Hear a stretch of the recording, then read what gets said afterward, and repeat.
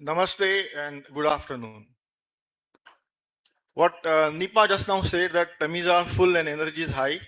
For us, that's not the situation.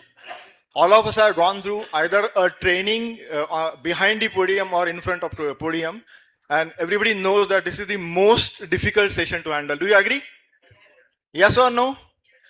Yes or no? Energy testing, please. Okay, that's great.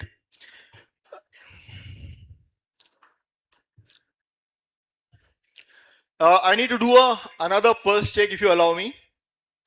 How many of you work in organizations that use some form of continuous improvement framework?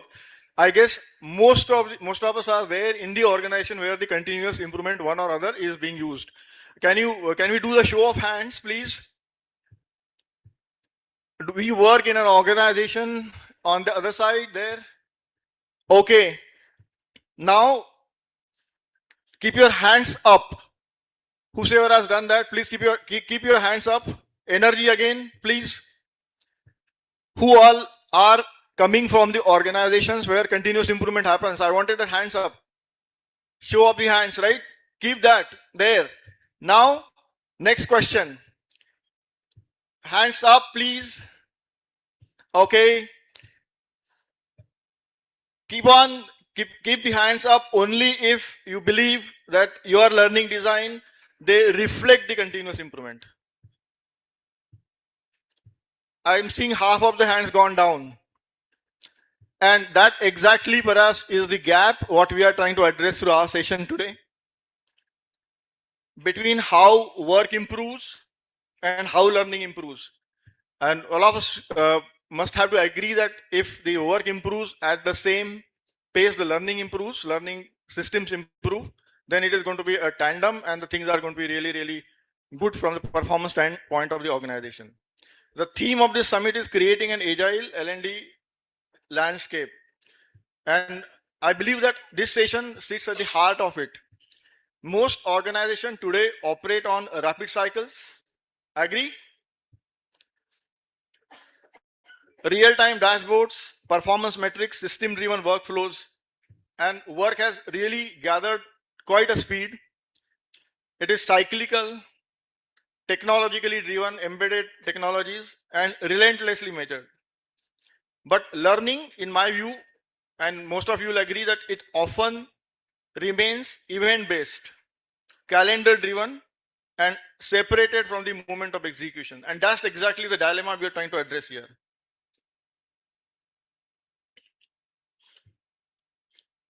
What we're going to do is we are looking at the situation from 4 different lenses, designing learning sprints that mirror the continuous improvement cycles, using enterprise systems like ERP, CRM, and MES, and we'll explain that, to trigger contextual learning, very important. The architectural shift from LMS-centric models to PSTs and KMS, that will be also explained while we talk about it, and linking learning, most importantly, in the flow of work to the business KPIs. So after this particular introduction, which is a monologue type, it will be all conversations, I promise. I may occasionally steer us back to the questions, ask for sharper examples, and maybe interrupt if required. So let's move to our first theme. And before that, we can see the names and the industries the panelists are coming from. It's a very varied, diverse experience which is being brought here. We have got pharma, we have got wealth management, we have got education and consulting, and we also have construction. So this is, and I personally come from automobiles and airports. So with that, I think we make a good combination to go ahead. Welcome, and we move. So if the continuous improvement operates through iterative cycles like plan, do, check, act, DMAC, define, measure, analyze, improve, and control, and Kaizen, and so many things. So improving process step by step. But many organizations, learning still happens in batches, classrooms, away from the movement. So Tarun, this is a question for you. in organization running all this continuous improvement interventions, how can we learning design as a short spurts, iterative learning sprints embedded into the work rather than a formal cut-off kind of a training program into classrooms or even on the job, but not really related. What is your take on this? It's an important question. And how many of us here play sports or watch sports? Let's say tennis. Yeah. Something very interesting happened a few years ago. When the tennis matches on the OTTs, the replays came, it came under a particular duration. And anyone take a guess how short that duration of a summary of a match is? Any guess? 1 minute, 2 minute, three, four, five? They were all under 3 minutes, right? Now, why? The matches played 1 hour, 2 hours, 3 hours. These guys sweat their, what off. But you see it only in 3 minutes. Our attention spans are reducing, right? Gone are the days, and they're quoting from a book. You were born, you studied, you worked, and then you retired. But today, we are working, we are learning, educating ourselves. Academia is a part of it, and also doing things that we do in our retirement, or some people did in their retirement. So it's no longer that verticalized life that all of us live. And similarly, for learning, you take people out of market, you lose that opportunity of them being at work, and then take them out and consider their 20 years in those 8 hours has transformed them.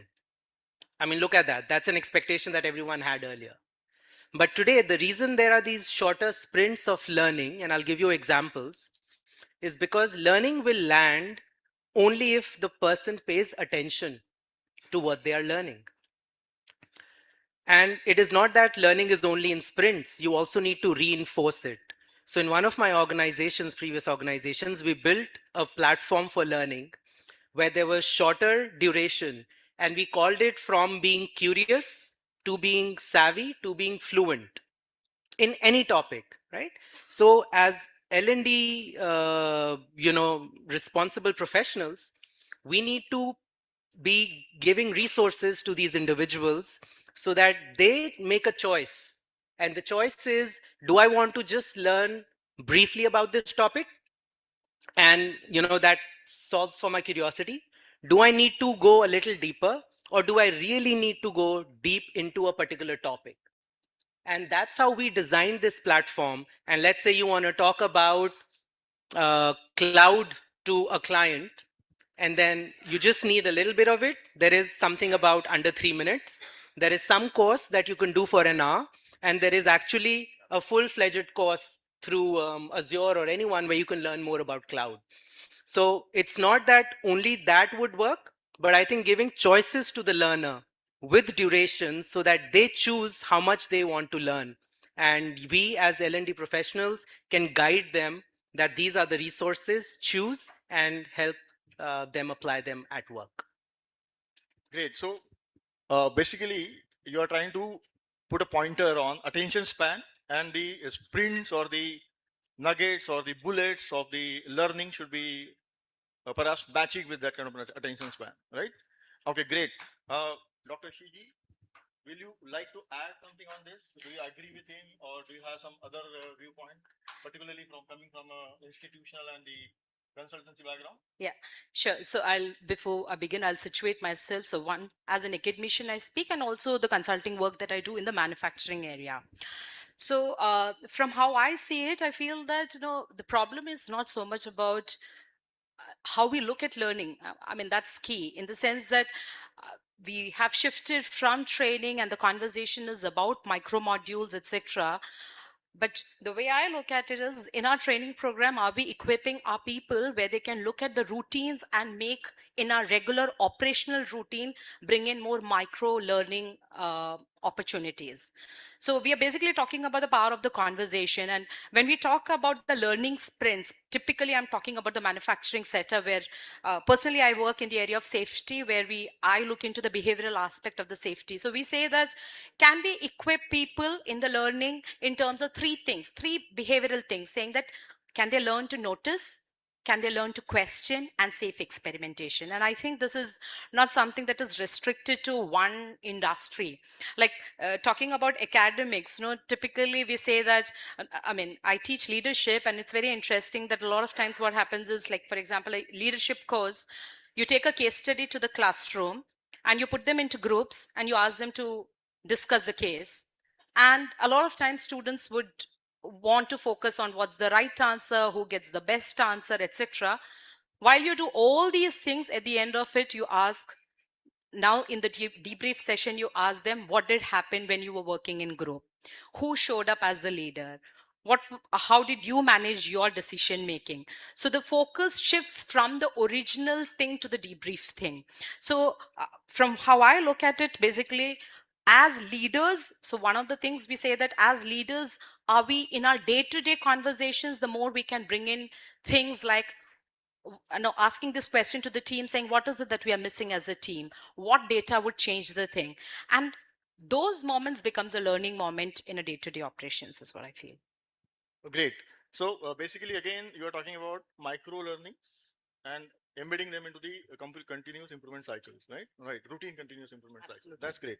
So Shreyas and Rahul, do you have any points to add to this conversation from your experiment standpoint? Actually, not. They must. They both have covered enough. If I have to say something, the sake of saying, I'll repeat the same thing because it has to go Great. hand in hand. You So that's require that. nudges. You So you kind require of long-term resonate interventions. with what is being said Yeah, here, right? absolutely. What about you, Shreyas? Yeah, I mean, one thing that I really want to take ahead from this is something we started practicing.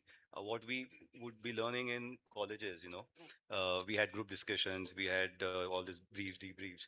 But maybe in our professional journey, maybe somewhere we have stopped that. And which we started recently on some of our interventions, where we gave the case studies to our people and wanting them to learn from it. So it's more of practical learning than just theoretical understanding of the topic. So if you allow me to synthesize quickly, what we have been hearing, if I can allow into a particular frame, learning in continuous improvement cannot be episodic. It cannot be an episode 1, episode 2, episode 3 like that. It has to be joined with the continuous improvement journey. That's the one thing which you take away. It must be short cycle. It should be feedback driven. It should be own close as much as possible to the process, and like an operation, even the learning should be continuously improved or continuously refined. So that's the takeaway for me from this conversation. And more deeper shift perhaps what is required is, it's not about adding more trainings. It's not about adding more trainings. It's about embedding micro learnings into existing improvement loops. So if that happens, it will be a perfect synergy of the continuous improvement journey and the alignment of the learning efforts to this continuous improvement journey. So great. So if learning needs to be embedded into work cycles, if that's an agreement with the panel here, it's obvious. The next question comes to my mind: how do we really operationalize this inside the systems where work actually happens on the shop floor or onto the floors of the call centers or wherever we are working, right? Because today the work does not live in classrooms where the training happens mostly. It lives inside our ERP systems, CRMs. It lives in manufacturing executive system, MES, dashboards and workflow engines, right? So if that is said, then how realistically you feel, and this is Rahul, I like to take on the ERPs, MES, CRMs. They can trigger a contextual learning, which is really connected with the floor. Yeah. And the alerts and the job aids which can come out of that, right? And where do the organization tend to overestimate this capability? Hmm.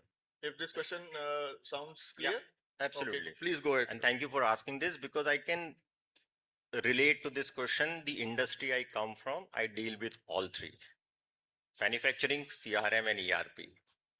Let me give you a practical example in pharma context, because I come from pharma industry. So the quick learning, let's talk about the CRM. If a med rep goes to the doctor and while detailing the product misses out a key point about the product, the quick learning, because he's on the tab, or he is on a tab or iPad, he has misses that particular or a critical information to pass on to doctor. In the next call, the the alert comes that you have missed this information and you will lose out that doctor is writing that prescription the product. In 30 seconds, when he goes to the next call to the next doctor chamber, he remembers that, yes, I have to talk about this. As far as manufacturing is concerned, if there is a malfunctioning in the machine, and the machine itself trigger that, okay, this is what the problem in machine, and the product is not going to come the way you wanted it to become, and that auto trigger comes and your operator knows how to fix it, he fixes, and the product is coming first time right. That's on the manufacturing. Again, the quick learning, you have the information in hand and you are correcting that in real time. Third, on the on ERP. Again, let's say your procurement guy creating a PR and PO in the system, and he's putting a wrong cost center or a code. The trigger comes that, okay, this PR is not going to get generated because this is the problem here. You are putting the wrong text code or wrong GST number. And so that trigger coming in through the learning agent. So you fix that problem quickly then and there. However, having said so, but LMS is also equally important. This quick fix is there now and there, but LMS creates the organization for long term. So that is also, so in it goes hand in hand. Uh, the second question which you have asked in this question only, where the organization overestimate, uh, we overestimate that we think that uh, the data is going to correct everything in the AI world, but it doesn't happen. The skill gap has to be monitored by the human being. And that's where we as an organization overestimate it and tend to forget that part. Again, to give you an example, uh, AI can give you data and can tell, okay, this you can have this kind of sale, this product is doing, but it will not tell you that what is the market challenges, what is the market dynamics, what should be the product mix, which will make you winning in the marketplace. So that doesn't happen. But yes, you give data to AI, it will give you a lot of analysis, which you can read and make your decisions. But a skill gap, human has to do. So that's my take on that with all these three examples, typically from pharmaceutical and the other industry. Great. Thank So you're talking about the learning nuggets which are there on your systems, which are correcting, self-correcting, or which can be used for correction on a Absolutely. continuous improvement that way, right? Absolutely. Wonderful. So Shreyas, from your industry standpoint, will you like to bring some more different perspective? So just adding to what Rahul said, and from my industry perspective as well. So when we are having such ERPs or CRMs in place, that definitely helps in giving those right nudges or setting up the right processes for anyone to follow. At the same time, from a behavioral point of view, we should also understand that the this ERPs or CRM should also be continuously checked and improvised. Because when we talk about certain parameters when it comes to CRM. So, customer has different perceptions. There are different processes that keeps on changing. Industry is evolving. AI is. So all those things need to be addressed changed and improved in any of the ERPs or CRMs that we are working. Yes, LMS is something that, I mean, there are certain programs that would definitely keep on going on LMS. But yeah, I mean, adapting to the change is something that is required. Absolutely, what Shreyas is saying, you are changing SOP or processes of anything, be it manufacturing or, but you are not updating your system. The organization tend to fail. In the back end, you have to update that also. Your SOP is changing, but your LMS is not changed. As per that, it's gonna Yeah. fail. So you are not able to build the sustainable organization if you are not changing the systems and updating system in real time. Right, great. So, Tarun and Dr. Shridi, in case you want to add some wonders on this, you're most welcome. One odd point each. In case you have got some. I'll just keep it short. I'd say that's not either or between these two. They both need to coexist. And like these guys said, coexist updatedly. Because what you don't want is take one away and keep the other as your source of truth. They both need to coexist and be current, as always. Yeah, Yeah, both the Dr. Shridi, any systems. angle Yeah, from your I side? think that's the thing. We exist in silos. So the moment you are able to integrate the two, that's where the real learning could. So this is one pocket of excellence. This is another pocket of excellence. Yeah. Just puncture that and let that communication be there, and things will be good. So that's the point. So let me just pause for a while and capture what emerged from this conversation, the way I understand. So let me rephrase. So what we heard is that systems like ERP, CRM, MES can enable learning in the flow of work, right there, right? But only when they are designed with that intention. So that's very a point to be really noted. Uh, Technology alone cannot create learning. It can enable learning, right? That's the point you made. And I think that was the point of discussion in the previous panels also. And you brought that, like, can AI take it all by itself? So there were varied views, but concluded view was that it has to be supported. So technology what can it do? It amplifies clarity from confusion, discipline from noise, and simplicity from the overload. So that's the point which I got from the conversation here.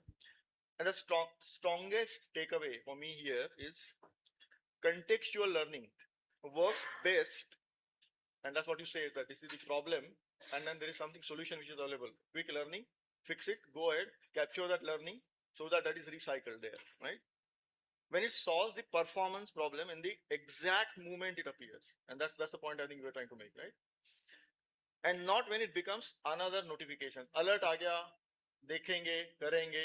That should not happen. So there has to be a alert, and there has to be a possible solutions there. Then and there on the ERPs and CRMs or whatever applicable systems what we are using. Also, you brought an interesting point about LMS and this another systems.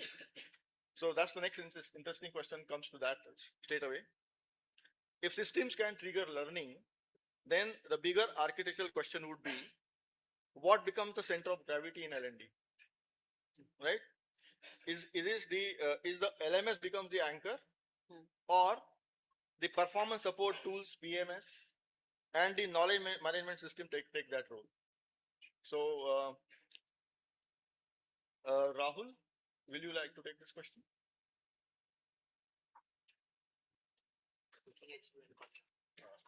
Okay. Shreyas, I'll take this. I said Rahul looking at him, and I said Shreyas, I was looking at him. My apologies. All right. So So any of you can take that. I took it. So when we talk about uh, all these systems, they should coexist. I mean, there's no particular thing that would be done in Xylos. So PRTs or KMS, these are something which are readily available that would solve the short-term problems. And and in LMS, when we talk about certain procedural trainings that would be solved over there. Again, I mean, just out of the topic, maybe if I can. when we are here as an L&D specialist, I would want to ask one question. I'm sure uh, that might sound stupid. What do we understand from learning? What is learning? If anybody in the forum can answer, yeah, please. Sir. Change in skills, knowledge, and understanding. I said I was stupid to ask this question, but this is something that we have observed apart from the L&D people. Uh, I mean, earlier, rather, most of the trainings were just done for the sake of, वो training calendar complete करना है, man आज उतना training का complete करना है. But unless we change either of the skills, knowledge, or behavior, the learning doesn't happen. So I mean, the point was this all systems that we're talking about are a mix that should be there. Yeah. Again, I said earlier also, both coexist. So learning management system is a onboarding journey for an employee from the time he joins the organization. Uh, Compliance, selling skills, uh, any updated technology. That's actually a side on LMS system. You keep on going through that. The quick nudges, again, pharma example. When anybody joins the organization, and I again talk about a medical representative because they earn money for us in the organization. Uh, so when that medical representative joins, uh, the understanding of molecule, compliance training, because pharma is very regulated industry, selling his skills, it is on LMS. Cut to 6 months down the line, the guy is now ready in again doctor chamber, and there is a objection handling from doctor, and doctor says, hey, okay, you're talking about this product that is world class and very superior. The competition is saying that you can't be just standing there. That time, the quick learning, you search that information in 30 seconds, you get that information, and you're giving the answer to the customer to his satisfaction or her satisfaction. That's where so both coexist. First 6 months, and it's a long journey on LMS till the time you're organized in organization and you're working. You have to, the quick nudges helps you to think on your feet then and there and help you solve the problem. Right. So, anything from you, Dr. Shiji? How I look at it is technology for me is always a support thing. So learning, like what you were saying, in the sense that the question of what is learning and why am I learning what I'm learning, why I'm doing what I'm doing. So it's challenging the mental models on a regular basis, that's important. And I was also, as you were speaking, I was also thinking, so much of learning that we talk about is all about the doing business. But for me, when I look at it as an academician, when we talk about learning, the pause in the learning, the pause to question the assumptions is the critical phase, and which the technology, I do not know how it captures. Absolutely. So LM, so the learning nudges and the gadgets which quick is actually preparing for you for today. The LMS is the future for everyone, for the organization and for the individual. So, I was made a little nostalgic when she said something.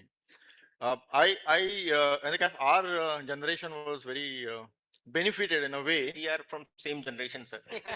You are as young as I am. No, so that's interesting because I'm sitting with all of you. So average age of our group has come down, right?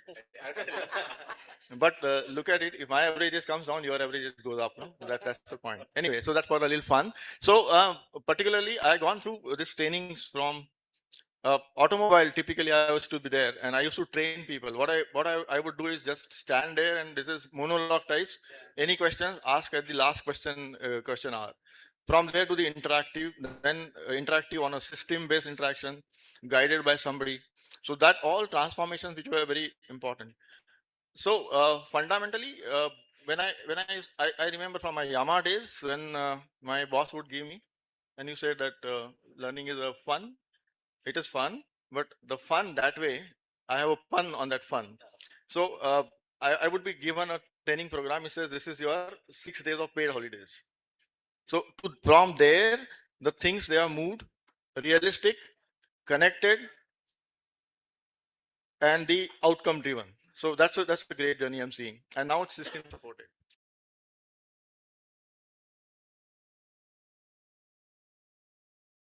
ESTs and KMS, they genuinely replacing traditional LMS. So what I'm getting mix, not mix, the unanimous response is that they are complementing, they are not replacing each other. The new systems are not replacing, right? That's right. And they are not attempting to solve any fundamentally different problems. So they are maybe the faces of the same coin, which is getting tossed to do a performance enhancement. So to say that, right? So can we say that? That's the Both kind of way. coexist. So on the LMS, maybe structural learning that continues to serve defined journeys and compliance needs, but capability building on the workflow through nudges, as you said, embedded knowledge, real-time prompts, and system-triggered guidance. So it's a complementing each other kind of a situation. And learning is therefore the learning is becoming less event-based. It's on the spur of the moment, more embedded and often invisible. So now that prompts me to ask a question. So if this learning efforts or learning L&D efforts, if they are becoming invisible, how you think as a group of experts from different industries, and we will take this in a manner. Um, Learning is not a program; it is not a classroom session. It's not going to be a tick in the box. So if I'm an L&D manager, if I take a role of that, how do I justify that my programs they are not going to be measured because it's going to be embedded? So the question is, when the learning happens at the spur of the moment in the flow of the work, what kind of KPIs will justify an existence of a learning system? What is your take on that? Uh, Let me reframe the question. So when learning happens in the flow of work and it becomes invisible, right? As soon as it becomes invisible, measurement becomes difficult. So how should organization credibly link this to business KPI without slowing the execution? So between Tarun and Dr. Sriji, who would like to take this question? I mean, I can take a first stab at it, and I'm also conscious of time. Uh, I think the question to ask is, and I'm going on to Stephen Covey, and one of his effective habits, uh, begin with the end in mind. So, as long as the learning in the flow of work is designed, keeping the end in mind, which talks to your question of linking it to the KPIs of that individual, I think there is some semblance of why we are doing this, and hence, its relation to the outcome of what this individual does. So, that'll be my short answer to this. Okay, so Dr. Sriji, can you just put a leadership perspective to this? So the typical thing is we can get caught with this measurement trap. We end up, and people start performing according to what we measure. And like in again coming back to academics, if the measurement is around marks, students will get the marks but still never learn the concepts. So then we have to ask this question. And like, for example, in my course, I have shifted, and many of my colleagues, like, instead of marks, we are looking at what's the quality of question that is being asked, because what are we preparing them for? So therefore, measurement in isolation, like for example in the manufacturing setup, instead of asking how many defects or how many safety hazards, how much of near misses have happened, what's the quality of reporting that is happening, that becomes critical. So yeah, the questions, measurement, what we measure is the key. Yeah.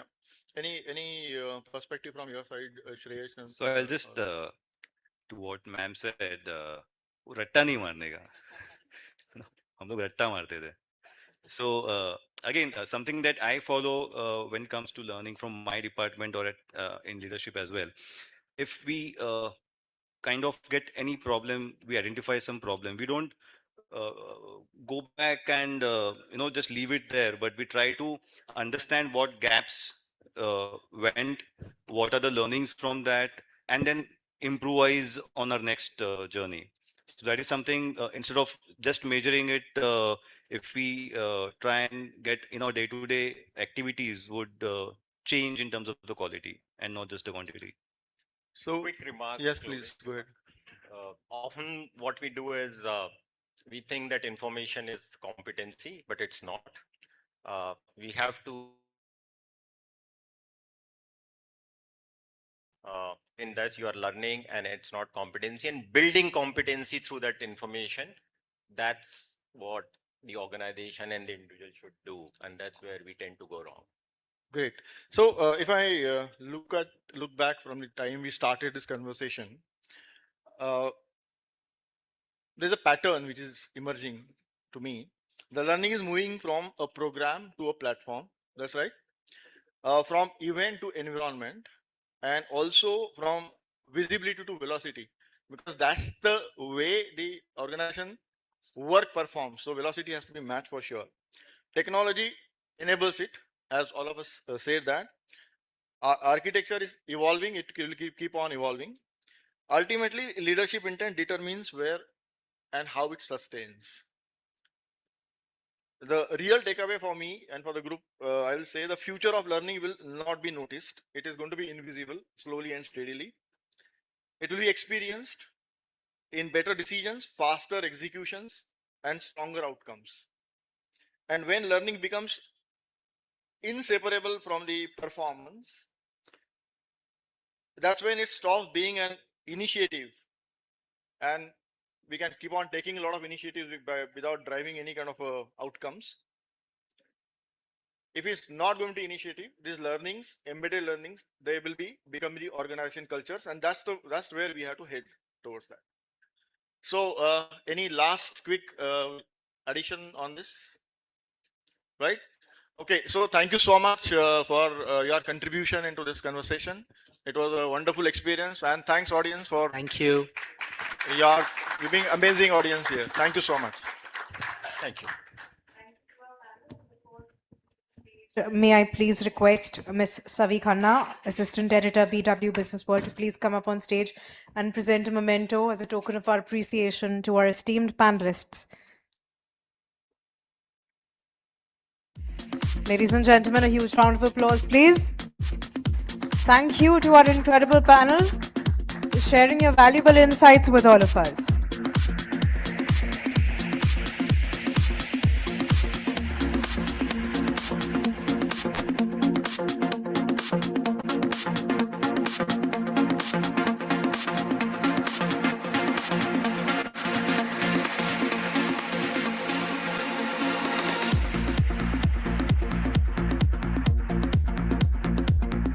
Can I please request for a group photo with the magazines, please?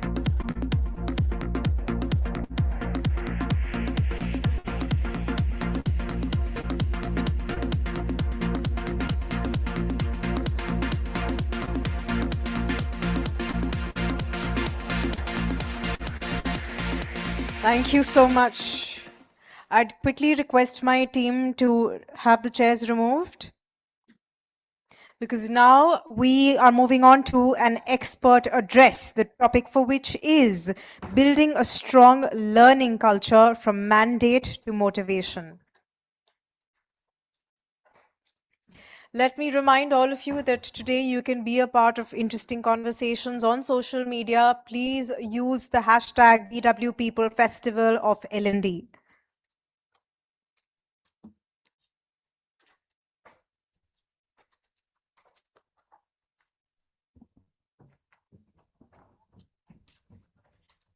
And we are almost ready.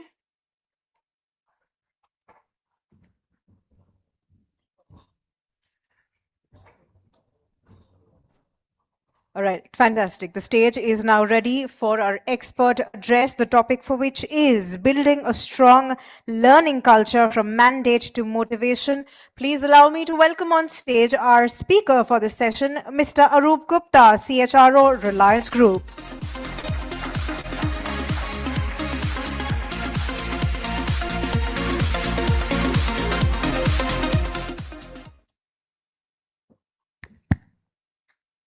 Very good afternoon. And after hearing such wonderful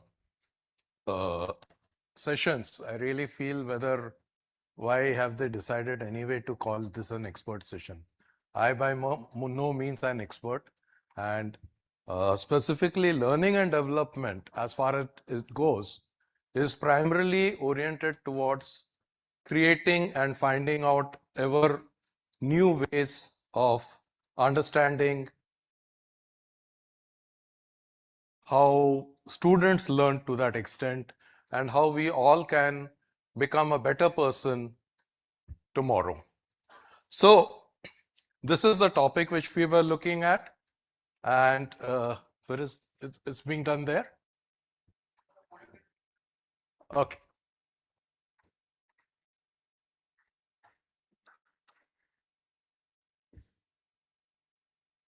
So let me start with a long, oft-quoted statement, Lewis Carroll, in famous. And anyway, don't worry, the presentation is there for all of you, right? I'll be uploading it wherever you want, so you can just download it. I want you to focus on me. So, as Lewis Carroll said, that if you want to be in the same place in today's world, you have to run. And if you really want to reach somewhere, you have to run double fast. And that holds true for all of us. I passed out my MBA in 84, 86, long way back. And whatever concepts we had studied, till today we are rattling them out, parroting them out, fundamentally because they haven't changed much. Apart from technology, apart from a lot of things, the basic fundamental remains the same, whether it is the 16 PF, whether it is Lewin, whether it is the learning theories, everything remains same, whether it was insightful learning by Bandura or the team building by so many people, they all remain same. But what has changed is the way people learn. So let us hope that we are able to reach somewhere today in a different way. So for a change, I refuse to use ChatGPT as of now. So mind the spelling mistakes, if any, mind the grammar mistakes, if any. But the first question, which I always find is important, make versus buy. Now I'm picking up from the materials management concept, but I'm asking all of you, your managers, because of the type of environment which we live in, do they want you to develop, groom, take GET management trainees, build a cadre, or they are looking for more laterals? Think over it. I'm not asking you to say. What I'm seeing more and more, that need for immediate success. Tomorrow I need a company secretary who has done ESOPs, so I'll hire one from outside. Rather than creating that internal strength within ourselves or learning from within, how do I learn? How do I implement? So the joy of creating something new is going away. The next question, who is responsible for learning and development? Is it the employee, the manager, or the company, or nobody? I didn't want to write nobody there, but that's the state of affairs today in most of the companies. We may have been doing something great, and in fact, I am a product of both public sector, of reputed companies like ACC, Times of India, Siemens, moved to proprietor-driven companies like Z, with Reliance for quite a long time now, almost 17 years. So I have seen all types of culture, and I can still tell you with all commitment what I have never seen a better development program than what it was created during the public sector times.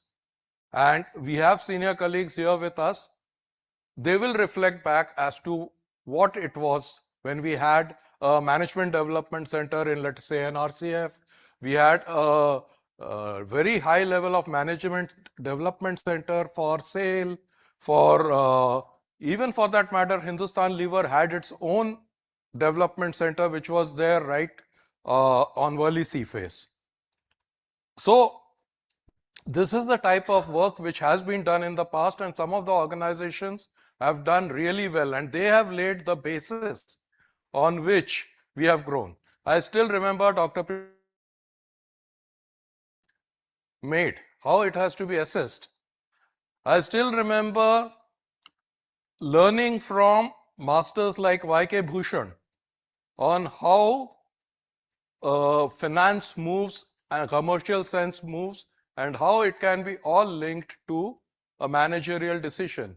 So while you have an internal need of people, but still you find organizations over a period of time have become more transactional, more oriented. If I have the talent outside, I would rather take it rather than spend time building it up.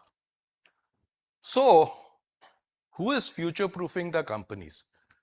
I mean, most of you spoke about artificial intelligence, learning management systems, automation, but what about future-proofing? How are we creating that set of skills which are going to take you to the next level? So let's start looking at it. And let me start with what was said. I mean, I was very pleased to hear that begin with the end in mind. So what is the organization need? Let us look at it. What is the learning culture? Do we have a learning culture? Not having a learning culture is also a culture. What is the learning style? And do we even want to bother about learning style? Today, the students are learning more from Instagram University than from your so-called universities which are there, which are actually the pillars of the development of people. Where are we on that? And what is the leader's perspective? So what do the organization wants? I love this slide because fundamentally, once Maslow has talked about hierarchy of needs, you start working on hierarchies. So you have a foundation level, you have an evolution level, you have an impact level.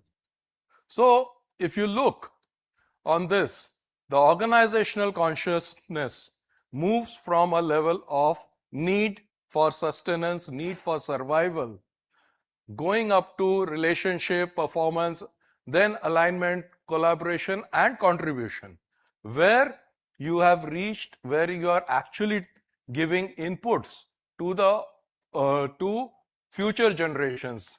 So that is where you have to first define where we are as an organization. Then what is my learning culture? Am I traditional? Am I immersive? Depends on who drives the learning. Similarly, the content. So let us look at what of each of this means. So if you see, for a company like Disney, which has to ensure their customer service, their relationship management, each aspect of their performance, each person who is coming on the stage or even is wearing, let us say, a mask, even when he goes down the tunnel to his change area, he does not remove his mask if he sees any outsider is there. That is the type of culture which is built in. So that is why it is crafted by a management team. Because why? Because we want Walt Disney's dream to remain true. We want that customer service, that delight to remain true. Similarly, the other way is bottoms up, something which probably 3M had started, but now Google is looking at it, where you take self-learning opportunities. You open it up. I mean, we treat you as mature people. You understand your requirements, your aspirations, how you want to grow, how you want to go, and therefore you look at a bottom wide. Now, when we bring all this together, this is how the learning culture looks. So you have on one side a traditional learning culture, which is management driven, highly structured, focused classrooms, SOPs, etc., etc. Like Tata Motors, L&T, SBI, Reliance Retail today. Or you have an immersive culture where again it is management driven, but it is holistic in the sense it is not just talking about SOPs, processes for a particular thing, but is going into the depth where it focuses on the culture, the brand, the how of doing things, the why of doing things, and values which you bring in. Moving to free form, which is totally flexible, fully employee driven. It is driven with the giving the adult in the place his knowledge, saying that I am encouraging you, I am motivating you. It is your responsibility and you know best how to grow and develop. Moving to pioneering, these are mostly the startups focus on this because here you are learning on the fly. As you make it, as you start working towards it, creating new things, you're learning. And you have a set of owners who are learning along with you. So this is a question which we have. Reflect back, think through what is the type of learning culture you have in your companies from two perspectives.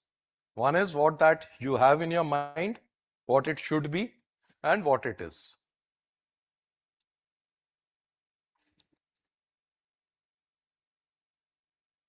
Now, this is a very old concept. Many of us may have dealt with it in a very rigorous manner, but this is what adult learning cycle is all about.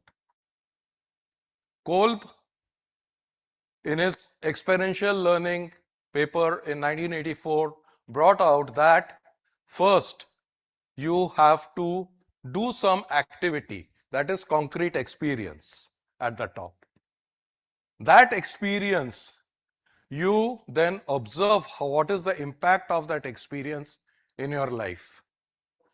And then you conceptualize it, meaning you take all the data points, you experience it, and you convert it into a framework for your easy understanding. I'll give you an example. How do we do it? Like, for example, our value systems, I want to implement it. Remember, what do? I know the valuing people, ownership, speed, trust, these are critical elements of my values. So I see them in concrete examples. What is that which we are demonstrating to the people? Once we demonstrate that, then we see what is the impact. How have I communicated the values? Have I communicated them through a slide, through a paper, through discussion, through stories? And then I see which has worked better.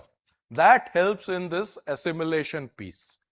Once you have assimilated and created a concept, then it becomes embedded in your mind as a learning. Then you move to active experimentation. Is this the only way? Or there are better ways of looking at learning? Now coming to something which is very critical, and I believe ma'am from Somaya would help us in understanding, is there a change in the way the students have started learning things? Do we have to change our pedagogy to ensure that student learns what is expected of him? So why does it matter? You have 4 types of learners. These are the types of learners. You could have a visual learner, an auditory, a tactile or kinesthetic, or more a multi-sensory type of learning. And this learning, when I'm saying, is the actual learning on the job. It is not textbook learning. It is not related to something. It could be from a movie you have seen. You see a movie which you like, and those learnings get back to you.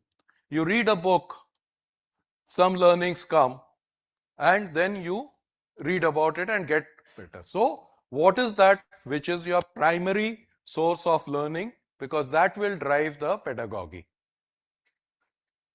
Now here, more or less what I'm trying to do is to summarize or raise some important points. When does learning happen? Anybody would like to interact here? When does learning happen? Sorry?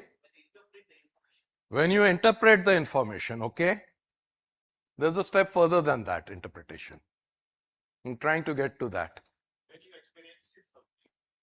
Experiences are there, okay? What else? Assimilation, good.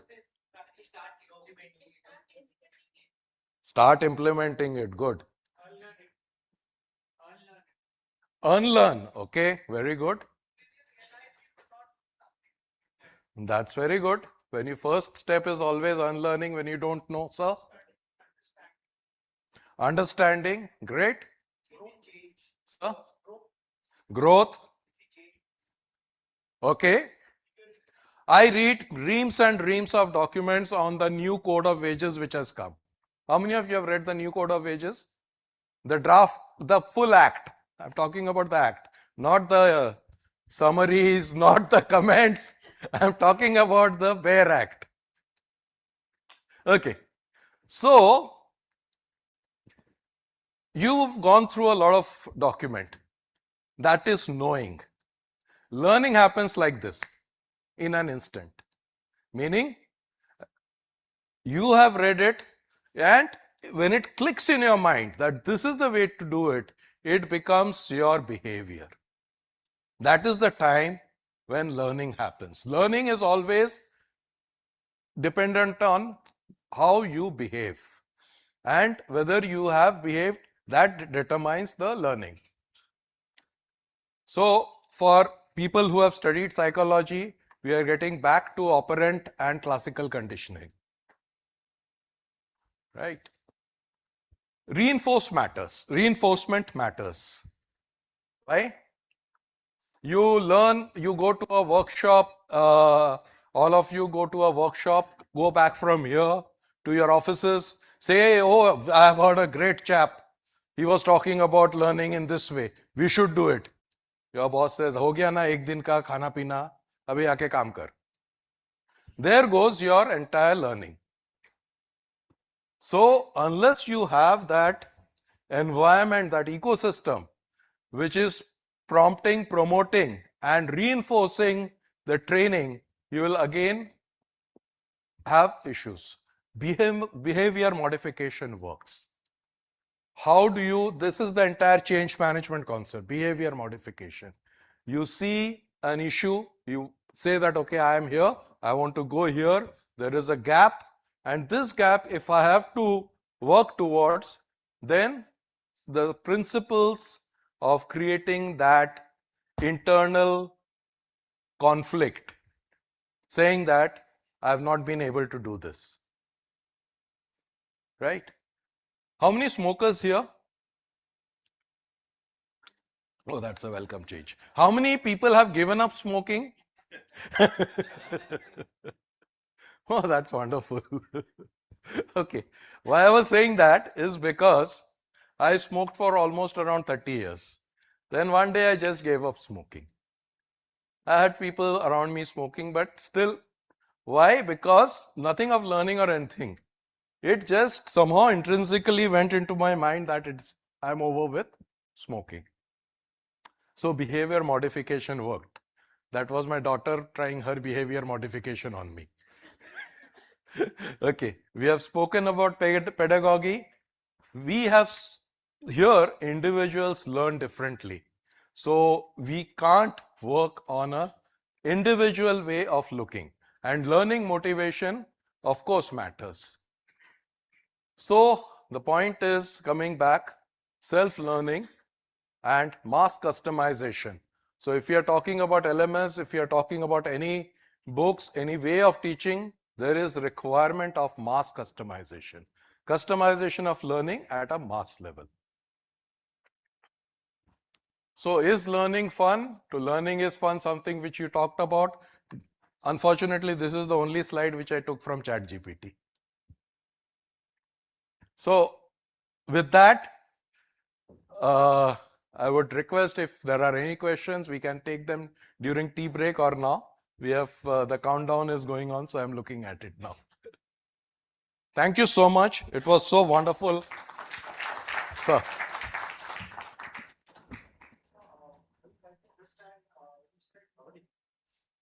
Everybody needs learning in organization, or there are specific people identified who works on industries to industry basis.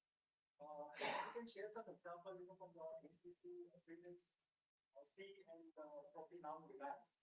How is the working culture and how to identify people who need this learning culture? So if I go back, let me go experience by experience and time by time. So 86 to 95, I was with public sector, RCF. So there we had gone by your training need identification, finding out the areas. We did a detailed study. Similarly, worked around what are the training needs, clubbed them together, brought them together. Then we used to announce programs and ask for nominations. That was the model which was used at that point of time. When I went to ACC, what we did was to identify that this particular strata needs this particular training. Like for example, people who are becoming managers, whom we have promoted as managers. We used to give them a 2-week mini MBA because many of them were engineers, just come as managers. So how to work as managers. At the leadership level, we used to have a strategic leadership development program. So you had defined programs which was conducted at internally. I mean, the design was all internal because we believe that whatever we do, we know our people best. So therefore, we used to take faculty from different IIMs, etc., etc. But the fact was that we made it standardized across, something like what Disney does. When I moved to Times of India, this was a more free type of an environment where you learn as you go because you are creating a product every day. The newspaper which you see on a daily basis is made 363 days in a year.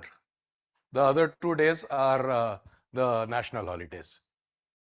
Okay. So therefore there it was more dependent on the individual and more dependent on the type of work which you are doing.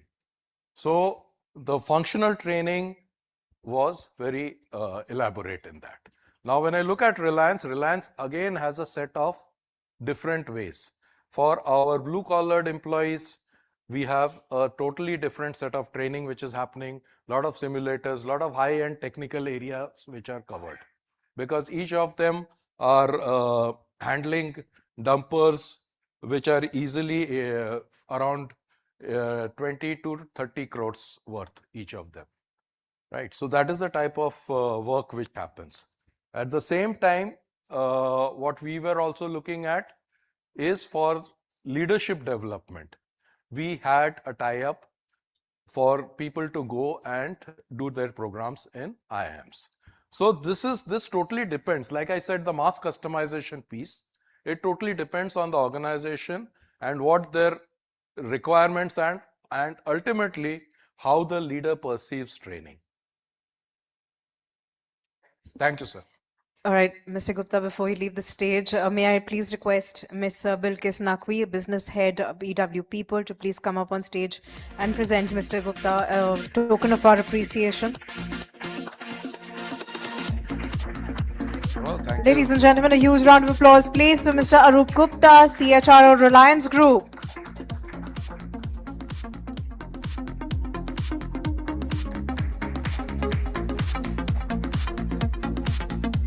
Thank you. Thank you so much. Thank you. Now, ladies and gentlemen, before we move on to our next panel discussion, as your host, it is my job to stitch the show together and make sure that everything is going well. And I see the energy dropping a bit. I'll be coming to that. But before that, feedback is the most important thing for me. So I want to know from you, in one word, if you can describe the sessions that you have attended so far in the morning. Anybody? Enriching? Electrifying. I like that. Diverse. Practical. What about people behind? I think people sitting behind are sitting behind for a reason. So here's the thing. I want to make sure that everyone is awake. It is of utmost importance to me to make sure that everyone has their full attention given to the stage. So I'm going to do a quick energy check in the room with all of you. Can we do that? Can I get a yes, please? Thank you. Very simple exercise. Now that I've said exercise, I see some faces going down. I'm not going to make you dance, I promise you. Very simply, my hand that you see is down here. The higher I raise it, the faster you clap, the lower it goes, the softer you clap until it goes down and you stop clapping. If you do the opposite of what I'm telling you, you will have to come up here and dance. Simple? Understood?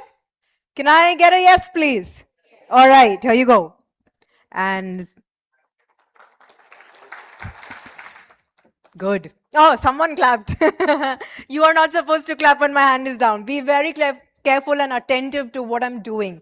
Your attention is what I am checking right now. A quick attention check, all right? Let's see. Good.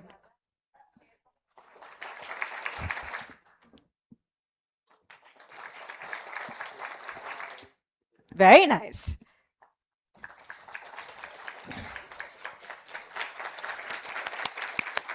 Thank you. Now that is the kind of attention that you have to give to our panelists who will be coming up on stage. Our next topic, ladies and gentlemen, is adaptability to change with focus on value and outcomes. Please allow me to welcome our incredible panel up on stage. Ms. Sonal Vaidya, Global Head Organization Development and Effectiveness, L&D Technology Services. Can we please put hands together for Dr. Harmeet S. Arora, Founder and Director, Experientia Business Advisory Services. Can we please welcome Abhijit Chakraborty, Head HR, Anmol Industries. Please put your hands together for Mr. Hitesh Katarmal, VP and Head HR, Kisna Diamonds and Jewelry. Can we also welcome Mr. Arun Singh, Chief People Officer, Decimal Point Analytics.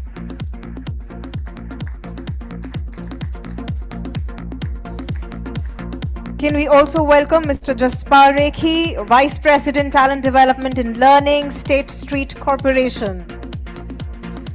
And this session is going to be chaired by Mr. Sandeep Jain, Leadership Coach, Founder, CEO, Value Unlocked. Ladies and gentlemen, a huge round of applause for our incredible panel. Can I have a chair up quickly?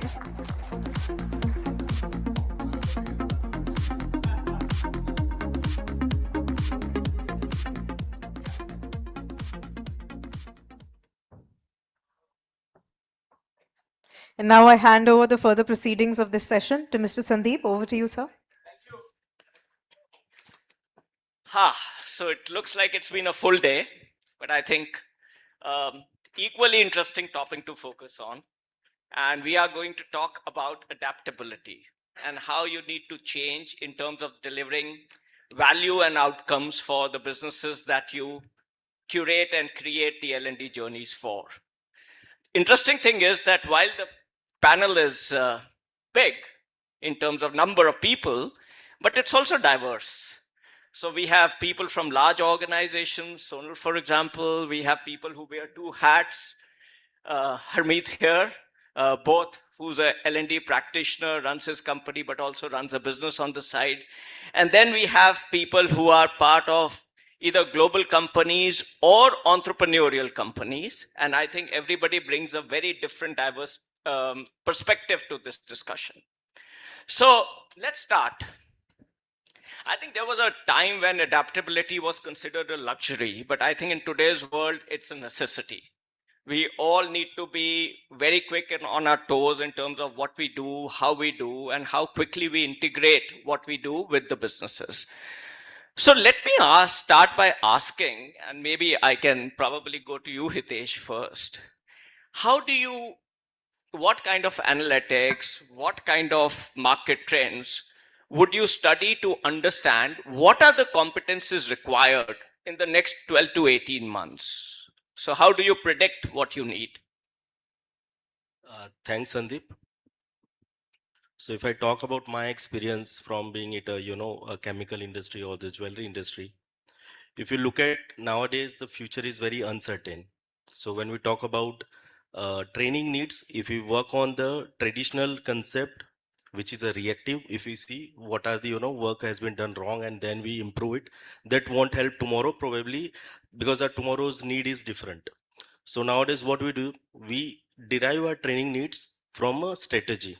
What are our future plans? What is the requirement? What kind of model needs to be implemented? And that model will require which kind of training. So our training requirements nowadays comes from the strategy. At the same time, we do evaluate our workforce analysis. So that gives us a leading indicator, which roles or which competencies would emerge as a bigger player in coming time. At the same time, we see the external environment also.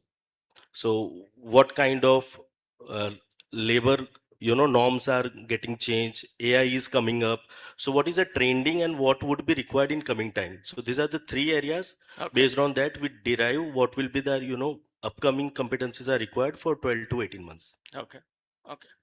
And Jaspal, how would somebody like you approach it in the company that you work? Thank you. Can you hear me okay, everyone? Cool. On the back seat? Good. Thank you.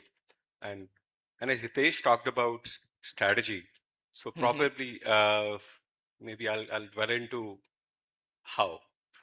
But before that, probably many of us would have attended a session by Josh Person last week in person, and he talked about 74% of the CEOs are not sure about that. Okay, what are if they are able to manage their skills, and that's a very scary number.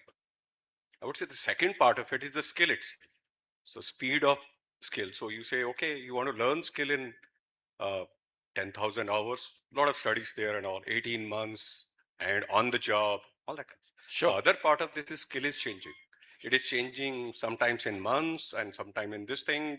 If you talk about the skills to manage AI work technically, it is changing. You are doing from doing. You are talking about generative AI. You are talking about agentic AI. Now you're talking about getting into a super agentic AI where agents will talk to each other and so on and so forth. So all of this things happening. So I'm probably putting skill equal to competency out here. And what is the need? So is it a learning issue from in the sense, or is it how we approach learning?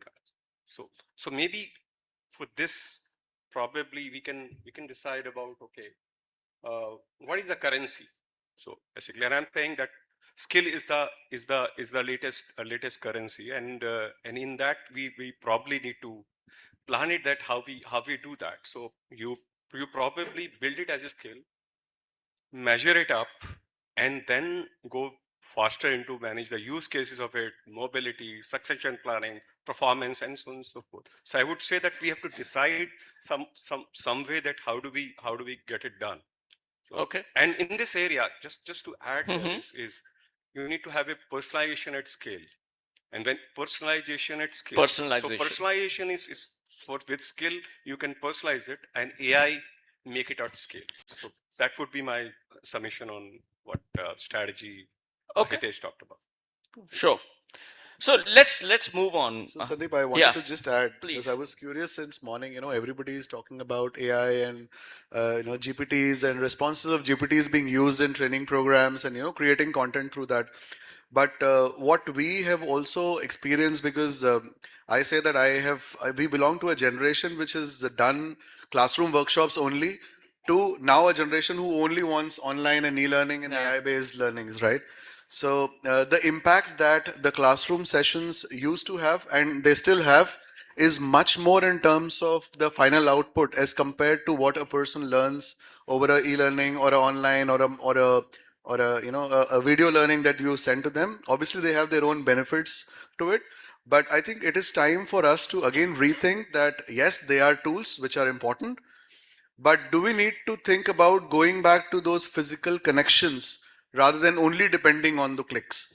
So I'm just leaving this thought here that clicks are important, the digital literacy is yes important, but connections should never be broken.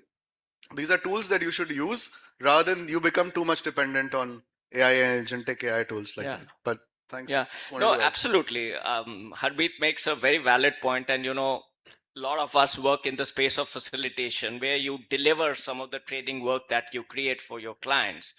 And I think from learner's journey point of view, there are 3, 4 ways in which learning happens. One is obviously from the learning material, what the facilitator is sharing.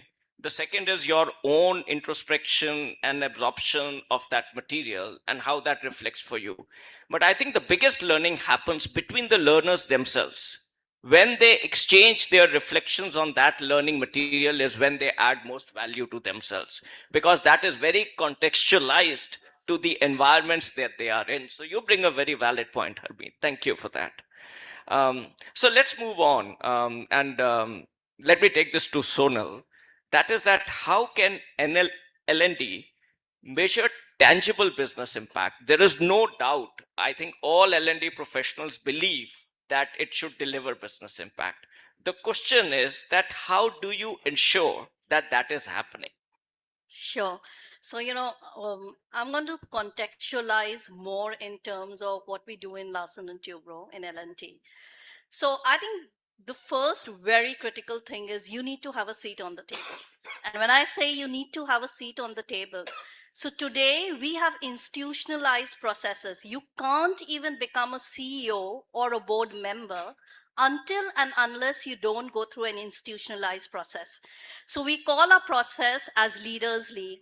The way the process really begins is that every year we identify high potentials. We engage with the big fours to assess the potential, a very rigorous assessment platform. And it's more like a development center. And it's right from a person when he becomes a project manager till a board member. He first needs to go ahead and clear a certain threshold of competencies, and those are competencies overarching the next level. And then they are put through a leadership development journey for a period of 1 year. Now, we have ties up with a lot of institutions like London School of Business, INSEAD, Wharton, a lot of business houses in India, a lot of people who have retired from the industries. We just empaneled 13 ex-CEOs from the industry as coaches. Once they go through this journey, they become a part of a pool which is called as Leaders League. Now, everything that we commit to the board, and are and they're all tangible numbers. So there are 4 parameters that we commit to. One is what is going to be the fungible pool to take up higher roles, which is going to be ready. Today, as we sit, it is 25.6% of our high potential pool. The second is what percentage of positions are we going to fill internally for N-1, N-2, N-3, N-4.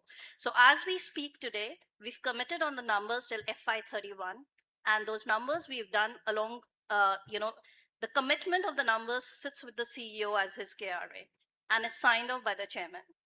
So we have clear numbers at every level. We've shown them the glide for the last 9 years because we're running an institutionalized process for the last 9 years. The other metrics is successor readiness code, which means if we put a person in the next role, what is the percentage that he's going to be successful in that role? And we commit 90% and higher. And the last one is the attrition needs to be less than 5% for this group. So the numbers are very, very sacrosanct for us. And the whole idea is that you need to build that much credibility for yourself where the leadership really believes that the growth strategy is actually linked to the people strategy. And, they both are synonymous to each other. And I think we've reached a stage of maturity because, of course, the process is really, really institutionalized right now. And, I'll talk more about how we are the custodians of the org strategy and how this really main folds from the org strategy. And that is where, for us, if we look at a Lakshya strategy in L&T, we call it Lakshya strategy, the next 5-year strategy. For us, talent empowerment is a pillar of the Lakshya strategy. So I think getting a seat on the table is very, very important. Okay, thanks, Sonal. Harmeet, would you like to add to that? Yes, quickly, I think what Sonal, I echo with you completely. See, there are two things that we plan when we plan a training program, right? Most of us in L&D, we look for the learning outcomes. Yes or no? We design the learning outcomes and then we start planning the content and all. But I think the entire game has changed, and it was always different. I mean, it's just that we need to realize when do we change. And we don't design the learning outcomes. We design the business outcomes first. The moment you understand the business outcomes, the moment you are able to link the business outcomes to the learning outcomes, is what you become a true business L&D person, right? If you understand how much goes, how much comes in, what is the profitability, what is the EBITDA, and what all factors drives the EBITDA or profitability, which department, which person is linked to what competency, which will drive my business in terms of top line or in terms of saving my bottom line. The moment we are able to analyze that and connect it, then we design the right program, and then we'll be able to design the right impact for the training program. Now, why I'm saying so is not taking much of your time. I sit on a chair which sits on both the sides of the table.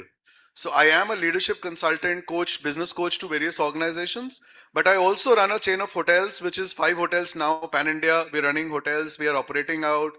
So I understand if I have to spend money on L&D, on training, what is the return on training investment? Do you understand this word called ROTI?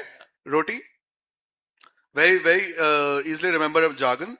But ROTI is one word that we need to calculate very, very well. The moment you understand how much ROI are you generating from the training investment that you're doing in terms of calling a facilitator, creating the content, getting your participants travel from a certain location to this location, their stay, they not being available on the ground, doing business for those 2 days or 3 days, that entire money that you're spending on the learning, if it is generating the right 5x, 10x value, then it makes sense. If it doesn't, then the L&D has not done the right job properly. So that's my view thank to you so much. business outcomes. Thank you so much. And as they say, there is a theory of change. A lot of times we focus on the first 3 or 4 things, which is basically input, activities, outputs, and maybe outcomes. But really the difference lies in the impact. And I think building on what's been said, that impact can be calculated not in isolation by the L&D function. So you have to collaborate with the business to understand where is it that they need that impact to be created and work backwards to design what can deliver that impact. And I think that's the point both the panelists were making. Okay, so Arun, let me move to you and let me talk a little bit about a culture in which learning thrives. And as Amy Edmondson, who's done amazing work on psychological safety, she believes, and I think in our work, most of us have seen that actually learning happens when cultures which are psychological safe, people are willing to experiment, they are willing to take risk. So Arun, from your perspective, one, how do you build that culture? And second, what's been your experience? Is there a correlation? Yes. So in my organization, what we say, when there is psychological safety, then people thrive and innovate. Okay. When there is no psychological safety, people comply and follow. So to create an organization where there is psychological safety, so Harvard professor have defined very simple term that if I can question something, I can humbly request, question the status quo. I have at peer level risk mitigation in the environment where we have debate and discussion. So there is a fair amount of psychological safety exists in the organization. And whenever, so in current context, learning and development, if you do like 1 day workshop and say I am doing a workshop on psychological safety, it will not work out. Well, you rightly said it is a phenomenon of culture. So you have to orchestrate and create a culture, and it can't be done like 1 day, 2 month, 1 day workshop, because you have to bring a lot of interventions. And we do some of those. So we do one of exercise like most of IT companies do is hackathons.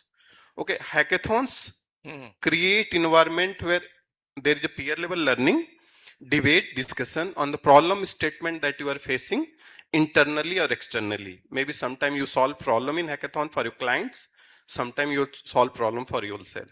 Also, we have a culture where we do, we call it post project review. So it is not about whom to blame once there is a failure in project, because project fails and it inevitably fails no matter how expert people you have hired. But learning post completion of that project and trying to say what we learn from this project, rather than who is the person who's like fault and like blame that person and kill that person. So avoiding that environment and creating a culture where we work on the outcome and try to learn from that, we do that also. And also third exercise we do as part of our uh, strategy meet where we do. So you must have seen people discuss, we also like major outcome only when we do performance management, right? So when we want to create an environment where psychological safety work, we should also look at how input can be measured at times. Now it is a very debatable topic, right? A lot of like PMS practitioners, they will kill me if we say input measure. But if you look at the people, a lot of time they put effort, particularly when pharma sector you go for innovation, it doesn't work. Chemical, you want to create like high compound which are like very complex. A lot of time you come out with something else and you have a lot of investment that goes in. So a lot of listed companies, they have that kind of. So in that kind of environment, we have to appreciate the effort that has been gone then and review what is learning for us. Yeah. So those things. So L&D can't be like traditional training. Sure. They have to orchestrate that environment where we have psychological safety. Sure. Thank you. Abhijit, Jaspal, any of you want to add on to this? Thank you. I think this word psychological safety is very close to my heart. When we do not have the dissent really to put the views forward, which probably challenges the status quo, as my colleague also said and the fellow panelist, then probably we have not created the right culture. And that can go both managing up and down.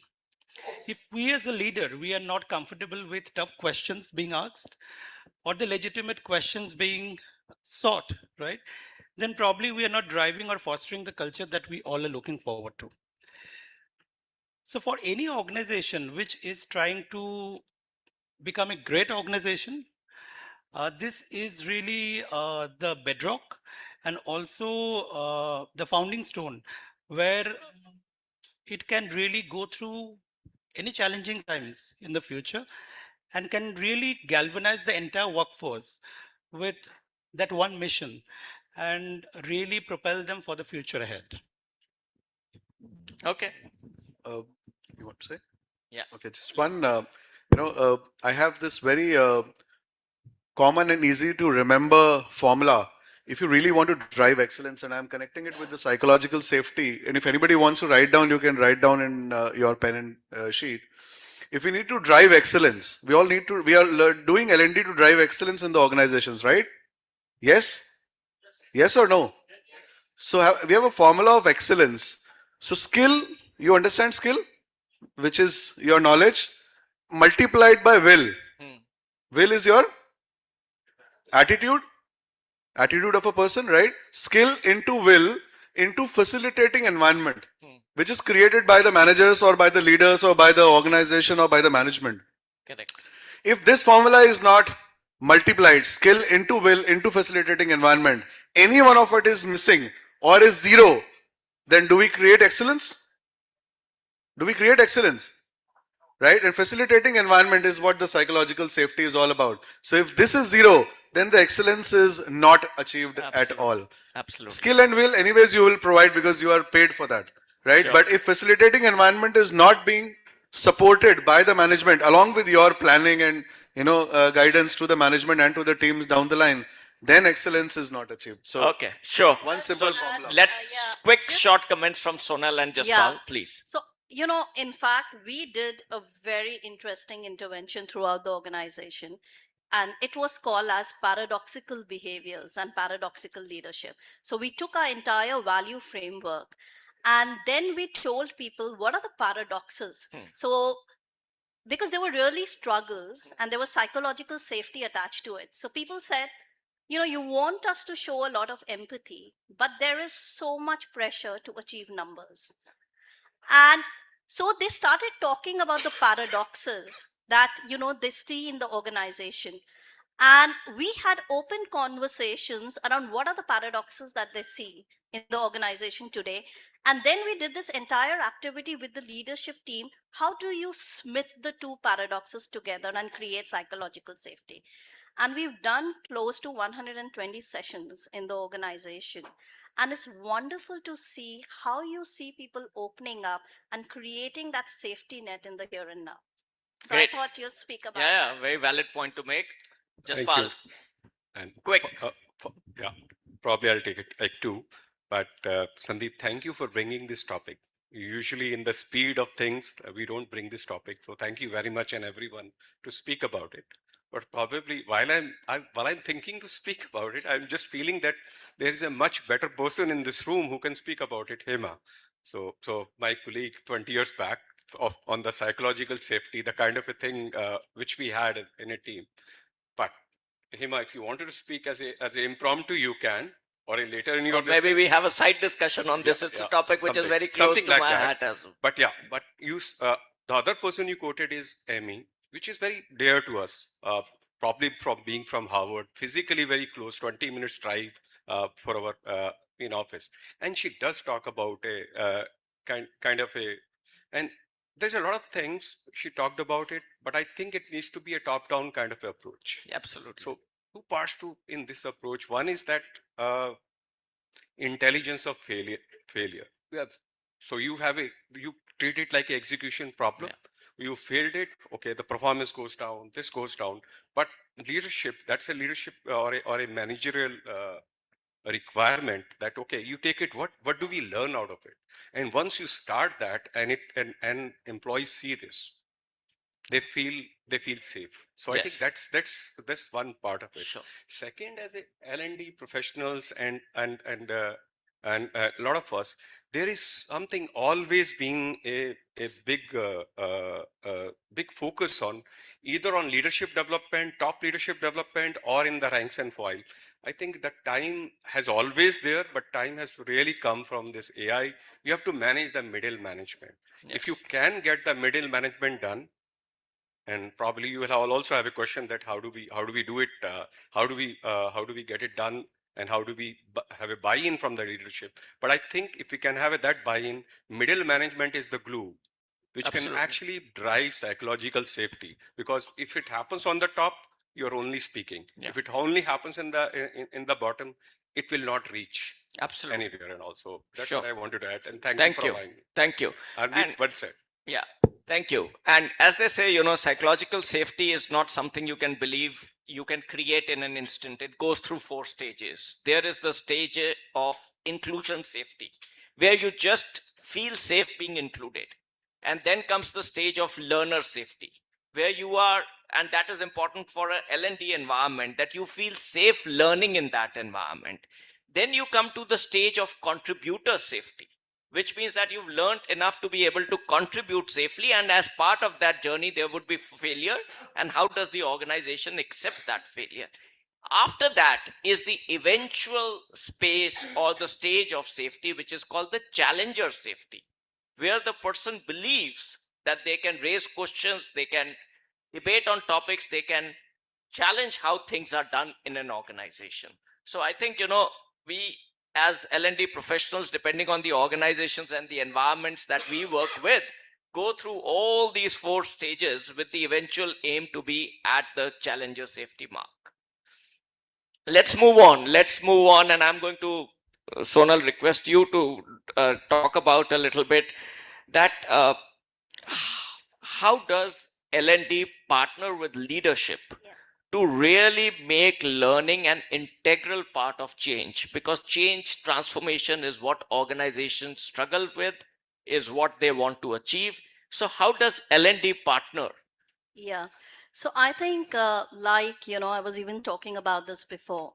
I think the foremost thing is that you need to be an integral part of the org strategy. And when I say you need to be an integral part of the org strategy, probably I'll break it down.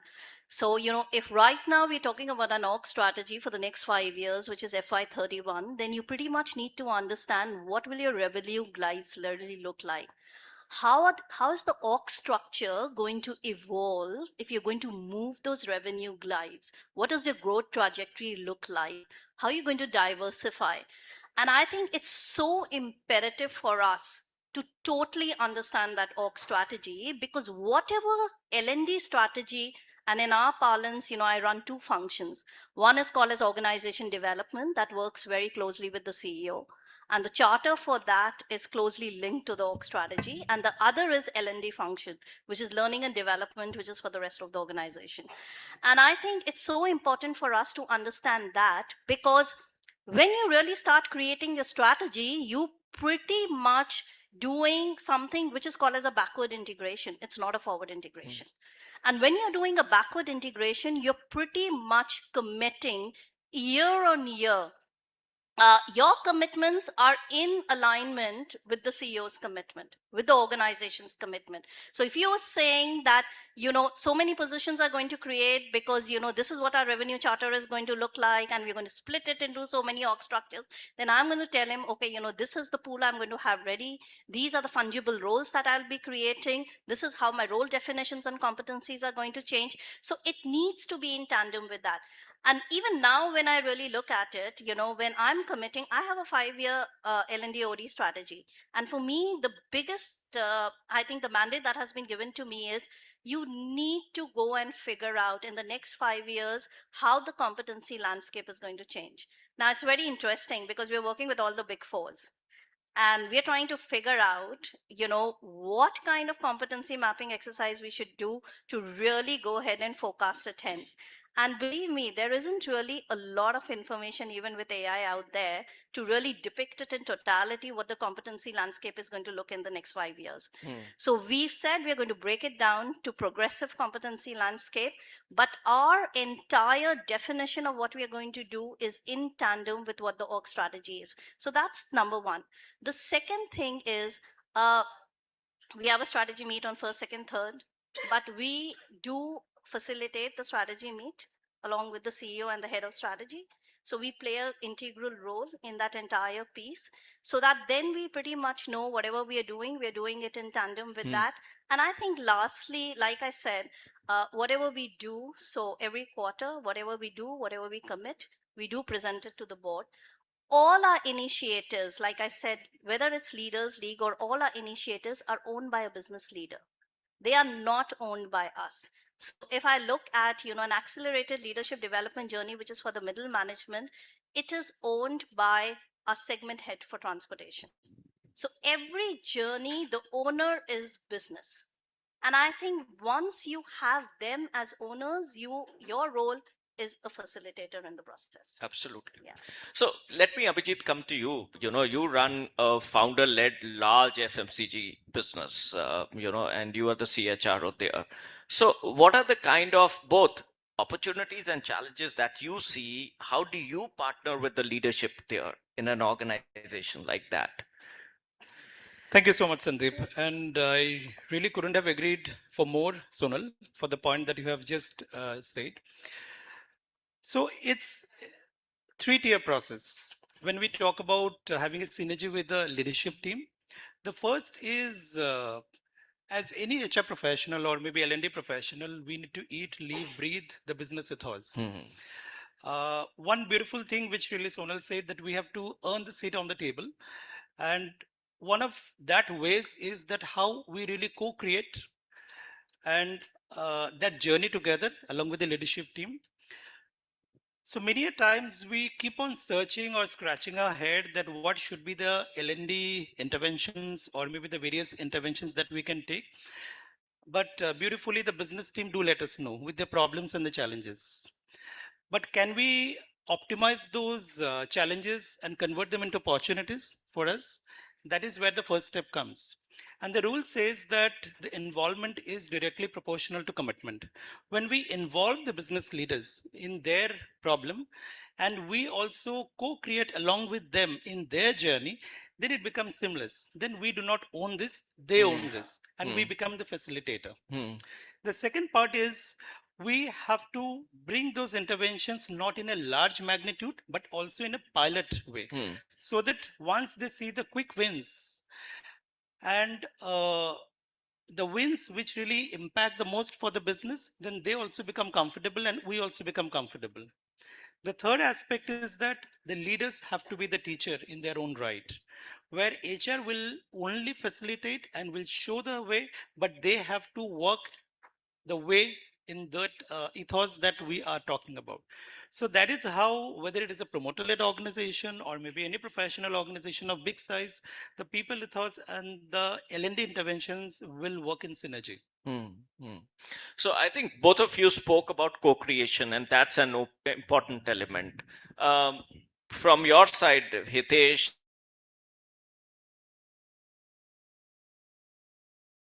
this organization, I mean, L&D don't need to go and integrate with business. Okay. Business come crying to us. Okay. That things are changing so fast.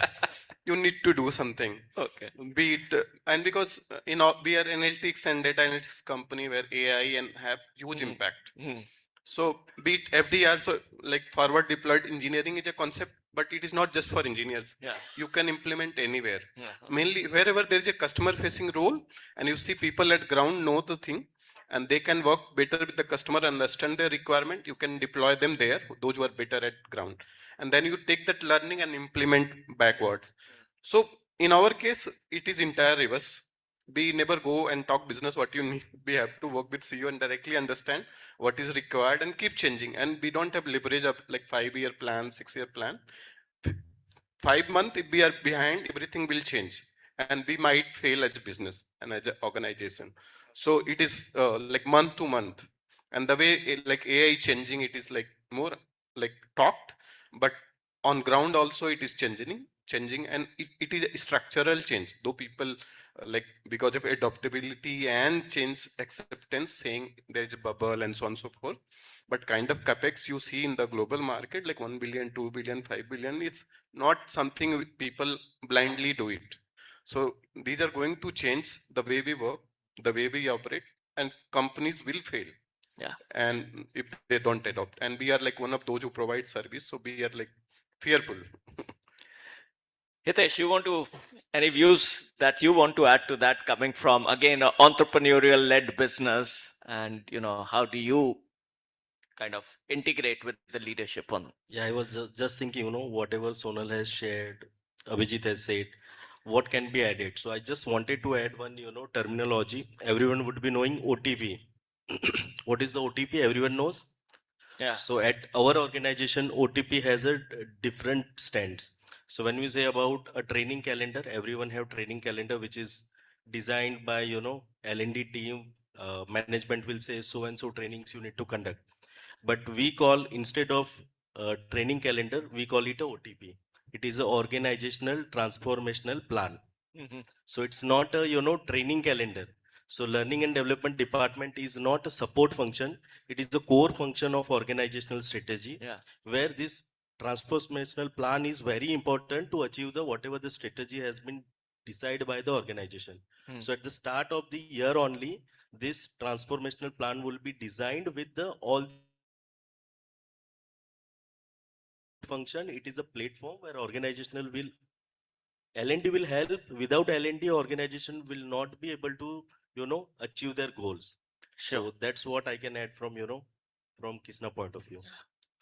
So let me do this as we wrap up this. I'm going to open, the last question. Going to open it to the entire panel. Everybody can add there because it's a very generic question.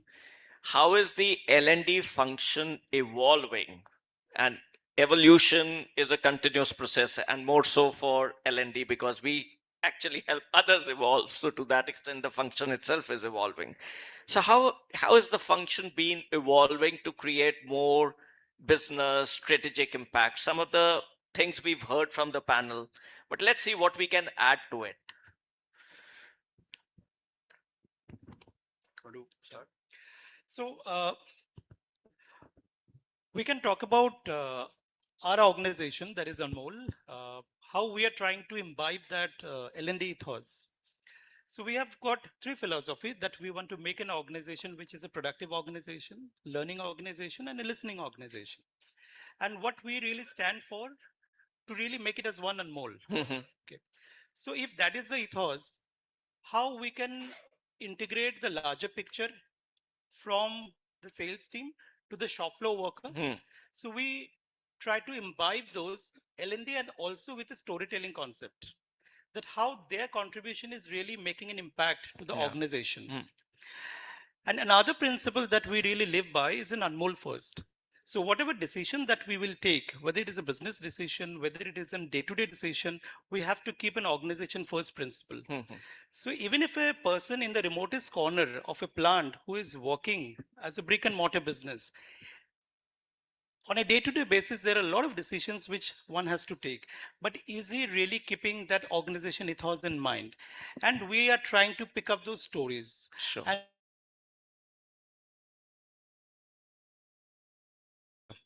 that how the entire workforce are aligned to the organization vision. Wherever we are finding any gap in terms of the capabilities, to get them elevated to the next level, then in that case, the upskilling and the reskilling also working as one more cohort to really stitch them together. That's my view. Okay. As I said, everybody can contribute. So it's been a big panel. I've not been able to do justice to many of them. So I think it's everybody's opportunity Absolutely. to I add think just to a the small topic. point. You've already added the right points. As I also wanted to say, there are two things majorly which, as a L&D professional, either as a consultant or as a L&D professional, both of us have to think. One is accountability. Before you decide anything in terms of developing or connecting it to the larger perspective, design the accountability first. The moment you know who is accountable for that process, for that improvement, for that transformation, the first learning starts from there. And the second thing that we need to all align is from that accountability, align the impact. So the moment the accountability and impact are aligned, the entire strategy deployment comes into place. Right? As there's a Japanese concept called Hoshin Kanri, wherein the policy deployment happens, right? So similarly, from the values, from the chairman to watchman, or from the watchman to chairman, when everybody is aligned to that one single thought, everybody knows where am I accountable and what is the impact that I am creating to the entire vision of the organization, to the bigger picture of the organization, is where we, I think, create the strategy deployment truly function. Sure. So I think, in my opinion, the role how is changing for L&D or for OD is one, definitely, if you were to look at an entire culture manifesto of an organization, how is that we are somewhere empowering each and every individual? And when I say leader, it's for me, a leader is everyone in the organization. How are we really empowering them to be those culture steward for us? The second is definitely, we're taking an organizational to a more strategic facilitative process. And the third for me would be, really rebending the organization to create a more transversal organization, a more fungible organization. Because this whole anemia of having a straight-jacketed organization, having an organization which has no fluidity in it, I think that's also one of the biggest roles that we need to undertake as professionals. Create a transversal or fungible organization. Yeah.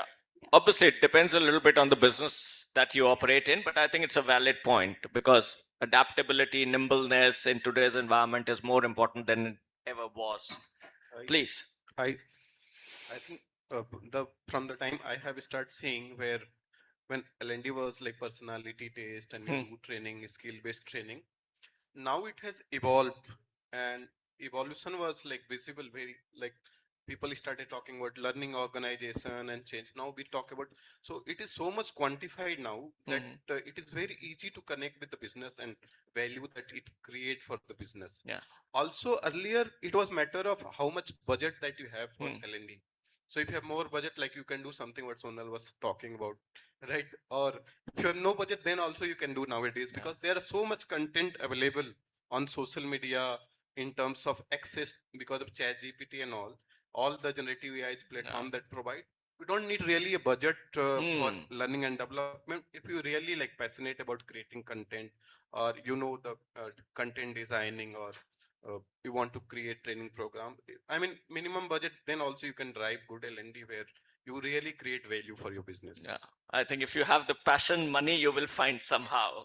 So please, yes, Jaspal, Hitesh. So I think how we are evolving. So I think we have, at this point of time, the way I see it, that we actually found a very good lever. So learning, uh, learning and development, and now we call it learning and talent development. So we are like on the passive side of it, or a cost center side. But finally, we found a lever which can actually unite the leadership and the employees, or so so there are two things, and I would say that the coming of the skill engagement, I again double clicking on skill, and AI is actually a boon for a talent development and learning professionals. So why skill? Skill not, it also pay the bill for the organization. Means if you have good skills in the organization, it make dollar sense for the. Yeah. So picking that as a currency is a big item. Everyone. Uh, so how does it happen? Means, so if you have a skill as a currency, and you have you can build a skill engagement model, you can do skill fungibility, as Sonal talked about it, and organizations love that okay, I don't have to go and buy and the cost of learning and all that.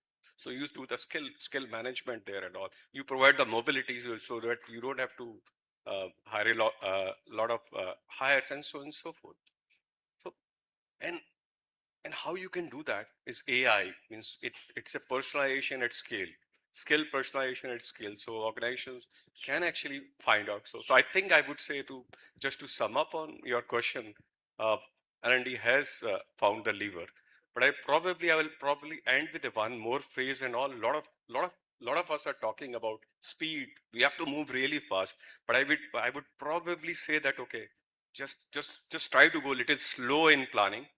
The speed will happen with the tools which we already have. So I think that is one part I really wanted to emphasize on, because out of fear or excitement, we are saying fast, but I believe that we can go. Hitesh. Yeah, just to summarize it, what I have seen throughout my last 2 decades of experience, when I started my career, it was like we have to pull the people for training.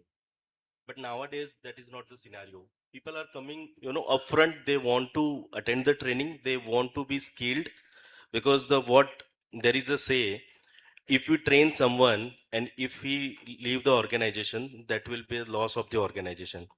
But at the same time, if you don't train someone, and what if he stay inside the organization? Yes, absolutely. So that is a bigger loss for the organization, if we see in terms of the opportunity and all that. So that's I have seen in last 20 years. Earlier, whenever there is a cost reduction, training used to be the first budget to cut down. Nowadays, if you see, nobody touches the training budget. Yeah. Because they know, if you don't train our people, without people the business cannot grow. So that is something, you can say, that is evolution of training function, or the L&D I have seen throughout my career. Yeah, so let me wrap up this discussion with a little bit of a metaphor of the organization being that who provides the car, which is the infrastructure in some ways. The L&D is the function which provides the journey and the milestones along it, builds the road, etc. But eventually, it's the driver, which is the employee, the learner, who has to drive it. So I think somewhere we have to think that what is it that's going to be done by organizations to excite people to be in the driver's seat. And I think that's a point always is both a starting and an ending point of any journey, that how do you motivate the learner really. So thank you so much, everybody in the panel, for contributing. And again, my apologies that if people didn't get enough opportunity to share what they had, and maybe we don't have time to take questions, so sorry, but happy to, I'm sure everybody will be happy to interact over tea. Thank you. Thank you so much to our panel. Before you leave the stage, may I please request Ms. Savi Khanna, Assistant Editor at BW Business World, to please come up on stage and present a small token of our appreciation to our incredible panel.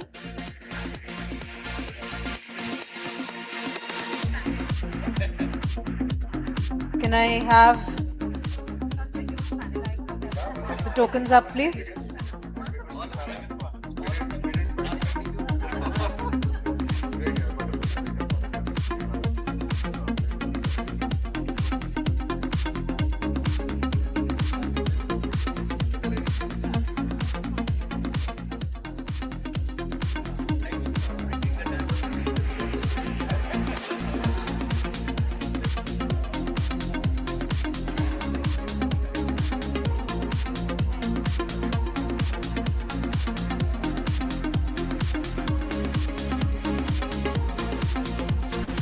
We need more, please.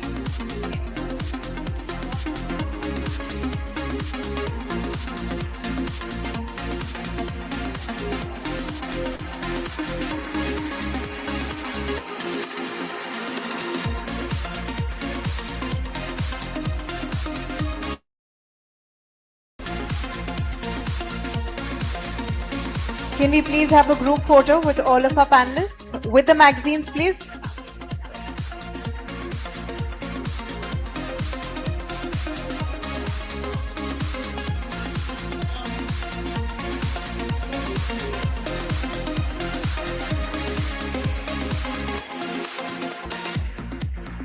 Ladies and gentlemen, please put your hands together for our incredible panel. Thank you so much once again for sharing your insights with all of us. And now we move on to the sixth panel of the day, the topic for which is employee experience as the North Star for L&D. I will now be inviting our speakers up on stage. Before that, once again, let me remind you that you can be a part of today's conversation on social media by using the hashtag BW People Festival of L&D. And now, please allow me to welcome our incredible speakers up on stage. Mr. Sanjeev Lahiri, CHRO GRP Limited. Ms. Rupashri Yadrami, Head L&D Broadridge. Ms. Aditi Arora, Head L&D and Employee Engagement, SBM Bank. Mr. Manish Punjabi, Head L&D and Campus Talent Management, Piramal Pharma. And this session is going to be chaired by Ms. Savi Khanna, Assistant Editor, BW Business World.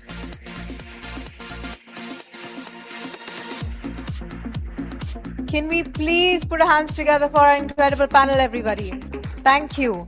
And now I hand over the further proceedings of this session to our chair. Ms. Savi, over to you.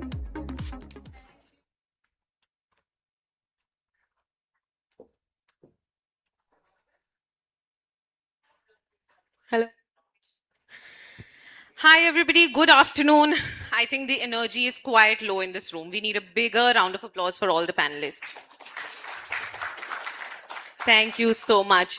Before we get into the conversation, I'll just do a quick round of introduction for everybody. We have Mr. Sanjeev Lahiri, who's the CHRO for GRP, Ms. Rupashri Yadrami, Head L&D Broadridge, Ms. Aditi Arora, Head L&D and Employee Engagement for SBM Bank, and Mr. Manish Punjabi, Head L&D and Campus Talent Management, Piramal Pharma. Well, the topic for this discussion is actually quite interesting. It's employee experience as the North Star for L&D. For years, we have seen learning and development was built around courses, around compliances, around calendars. But today, even the most progressive organizations are asking very different questions as to, what does learning actually feel like for an employee? And because outside of the workplace, if you look at organizations like Netflix, it's providing a lot of personalization. People are expecting convenience like Amazon and engagement like Instagram. But then learning at workplace, why does it still feel a little slow paced and also a little isolated and disconnected from the real needs? That's the real question. And that also shows in the gap when we look at numbers. Less than 1 in 3 employees globally say that the training they receive actually helps them perform better in their jobs. This is why maybe employee experience is now becoming the new North Star for learning and development. Employees especially, are expecting it to be more intuitive, more on demand, more effortless, and not something that employees have to chase. My first question, I'd like to keep it open to all the panelists, and any of you and all of you may share your perspective on that. Are we over romanticizing employee experience in learning and development while under investing in actual capacity building, capability building? I'll start from this side, Ms. Rupashri. I can take it. I feel we are not. Because for me, when we talk about experience, it is to remove friction, right? Not reduce the rigor. Because why I say that? Because Broadridge is going through a transformation both globally. We are becoming a platform company, and in India, we are becoming a innovation hub and a business center. So capability building is non-negotiable. If we have to achieve all of that, right? So hence, what we are trying to do is to make the learning come to the learner, so that increase that experience quotient, so that there psychological safety when they learn, when they come into learning spaces, so they feel vulnerable to share with their peer group what are the challenges they're really facing, and then go back with best practices to really apply. So our metrics back this up, because 86% of our associates who go through learning and who have also given our GPTW survey, they say that they understand their career opportunities at Broadridge. They also understand how L&D is supporting and feel very confident to contribute to the direction where Broadridge is heading. So yeah. Right, thank you. We'll come back to the feedback part at the end of this conversation. Mr. Punjabi, what do you have to share? So I look at it from a little bit of marketing lens, and I would say that if you look at the employee experience, learner experience, and then if we ask the question that is that consumer grade experience, if it's crossed that, I would say yes, we are over romanticizing, but unfortunately it's not crossed that. It is not even close to that. I think the same employee or the same learner is not just exposed to us as a service provider, they're also exposed to many other players, many other industries. Like you took the example of Netflix, they're consuming their content as well.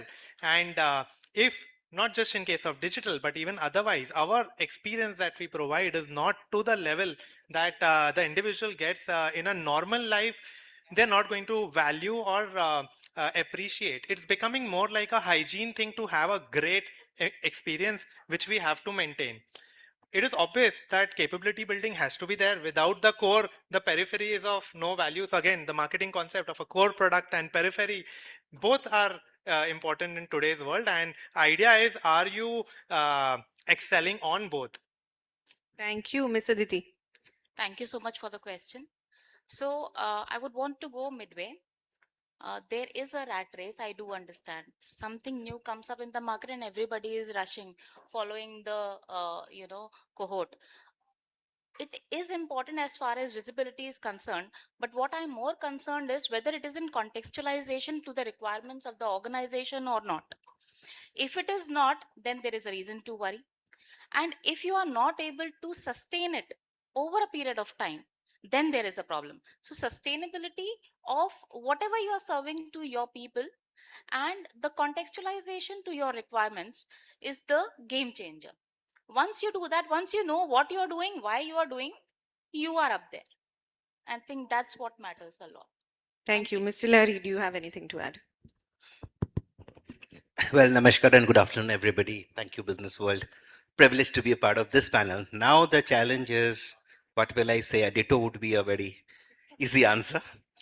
See, over the years, the way I have seen the whole concept of then, as it was being called as training, has changed its shape or changed or try to remodel itself using the term learning. Now, learning is a very very personal affair, right? And Manish spoke about the core, the, and Aditi spoke about the context. So, a learning is never complete without the need, the actual why am I going through this? For that matter, what's in it for me of the learner? Number one. Second aspect of it is that always we tried to, rather over the years, or in the initial days, we were having the side conversation in the speakers lounge where food was a part of the conversation, right? So I think ages through ages we try to romanticize learning. However, it is a very clear shift currently straight away to the need. We'll delve more onto this. So a very straight answer to you to the question, Savi, is probably not romanticizing it anymore. However, that little bit of you know some of the red roses around. This is Valentine's week for that matter. Maybe some. I mean, there's an expectation that if uh, if I am being nominated for learning by the organization, then there has to be some peripheries going around. However, if I am learning on myself, then that particular expectation is not there. Now, here is the catch. Does the organization really allow learning at peace at the learner space? Does the organization allow learning at the as per the learner's aspiration is a big question, and I think that is where the bridge to gap. Therefore, experiences would come up. Right. Yeah. Thank you. We'll hold on to that. I'll ask you another question. Well, why do most corporate L&D portals feel like compliance portals? Well, question, maybe your organization has something much better than making it look like a compliance portal. But in case it looks like a compliance portal, then what should leaders do? What can be done better in terms of making it more interactive for the employees? Well, great question, because it all depends upon, once again, the need.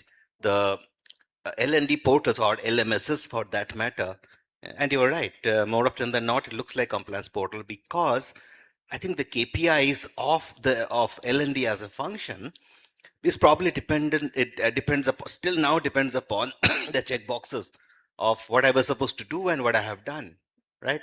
So if I have sent 10 people to a particular program, this I really don't foresee too many of us coming back and actually seeing how much has been the utilization. I'm not even going to effectiveness, right? And more importantly, the whole aspect of the learning, the knowledge that is gained is being transformed as an organizational resource. It is still not there. So I think it still goes back to how we as leaders, or maybe the board, is looking at the overall organizational learning, the overall organizational knowledge quotient. Till the time that happens, it is still going to be whether I have done it or not, how much I have done, and what is my satisfaction score, the first level. Right. Ms. Aditi, I would like to add on to that question. What do you think is really broken? Is it the technology? Is it the content? Or is it the mindset of the employees? I would give a realistic point of view.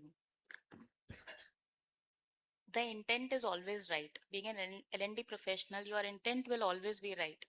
The problem lies in budgets.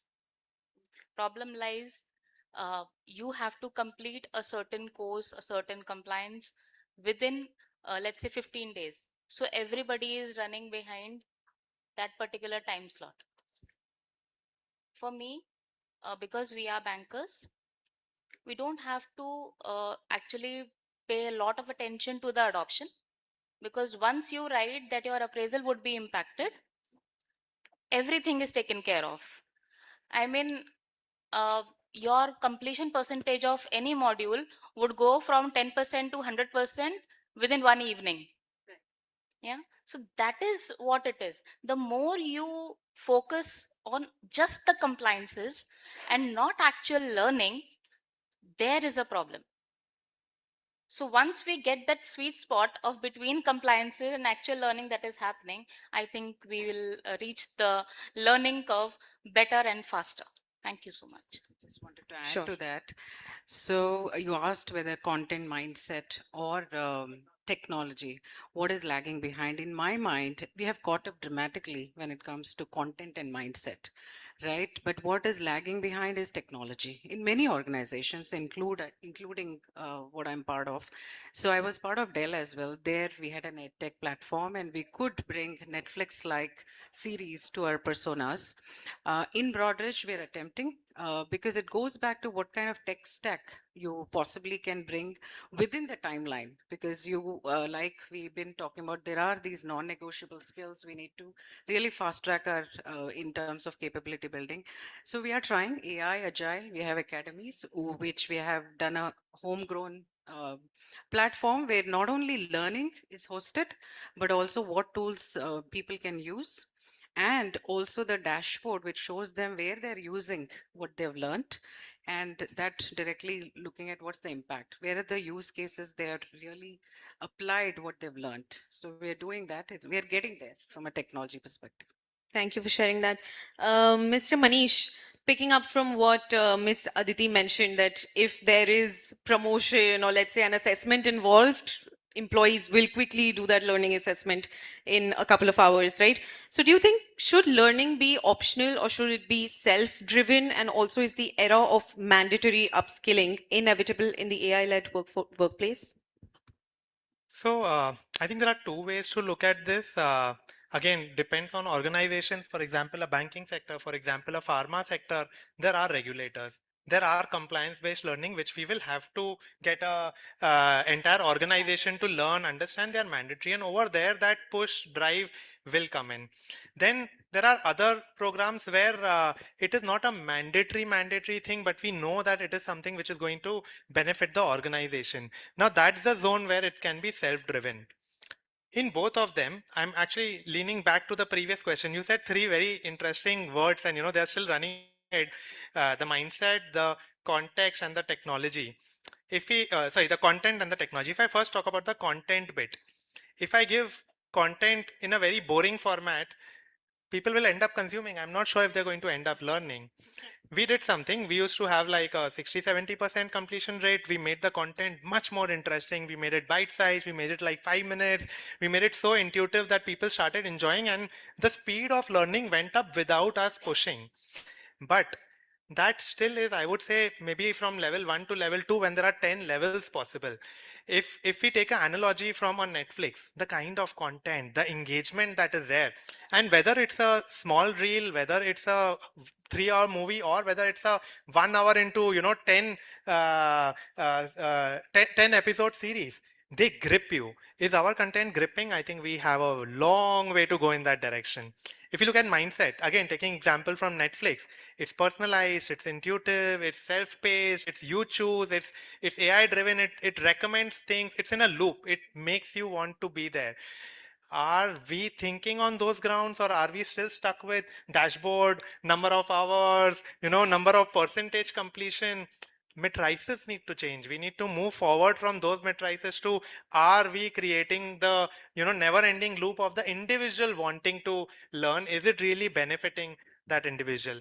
And the third thing which you mentioned is technology. I think there are some partners who are also part of today's event. Personally, I feel they are doing a good job. However, is the technology seamless across the organization? Is one technology platform interacting with the other technology platform? That is one gap which someone will have to step up, think beyond their organization, and think of the end customer and say, it's okay, my platform will interact with all platforms. Lovely. What a thought. Plus, Miss, there is yes. one point more that I would want to add over here. Alignment to business objectives is something which is sacrosanct, and that should be the non-negotiable factor any which ways. Why L&D is always kept apart from the normal business meetings or scenarios is because the strategic alignment is missing. So when you are solving the problems that they are actually facing, or they are actually feeling, or the challenges that they are actually being impacted upon, the solutions will make an impact. So how you are solving those problems that these people are facing on the ground, this will actually make an impact. So alignment to the business objectives is something that every L&D professional should be looking at while you are designing any kind of intervention, or when you are devising methodologies of how you are going to communicate the content. Just wanted to add, like there are common minimum skills, right? Every associate in the organization need to acquire. For us, it is AI, agile, and business acumen. So that we intend and we are already making mandatory. But the others, the going deeper, having a mastery, role-based mastery, that we are keeping for a choice and for their curiosity and aspiration. Lovely. So are promotions and role changes happening faster than people's skills are evolving, Ms. Rupashi? Thank you. So historically, yes, promotions were happening faster than skills. But let me share what we are doing in Broadridge, right? 2 years ago, we reimagined the promotion process, right? We said 6 months before or even 1 year before, we look at who are our high potential and we earmarked them and gave them a learning journey, coaching, mentoring, and as they reach the 6 month and a 1 year timeline, they go through a very rigorous interview process, cross BU panelist. So what that did to us, and which came in a survey also, it made the promotion process more transparent, and they called it fair process. So yes, it is evolving because then we sure short of the capabilities increasing in that we are paying attention to those folks. We have very interesting two programs I want to call out. Shadow Cabinet is one. It is based on UK Parliament. So set of hypo leaders, they act as an India leadership team and solve org-wide initiatives, solve for org-wide initiative. Another one is Broadridge Leadership Business Masters Program. And there we pull out people from their current role, again hypos, and put them through, if they're in one BU, they need to learn rest of the business of Broadridge and solve again org level cross BU business cases. So when they come the other side, they are truly ready for the role. And while they're going through, we might as well create new roles. That's where we're heading. Lovely what you're doing at Broadridge. Mr. Sanjeev, I was coming to you. An add-on question to what I asked Miss Rajshri as well is, how should L&D intervene at these moment of truths to, prevent failure? Well, I just wanted to add up to what Percy said. Now, I think I represent a sector which is very different from all of yours. You can call it manufacturing, but I come from the recycling and compounding sector. Call it sustainability. I would love to call it sustainability, right? And not too many organizations are there in that space. We are proudly one of the largest in the world in whatever we do. Now, the main challenge in case of learning and promotions, or career advancement, the way you say, is that, look, the technical skills stroke functional skills are much easy to learn, but is the individual displaying the maturity required for a particular role is something that organizations like us at least struggle a lot, right? You are an absolute tech wizard. However, when it comes to people, I'm sorry, you can't even stand in front, right? So our focus has always been, therefore, to link career movements to that aspect of it. Are you really there, right? Multiple interventions of mentoring, coaching, live projects, shadows, yeah, all happen. However, then we have this kind of interviews where we actually ask the person, are you confident to step onto this role now, right? More often than not, I hear the no from the people. Not this year, give me some time. Yeah, and I think that is probably an honest way where in a sector which are really we are struggling for skills to be able to kind of make some choices for people to move up there. Now, bridging the gap is probably your question, person. See, the point is that how long, once again, borrowing from Aditi, the business context comes first. Any which ways, let us not talk L&D without that. And second comes individuals' aspirations and organizational needs. I think if this triangle can work properly, yeah, of course, with all kind of all kind of transparency in the communications, that why do you need it, right? I think uh, I have seen rather over my close to 30 years that that urge to learn becomes important. Training, I mean, it is not that I'm going to school because I have been sent to school. I go to school because I see the way forward. So till the time that comes in, and it cannot come unless these three parameters come together.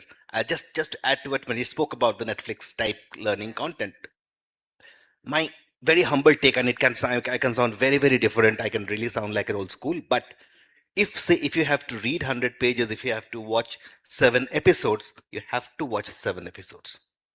There's no shortcut in it. That honestly speaking, I am really not too fan of the 5 minute bits, because somebody has told us that attention span is only less than 5 minutes today. I don't think learning happens like that. Friends out here, pardon me, but we are talking something very serious which has to have an impact at the workplace, therefore. So then, at your organization personally, if you could give me an example of any such program that you are doing that you have seen you've gotten really great results from in terms of employee experience, some feedback or anything. Okay, so we did a reorganization, call it a re-leveling of our, particularly of our white collar staff, 6 years back, right? From an enter, and manufacturing is very hierarchy based, right? From a, the assistant deputies and seniors, I don't know what they do, but then they still exist. Used to exist in my organization. I clubbed 21 salary levels to 8. A huge risk. Thanks to my leadership to have allowed me to do that, but we did. Huge pushback, etc. We said we are not backing this out, and we are doing. Next year we launch, but for every role, for every level for that matter, the requirements, both your functional and your behavioral skills, were charted out. Okay. Couple of years down the line, we did a value, our vision and value exercise, right? Our value behaviors have now been converted into our leadership competencies. So which is basically, if we are living the leadership competencies, if I am displaying the behavior that I need to do in my job, I'm expected to do in my job, I'm actually living one of my values, one of my organizational values. How did the, and thereafter and actually during this whole process, we launched a very focused, but a voluntary mentoring program. We didn't call it coaching because people didn't understand coaching for that matter. I mean, I'm a certified coach, so didn't want to upset that thing. So the mentoring program was chosen. So mentors were chosen by the people. Yeah, they had their purpose set. I had 21 of my managers. I mean, white collar people at various levels. Choose some of us as mentors. It went for a year. Next year, we did a leadership assessment, right? Today, I can tell you, we are a growing organization. More than 60% of my mid-management roles are filled in by my then junior management people. More than 80% of my senior management roles are filled in by the people who are in my middle management that time. Lovely. And That's currently, great numbers. currently, as we speak, have launched another program. We're calling it as Catalyst, which is about now developing the, call it a little bit new age competencies. How do you lead, but how do you innovate? Yeah. How do you negotiate, but how do you perceive? So let's see what this comes up. Thank you. I'm going to put both the ladies on spot now. One side is of Mr. Punjabi, who said that short length content and bite-sized content is more relevant in today's age, versus Mr. Sanjeev, who said old school learning is the side he is on. What do you think? What side are you picking? Miss Aditi. The depth of the content is something that I would swoon over, because there is no one size fits all kind of drama that we are doing. what we actually intend to communicate should be communicated in crisp, very, very clear, and very simple words. Why to complex things when things are actually simple? So it is very difficult to make complex things simple, but it is more difficult to keep simple things simple. The moment you do that, I think in whichever format, in whichever method, in whichever mode you deliver your communication or your content, I think it's good to go. Lovely. Ms. Rupashri. Yeah, I go back to my earlier something I said was for a baseline skill like which and where speed is needed, everybody need to adopt. And with speed, like again, we are talking about AI, agile, and business acumen. These bite-sized micro nudges, and where it reaches everybody in the organization at the same time, right? That helps so that everybody comes on the same page at the same time. That helps. And again, mastery, you need to have that deep journey based, long term, where people really are brought in a room, made uncomfortable, and help them push the boundaries. So, yeah. Thank you. Mr. Punjabi, coming back to you on this topic about gamification that we were speaking about. Do you think, are we building real skills through that, or is it just creating better designed distractions? So, a question whoever is working on both game-based learning or gamification needs to ask is, what's the purpose with which that is happening? If the purpose is being achieved, which is eventually business impact, eventually growth or performance for the organization, that's all right. If that's not being achieved and we are getting them into a game, we are getting them excited, then I would say that is employee engagement. You're getting them engaged, you're doing a good job. It's a good job, but your objective has to be clear. Was the objective to engage people? Was the objective to get them to acquire new skills and perform? I'm seeing both happening when I interact with people in the industry. There are programs where it's more in terms of TK, there is some good gamification, numbers, publish dashboard, get people excited. There is a bit of this as well, which is get the content gamified in a way that it is actually creating the end result. Obviously, the one where it is purpose driven is the one that is going to work. Do you think your L&D strategy can survive an employee anonymous vote at your organization? I would say yes, to a great extent. And again, if I think back of the three organizations that I've been part of, Asian Paints, Aditya Birla Group, and Piramal Pharma, to a great extent, I would say it survived. And one key common thread that I see across the three organizations is that for us, learning, we use the 6D framework. I think some of us over here would be aware. It kind of begins. It's got 6 Ds. The first D is about defining the objective. It begins with the business end objective in mind, and it ends with actually achieving the results and documenting that objective. One interesting D within these 6 Ds, and very relevant to the topic that we are discussing, it says design the entire learning experience. It's not about just design the workshop or just design a basic content. It's about the entire experience. And because we've been living it so long, and again we've had so many engagement surveys, and if learning is right up there, I think I can confidently say that yes, in those anonymous surveys, if we've come up, we are doing fairly good. Okay. Is there room to do more? Definitely room to do lots more. Ms. Rupashri, I'd Just on want you the to question of game and gamification, right? So for me, when you design a game for learning, it let the learner uh, leave their guards down, right? So they are feel more safe in the setup to really explore and push their boundaries. That's what multiple gamified or gamification or game-based learning we have designed. And every single time learners have come back and said, do more of it because it has helped us. Because whatever we picked up there as best practices, we have applied. So that is what we've been hearing. And can I do the next Yeah, of question? course, the So, feedback. yes, I would You say started yes. this question in Yeah. your first response. Okay. I feel yes, because they will vouch for what we are doing when you ask anonymous or otherwise, because when we walk the hallway, I mean, not just me, but every team member of mine, two of them sitting right here in the audience. So people tell us that Lindy has itself transformed and it is transforming us. So they're not hesitating to say that.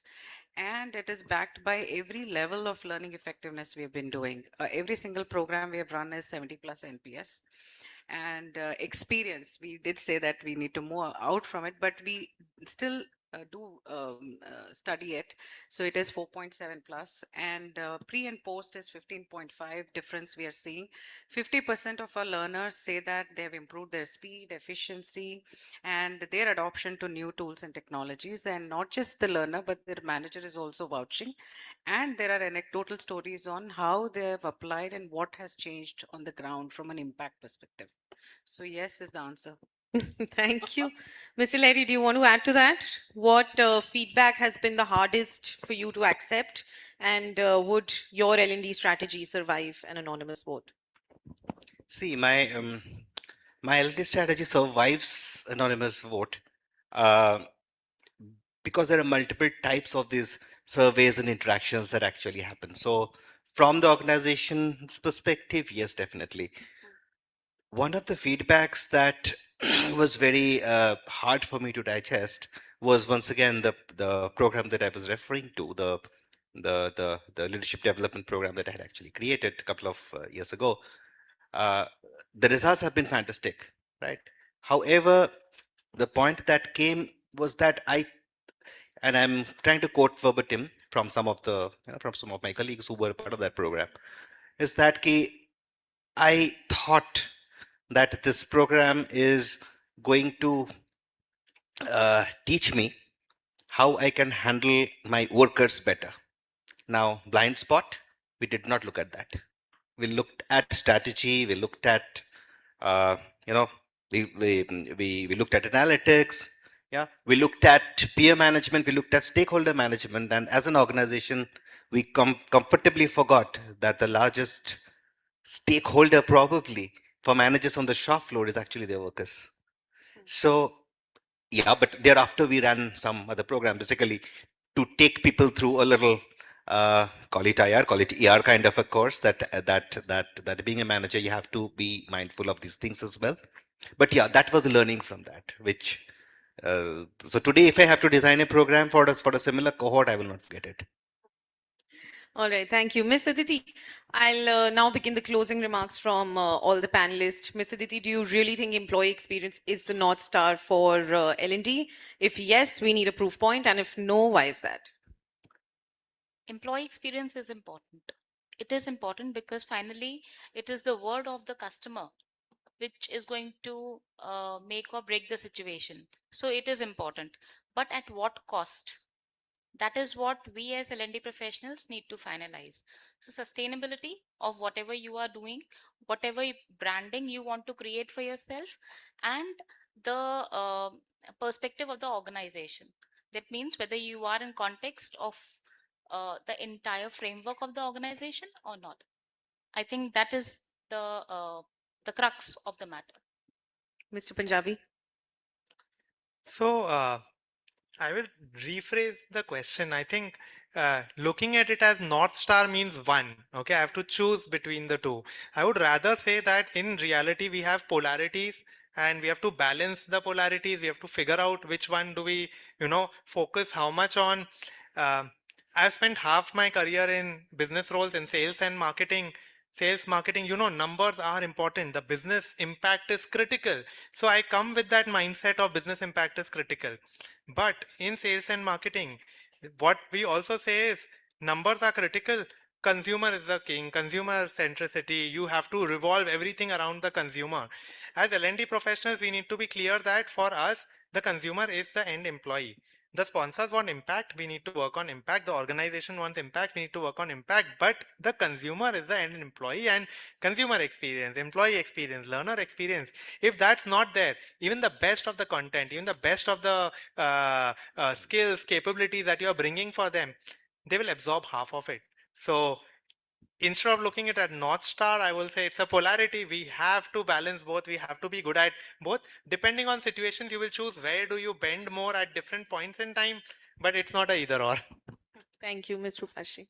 So yeah, I again repeat myself, right? Like it is experiences to remove friction. not the rigor, because I was part of yesterday Reliance study mission. There they have done something very brilliant, right? Like for a behavior change, they send a micro nudge, which is of 180 seconds, and in 24 hours they capture a behavior change, right? And that is, of course, I mean, technology backed.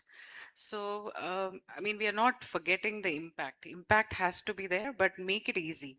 So it has to be like if a role is there for that particular role, when they show up to work, they don't have to navigate multiple places. There has to be everything should, if it reaches, like the tools they work and the learning nugget reaches to them where they are, meet them where they are, I think goes a long way. Thank you, Mr. Larry. Your closing comments. See, I'll just try to define the experience. Once again, the experience is definitely not the so-called shosha that we all look forward. For me, an experience in learning is, have I really achieved for what I had signed off for this?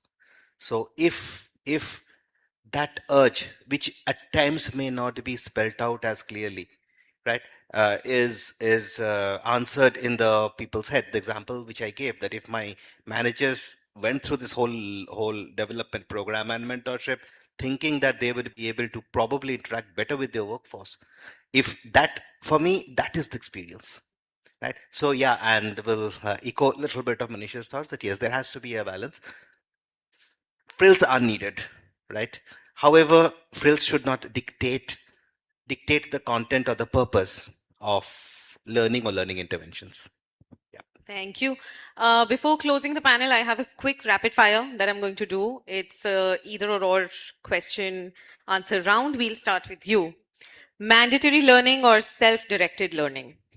Mandatory for baseline, self-directed for mastery. Okay.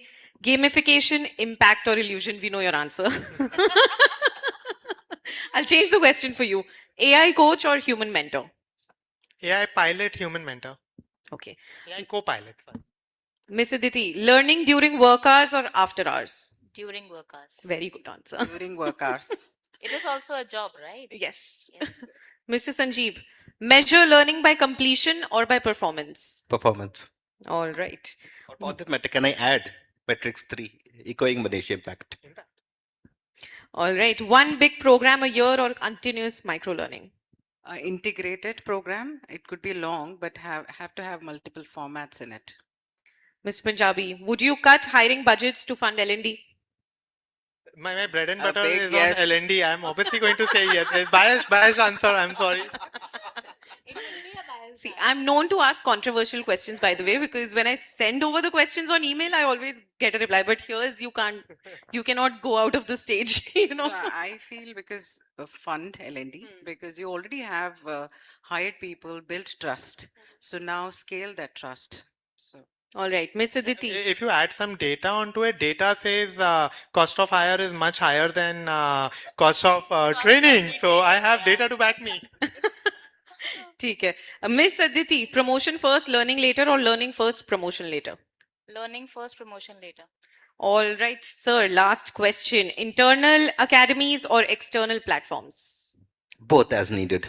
All right. Big round of applause for all the panelists. Thank you so much for joining us today. Thank you. Thank you, Savi. Thank you. And before you leave the stage, Savi, I would request you to do the honors and present our panelists with a token of our appreciation.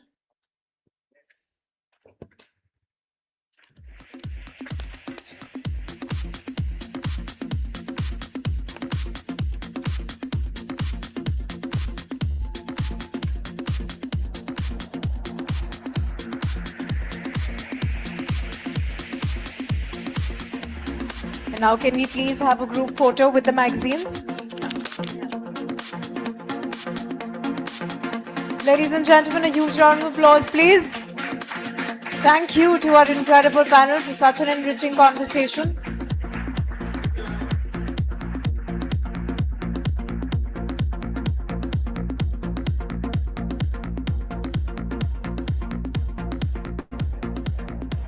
Thank you. Now, ladies and gentlemen, we'll take a small coffee tea break to recharge ourselves, following which we have a very exciting session planned for all of you. Thank you so much.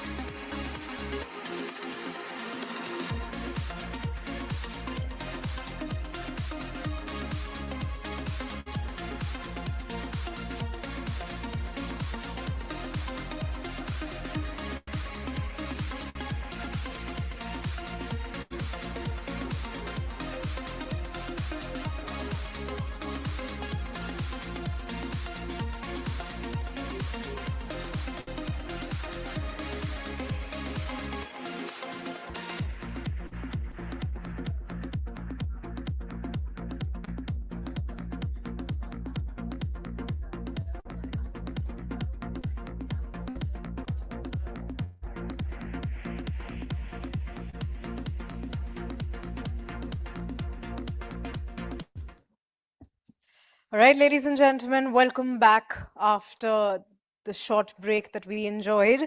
We are going to move on to our next session, which is going to be a master's talk. The topic for which is L&D as a strategic business partner from cost center to value creator.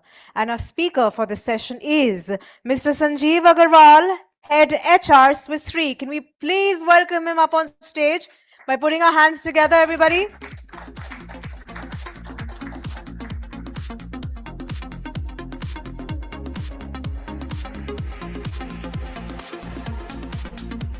Hello, everybody. Must be boring, no? Whole day you've been sitting and listening panels and everything, and now I'm here to give you a master talk or something like that. And I have no idea what I'm going to talk about. Okay. So I'm not a trainer nor an L&D person. I did training when I started my career, and then I moved on, did all sorts of other things. Now I am some partly HR, partly operations, a little bit of OD, and stuff like that. So in the L&D context, I am one of those guys who's questioning L&D budget requests, probably cutting it at times. So if you have a face to hit, I represent that face. And why do I do that? In the context of what we talk about value creation versus cost, right? So maybe I'll give you a story. This is completely hypothetical, no relevance to anything real. Definitely not in my company. Okay. So this L&D person comes and says, we need $100,000 because we have to do a new leadership development program. Okay. There's a vendor and all of that stuff, can do firewalk, and you know how it is, right? You know how to pitch it. So then I asked him, so why do we need this? He says, engagement is low. We need leaders to go out and be more engaging. And that's when it gets cut. If you are not telling me an outcome and telling me an activity, it's not going to cut it. Right? So if you think about L&D versus the business outcome, are you speaking process? Are you measuring success with learning hours? Measuring success with happy sheets? Measuring success with curriculum covered? That's not going to get you anywhere. Not anymore. Yeah, there was time when it was the only way we did it. Right? And that's probably frustrating as well. So, but that's the shift. People like me will exist in every organization who will challenge you and who will ask you why. Is it going to reduce my go-to market? Is it going to reduce my operational inefficiency? And you will say, yeah, we cannot directly correlate that, but it will indirectly help. That's it. You lost it by that time. Yeah. So if you really have an aspiration of value creation as an L&D function, then we will have to talk about business outcomes and not process outcomes or activity outcomes. Activity is not equal to outcomes. Right? All movement is not progress. And that's what is important to understand. Right? I have a wish we don't call L&D anymore, because it doesn't correlate to business outcomes. Why don't we call it performance architects? Because eventually that's what you're doing, right? You are enhancing organization's performance. Then why shy away from calling it that? And also putting our metrics around it. Yeah, measure it to that. That, in my view, is the shift that L&D of today is either facing or have to face. From a cost-centric environment, businesses are not going to suddenly get more budgets to spend on L&D. So we'll have to find ways of making it relevant for businesses. And to be able to make it relevant for businesses, you will have to start challenging, what are you measuring? and how is it relevant for the business? If that doesn't happen, agentic AI will take away all your course curriculum very soon. Already agentic AI, ChatGPT can create your course curriculum 70-75%. Right? What used to take a week of deliberation to create content is now a one-day affair. Delivery also, they will come up with some chatbot who will do the delivery eventually. Right? Interactive chatbot and all that. So then what will L&D people do? So it's a serious shift that's happening in our world, and most likely will get more and more accelerated with the way we are seeing businesses facing challenges today.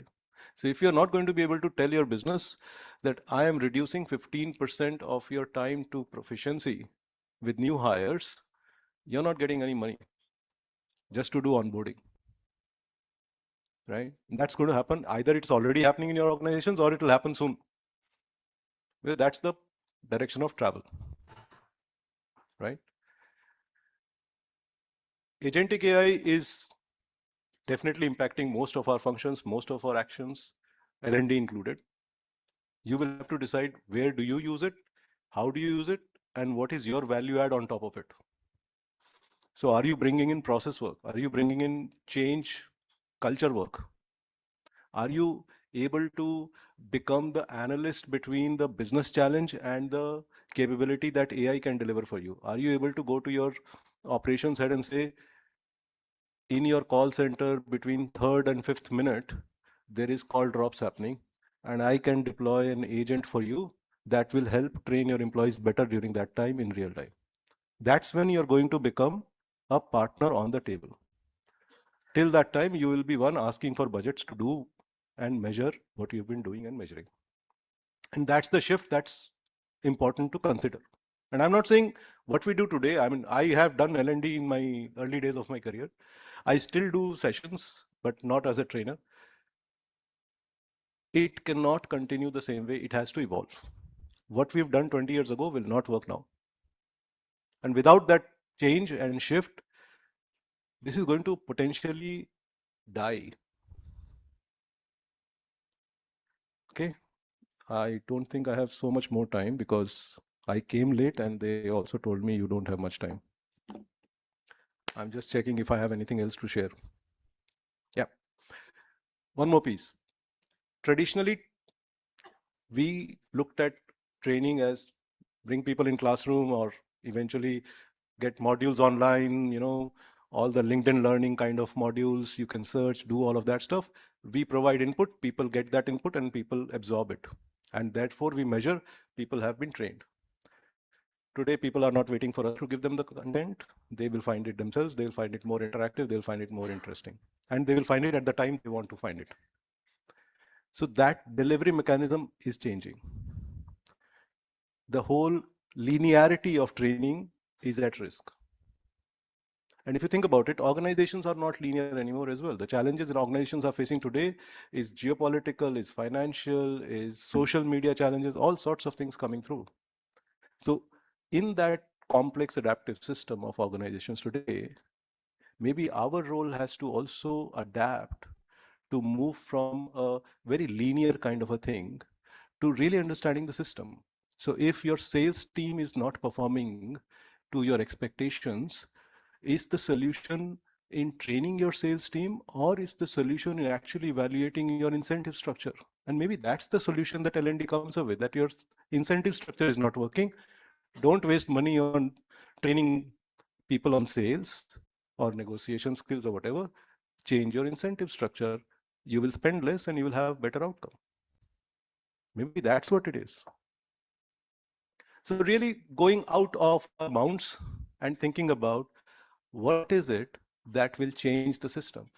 If you start to imagine yourselves as performance architects, maybe you will ask different questions. So my real ask, and only one ask of all of you L&D professionals, and I'm a junior L&D professional given my lack of experience in L&D, is to stop calling ourselves L&D and really think about what can we really change in the business and who are we where we can enable that. That's a real job. That's a real title. That's a real metric. And maybe that will help us answer the right questions as well. Cool. Thank you. I'm around if you want to have any questions, and I'll hand it back. Thank you, everybody.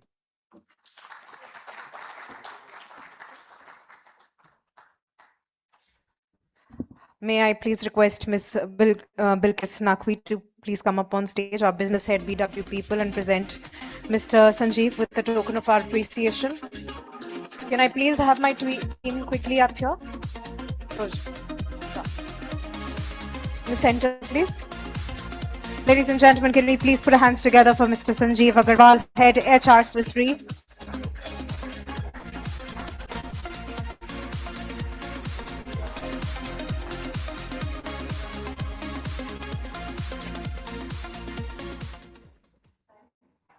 Thank you so much. Now, ladies and gentlemen, we move on to our next enlightening panel discussion, the topic for which is demonstrating L&D return on investment. I will shortly be inviting our speakers up on stage.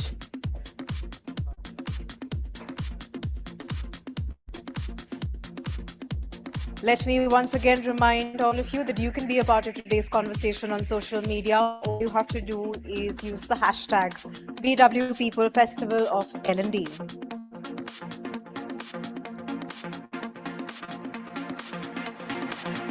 And I know a lot of people are curious about the award ceremony in the evening. There are 3 sessions to go. I promise you, post that is the most awaited ceremony that you're waiting for.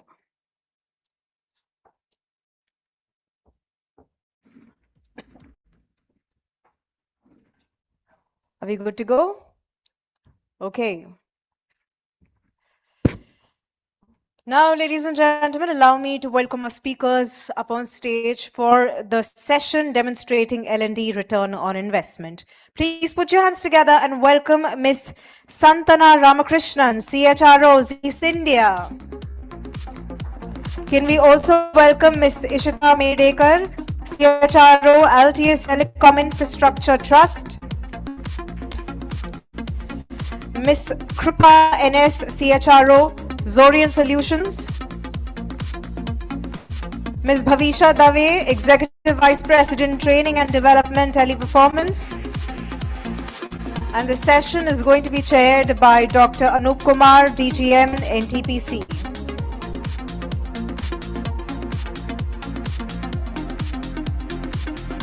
A very warm welcome to all of our panelists. And now I hand over the further proceedings of this session to our chair, Dr. Anup, over to you.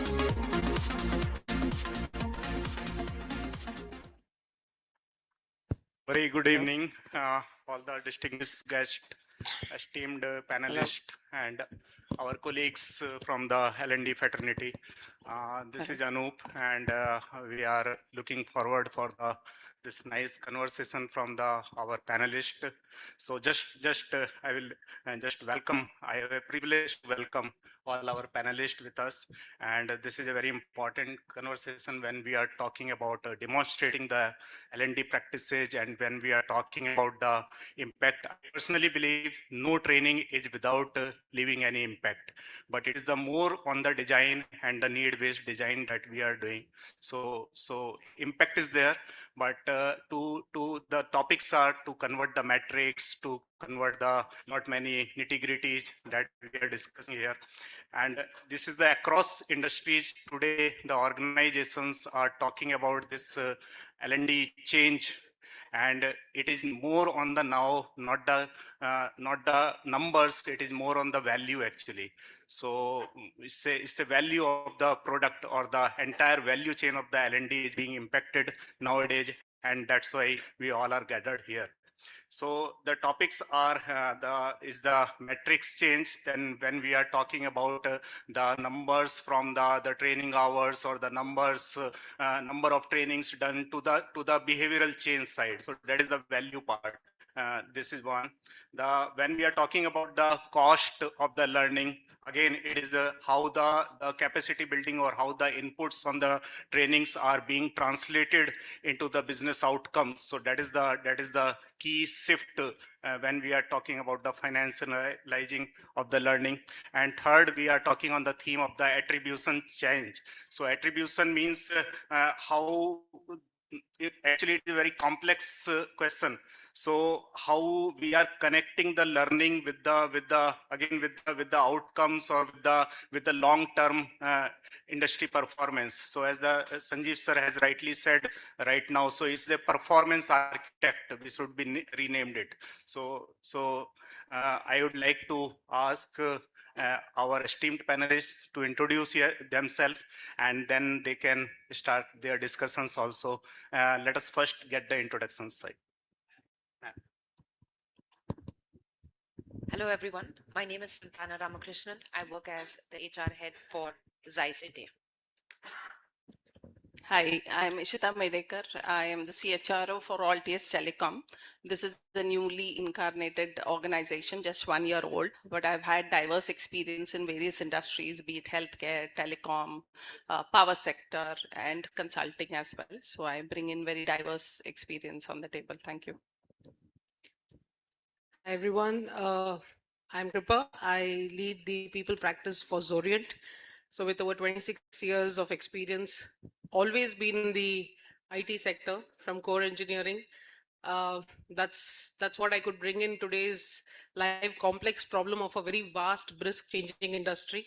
And very happy to hear people coming in from diverse industries sharing their experiences, which is, a lot more complex. We always think our side is more complex, but then when we hear, so looking forward. Good evening, everyone. My name is Bhavisha Dabe. I work with Teleperformance India in the capacity of their training and transformation leader. Very happy to be here. Been in the industry for about 25 years, and I've had the privilege of being on both sides of the table, which is on the operational side as well as in training. So allows me to wear different hats at different points in time. I would say learning and development or training and development is in a very exciting space because as we move into adapting, evolving, and picking up at the various technology changes that are happening around us, I think this is that one function or that one domain, where speed really matters and where every change that we make has a direct impact on the business and on the business outcomes. So very honored and excited to be here, and thank you for this opportunity. Thank you so much, our members, and not going with the very much in the sequence or the linear formation. I will request we can start from the left side. So she is from the G's, who is across the not only the Indian domain but also in the diverse countries also, and they are working on the manufacturing and the German technology. So I would just like to ask with everyone, so they can start with the some kick points. What triggers to switch from this cost impacting function of the L&D to the value creation in your own organization. So with the some sort of a story or trigger or some case or something, you can start. Thank you, Balo. It's an interesting question for us. In India, Zeiss, we operate across manufacturing, sales, service, support, R&D, technology, global support, deep tech functions, cloud analytics, and the entire value chain of an organization. So whenever we talk about any initiative for people, whether it's learning, whether it's talent, whether it's people development, we are trained to believe that there is no one size fits all, given that we are catering to so many different cohorts. The other complexity that we also deal with is, like a lot of organizations in India, we have a generational workforce diversity. So we have people who are coming into the workforce every year, campus hires, new generational workforce, and then we have the middle layer, which are people who are tenured in the organization, who come to us laterally from different industries and competitors. And then we have the senior people in the organization who have office badges with double digit as employee codes, right? When we are trying to cater to this vertical as well, along with the diversity of the workforce that we have, it doesn't sit very well with the organization when we go in with a plan to say this is what we believe is going to add value to the employee, this is what is going to help you manage your attrition, this is what is going to help you build leaders in the organization. So inherently we are wired with multiple years of experience, trial and error, to say that we need to have different programs which cater to different cohorts. It seems like a very commonsensical thing to do, but then we tried that as well and then realized we're just doing a lot of things, spreading ourselves terribly thin, but we are not able to create the value which the business truly respects. Somewhere after both of these journeys and having burnt our hands at different models, we've arrived at a point to say that the way we will think about learning, and hopefully this hypothesis holds good for another few years, is there is a leadership cohort, a cohort which we are very clear will continue to stay dedicated to the growth of the organization. And then there is another cohort which is only interested in deep tech and research, and their learning does not come from lateral or vertical moves and enrichment. They just need to go deeper into what they're doing in order to be able to build the foundation for the organization. And then we have a cohort who is fast moving, who need to know what's happening in the industry, what's happening in the market. They need to constantly stay updated in order to be able to compete with the market that they're going to be out in. So this is how we have divided our learning experience for the organization. Like I said, this is a hypothesis which is in vogue right now for the last couple of years. We do expect to have learnings from that and see which direction it's going to take us or whether we need to revisit this. But at the bottom of it all, as an organization which is heavily invested in technology, we are still an industrial engineering company where we make things by hand. The angle of AI and what it can do for us is our current challenge when it comes to learning. Given the learning mindset of the organization, the scientific temperament, the research-oriented organization, how do we incorporate AI and not be left behind in the race is probably the most debated about question for us. And how do we integrate it within the learning component of these three cohorts is the challenge that we're dealing with right now. Thank you so much. So now let us hear from the Ishita, and she is also handling the healthcare and the infra, so it's a wide domain where this L&D acts as a catalyst. Yes, ma'am. Thank you so much. And as I mentioned that, I'm bringing a perspective of diverse industry and my experience. So feel free to just pick what you want to pick and just ignore what I'm saying if you don't, it's not relevant for you. So I've worked in organizations which are in various level of evolution, right? Some could be very evolved organization who have been there for almost 10, 15 years already in the game. Some are very new and some are still unstructured, So the previous company which I was in, which was a healthcare company, which was not very structured and not very evolved. So everything had to be set up from scratch. So the personal endeavor which I have picked up for the L&D function, is, I keep questioning them that when you make these fancy charts, graphs and data points and you circulate at the end of the month to the business saying scorecard, how many of you get responses to it?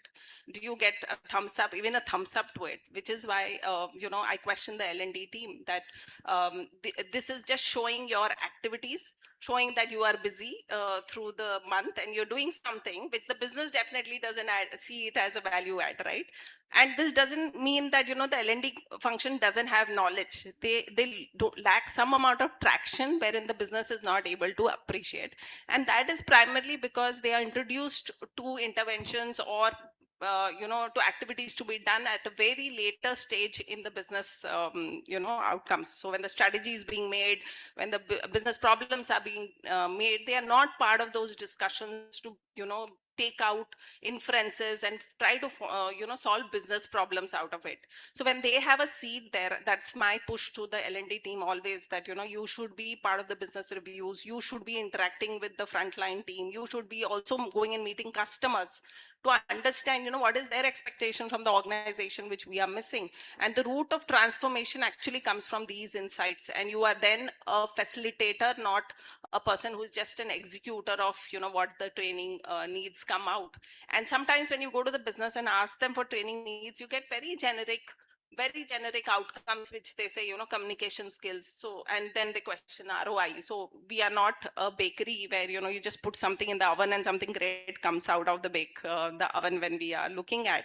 So the nudge to the L&D team is to be more partnering with the business. And they are like Sanjeev also mentioned, they are the true business partners who have to get into the business problems first, rather than coming with a customized solution which is readily available and saying, how does one size fits all types. And the trick which typically I use is a model which says 5-4-3. So 5 is the why question. So whenever there is a business KPI which is not working, business output which is not working, if you go and question the business why it is not working, eventually after 5 whys you'll realize it is a people problem.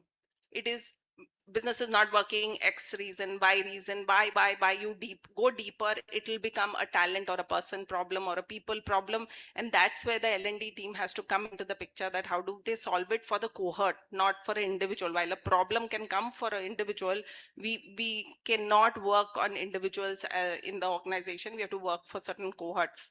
And then co-creating the output, co-creating the structure and the content of the program with the business leader will give you the right measures which will add value to the business. And that's where business will try to appreciate what you are trying to do.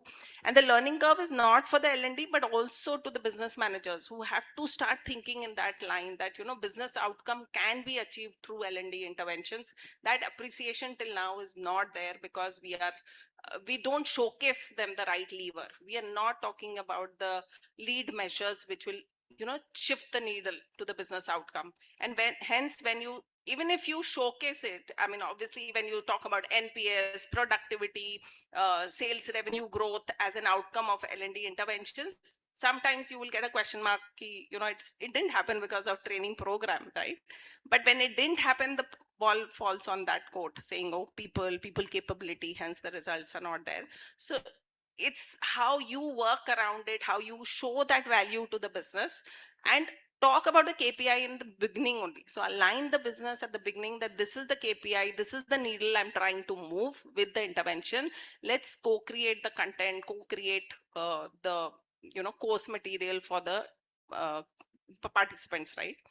The other approach which I have always taken, and I feel that L&D team sometimes misses the bus, that they put inordinate proportionate focus on the behavioral competencies, which instant doesn't show results, right? You cannot change behavioral attributes by doing one workshop, two workshop, or any e-learning module overhand. The quality of work which will really build the trust in the business and the output will change is on the functional KPIs. So work on the functional competencies first. So when you split the budget, I mean budget of L&D, give 80% of the budget on functional competencies and 20% on behavioral, which will actually give you the results initially. And it will build the trust of the organization in the function, saying, yeah, this function means business, this function wants to partner with business. And then gradually, you can, basis the evolution of the organization, move to 50-50, or maybe the reverse 80-20 when you are a much evolved organization, right? So these are few hacks which I have kind of incorporated. So far has worked. Now when I go and say, oh, I'm spending 80% of my L&D budget on functional competencies, they really stand up and say, wow, what are you going to do different? So that builds the trust, that builds the confidence to take that journey. And then the question of ROI doesn't come up seriously. Yeah. Thank you, Ishita. And you have given from the zero to end, actually, everything. Thank you. So we'll now hear from the Krupa ma'am, and she is from the hardcore IT industry, and flown from the Bangalore to here. So ma'am, yes. Yeah, sure. I think thanks for sharing your inputs. One is the industry that we come from is being a technology services organization. Every dollar on the table matters. So because we work for our customers, various verticals, industries, and the requirements are very different. End of the day, for us, it is more portfolio management. How are we really looking at how do we cater to a portfolio and what is the requirement? And when we start in, there are different levels, I would say, when we really need L&D intervention to happen. One is definitely still the good old, the classical methodology still remains, especially when we catch our campus, the cadre, we catch them young. So that grinding happens very clearly in a very, very classical, the traditional method. There are no changes to that. But as we move forward, that's where it becomes very, very catered, curated, and what is the requirement. And of course, at the end of it, it is like as one of our earlier panelists said, very clearly, we have to have the end. When we begin, we really need to have the end in mind. And for every dollar spent, very clearly, we at least need to nudge across to show it's not immediate. I agree with you. But then at the end of a certain period, the expectation to show what has really changed, do we notice any form of change in the leadership behaviors or any cultural change in the organization, through various channels, touch points that we can feel? Are there any early feelers of, there is a change that is, beginning to happen? It can't be done in a day, can't be done in a couple of months, but then this constant monitoring of this softer aspect of human behavior, we will, and there has to be a method to find it. So either it comes through the L&D, whether it's about interactions, behaviors. How does, is there any quality of improvement in the manager employee relationship, conversations that are happening, and touch points to capture the same? To run the functional, as for us it's like a core technical, we talk as an academy that has to run like a factory for us, ever changing technologies, ever changing the requirements, and the need to fulfill external versus internal. That's always the question. Margins are always the topic of discussion that comes in, and balancing this out is how finally programs will be curated. Because return on investment, I would say, while we talk on return on investment, it's more also important for us as people practitioners to see what is the value on the investment that we are really putting it on the table. Thank you, Rupa. So you rightly said it is the value creation, and sometimes down the hierarchy because of the large setup or the large organizational setup during the hierarchy or the some bureaucratic process, it lost the essence, and the higher tables or the higher leadership just only focus on the budgets and approving the budgets and other things, and simultaneously the value is diluting down the line. So this is the message from the, it is from the top to down, I must say top to down approach, when the leaders or the senior tables should see not only the budgets but also the complete value chain behind this. And certainly it is when it is a very important function of the HR, somewhat it is also take the back seat also in the within the HR also, and the L&D fraternity. So this shift, this mindset shift has to be there, and certainly in the large setup it prevails in the various ratios. So we also have with us Bhavisha, who is from the teleperformance industry, and let us also hear her view on this L&D landscape change. Thank you, Bhavisha. Sure, thank you. Um, so when we say L&D landscape change, it's not a change that's happening now. It's a change that has happened quite some time back, and we are in the process of changing even more. So I think long back, we moved away from the traditional way of looking at learning and development or functional training to say your completion rates, your first time pass, you're looking at how many man hours, man days of training. No, no, no, long time back. And when I'm saying long time back, not that I'm that old, but about 8 to 10 years back, it's all shifted back to the ROI, the return on investment. If I'm sending somebody for emotional intelligence training, I'm also going back and then checking, well, how are their attrition rates looking like? How is their shrinkage on the floor looking like? If I am upskilling somebody on sales, it's not just the incentive that needs to be looked at, but also the skills that somebody comes with. which when I do, and when you see a higher conversion rate, now that's your money or your dollar back on the table right there. On the functional training again, um, today we are going far ahead and saying, hey, it's not just about the training and the numbers that you delivered, but can you look at on the production floor in the first 30, 60, 90 days, how did your new hires perform? Now, this could be on their productivity, this could be on their quality, the CSAT, NPS, VOC. Today, everything that is done is being co-created, not for content. I'm the expert there. But for the metric, how do we quantify everything that we are doing? Because, well, we are in a world where things and every action can be quantified for as best as we can. Yes, in some cases it takes a little longer, in some cases not. But the biggest challenge or the shift that comes is how do you onboard everybody on some of the more relevant metrics that you take on a lighter note. So when we look at, where do we face the maximum resistance? I think the teams have warmed up largely because they understand that it's about the business outcomes. We are running a business, we're here for that. And I think on the operational side, yes, I was laughing when Sanjeev said that I am that face, and I wanted to say, no, there are many faces like you in the organization.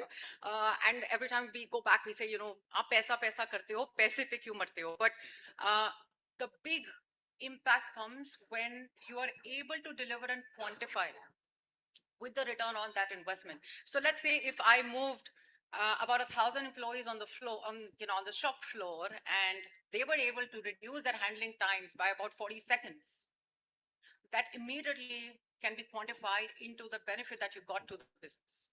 And that's where I strongly stand by the fact that I think we've moved away, and across organizations, as I hear, we've moved away from a lot of the traditional way of looking at training, looking at measuring training, and everybody is very ROI focused because we need to not just be frugal, but very mindful of where each one of a dollar or rupee or pound or whatever we are dealing it kind of goes. But there are very sharper metrics, and there is a way to even track how much you breathe in and how much you're breathing out. So from that standpoint, I think L&D again, there is nothing traditional really about it. Yes, the concepts remain the same, but a lot of way in which you measure has, I would say, significantly changed. Yes, Bhavisa, thank you. And so in the flow, can I ask you, Ms. Bhavisha, when you are talking about this situations shift actually from the numbers to this ROI, did you personally feel, means as a HR fraternity person, did you personally come across any particular challenge when we are thinking on this shift? Any particular or anything specific? So sure, like I mentioned, I would say initially, I think the bigger resistance came from within the training team themselves, Yes, right? yes. You're very used to, That's why I monitoring or asked this measuring question. numbers a Yes, certain yes, way yes, yes. to now coming back to there are ops KPIs and the same are yours. There are numbers that we look at as a business, the same are yours. And then how do you start to translate? But like I said, over the last 6 to 8 years, there is a significant onboarding onto this newer metrics. No longer do we look at just the employee VOC. Oh, was it a good training? Yes, it was. Did you complete 10 on 10 people on the same date? Yes, you have.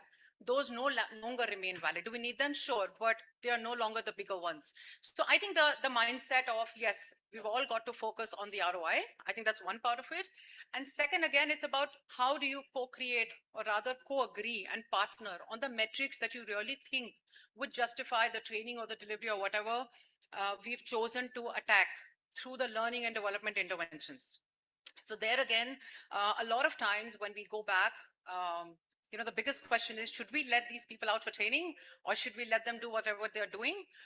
Well, if these are the business outcomes that you need, could be an improved VOC, NPS, could be an improved attrition score, could be an improved shrinkage on the floor. Well, if that is the yes, then the backward math to that is these are the interventions in terms of training that I need. And this is the behavioral upskilling or these are basically the all end all of what you would need to get to that particular number. And then you track it to closure. And then we check and see where it is. So that co-creation of metrics alongside, the operational folks and then moving forward to it. I think those are some of the, I would say, initial resistance that we did face. But yes, I think today it's a very collaborative world, and everybody understands that it's not a business run by ops. It's a business run by set of people in the organization, and we all are equally responsible for how well or how bad we do. Thank you. You rightly mentioned this thing, and there could be one more just question coming to my mind. If anyone can answer, Krupa, if you can answer any behavioral indicators that you want to outline, which is under the measurement by your company, or you are measuring, or which could be indicating the changes actually. Some any indicators. So when we look at behavioral indicators, it comes from various attributes of an organization, and I think that is true to any industry. The leadership behavior, our delivery, behavior, or we look at our own employee behavior, the customer's behavior. Basically, all of this, I would want to club it in as part of an experience. What each one of them really would go through because of certain things that we are trying to bring in as an intervention. We just spoke of a lot of things where we bring curated programs, and this is what L&D does, and this is where it is. If we just take the ROI from a point of view of an organization for a minute, and then look at it for an employee, on what is the return on investment for that employee for having invested that time into this program, because it is as much important, because as long as they really don't believe in it as much as the organization does, then it is something that we are doing for the sake of doing it. This also changes from people practices, I would say, because coming in from HR all along, we have been looking at HR typically as a department is known for asking the whys. Why promote? Why? But if you look at our own behavioral change, when we look at certain interventions coming in and we see that reaction or an improvement or a progression of individuals, then we start looking at why not? Why not promote this person? Earlier, it used to be a very subjective conversation with the business leader with X metrics coming in. But then today, with an employee's investment into this whole program, right? If the employee, in short, if I can say, if the employee can find the next me in the company, what is the next me? Where am I going to go? I'm here. Where am I going to move? It is equally his investment, his or her investment, that really need to reap the benefits. Only then all of these programs can ever be successful. So that's the behavioral change that has to come from all of these quadrants. Thank you, Krupa. And continuing with the Ishita, because she is also working in the diverse domain. So again, the same question, any behavioral indicators you want to outline, which is taking you to the impact measurement or the behavior measurement? Yeah, so like I mentioned that, when we co-create the program and, we take a matrix in mind saying what is the matrix which will move or what needle will move, it could bring in behavioral indicators as well, and we try to then over a period of time collect those evidences either through surveys or through manager observation or some analytics. So I can give you a case, an example in my previous company which was a healthcare company, and in that we had customer experience as a very clear output which we would measure because of the investment going in the frontline team. So that's a data point, right, which is very, very clear and very easily observable when we get the customer NPS score, which comes as an output.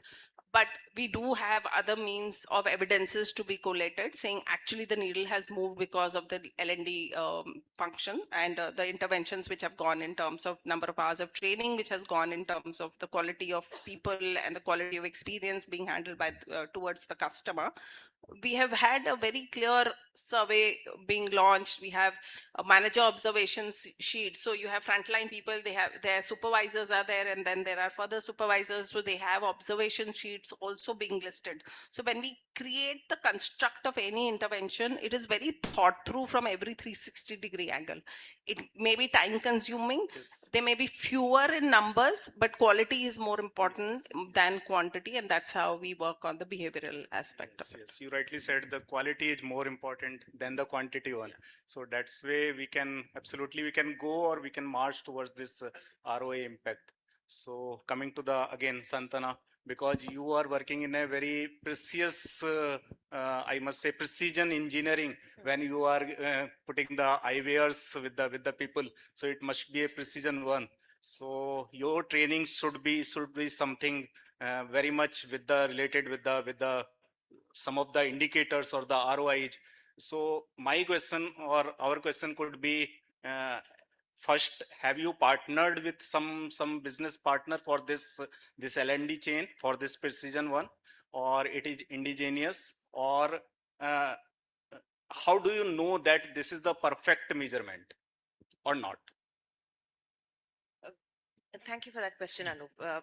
I also want to. I'm putting some tough. No, I'm just this thinking thing. about, because I was very impressed with what Kripa said around the definition of ROI and the behavioral change, and I'd like to riff off on that a little bit. But before that, to your question, the training that we do, um, like most organizations, follow the 70-20-10 pattern, right? We believe only 10% of the learning is going to come from a classroom. The trainings which are related to the functional aspect of the product or the service that we deliver, which is related to either the eye test or the proximity of the machine to the doctor and so on. Those, I think, are programs which have been standardized over many years. The product eventually dictates the training for the individual and how they deliver it.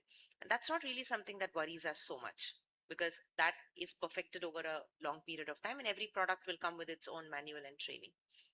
The precision comes essentially from the machine. Yes. Now, this is one of those age-old debates which, if you have F1 fans in this room, of man versus machine, we are quite clear it's the machine, right?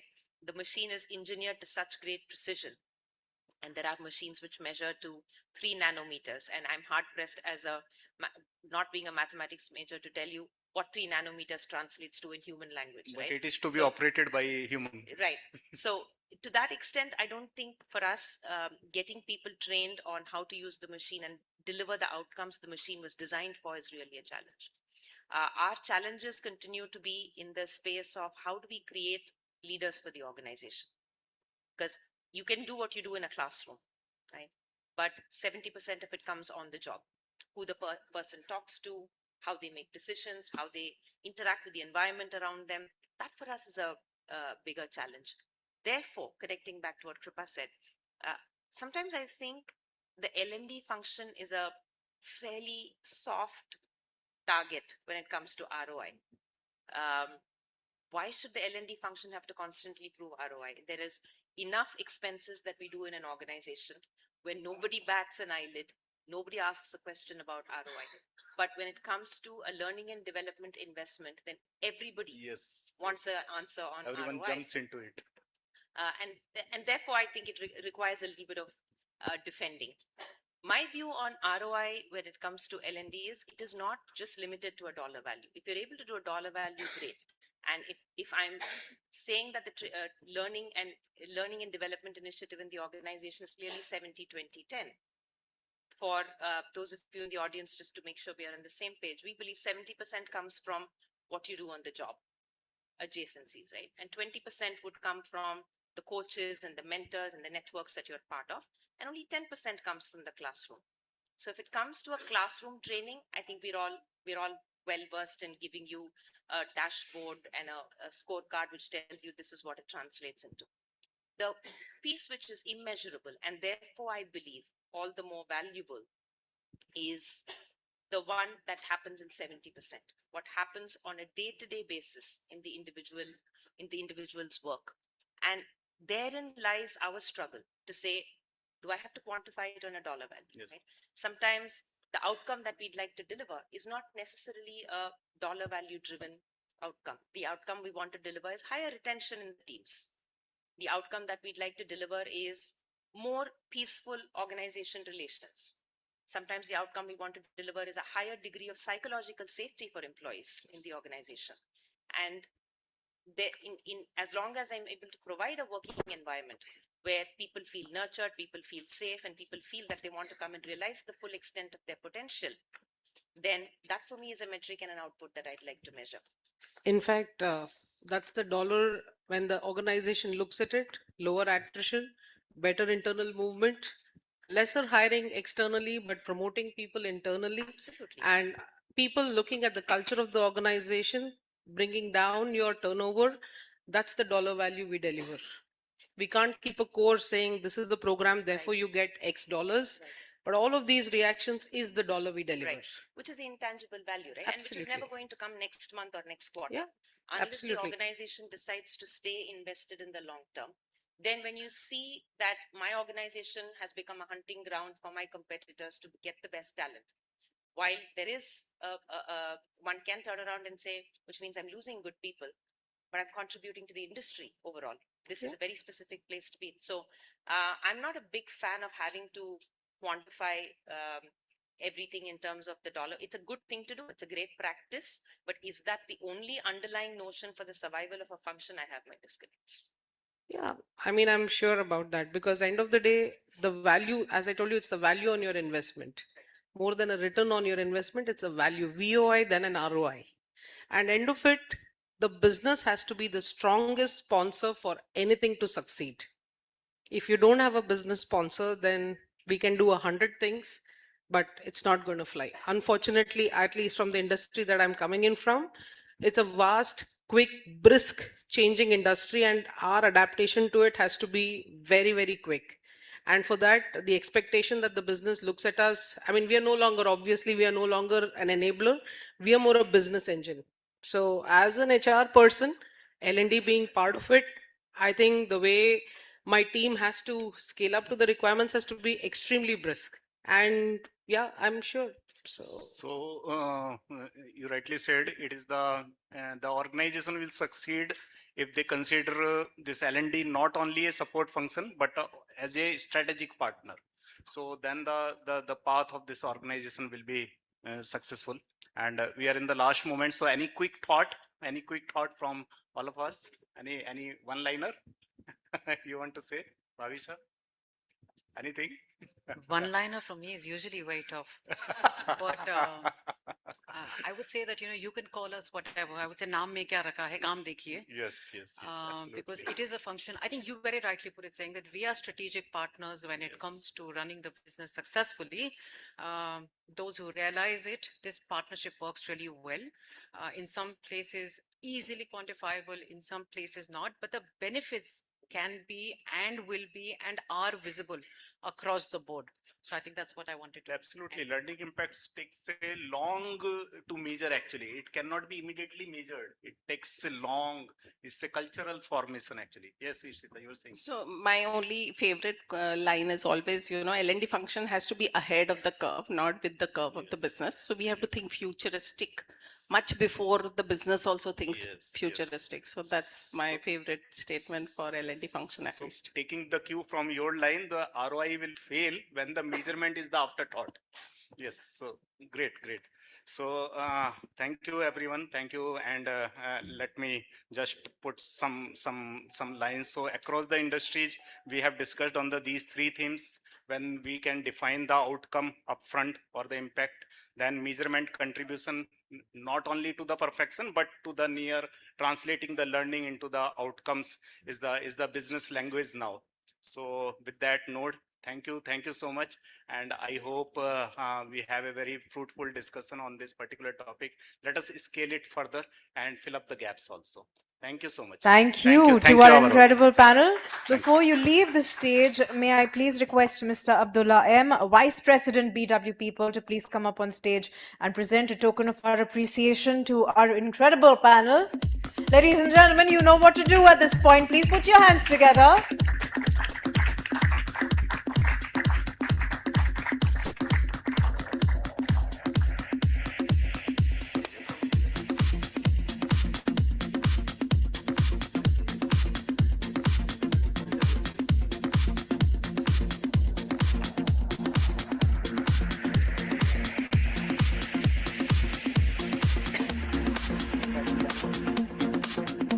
Can we please have a group photo with the magazines? So with you as well.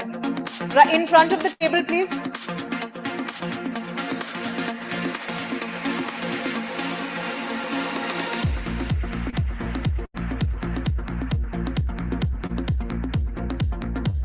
Thank you once again to our incredible panel. Thank you for sharing your valuable insights with all of us.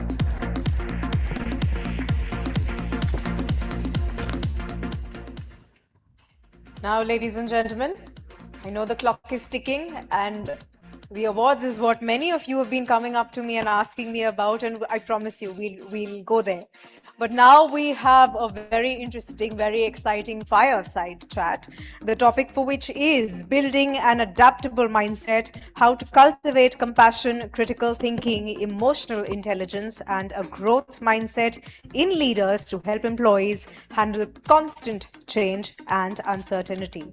Our speakers for the session will be up here as soon as the stage is ready. 2 mics only, please. Thank you. All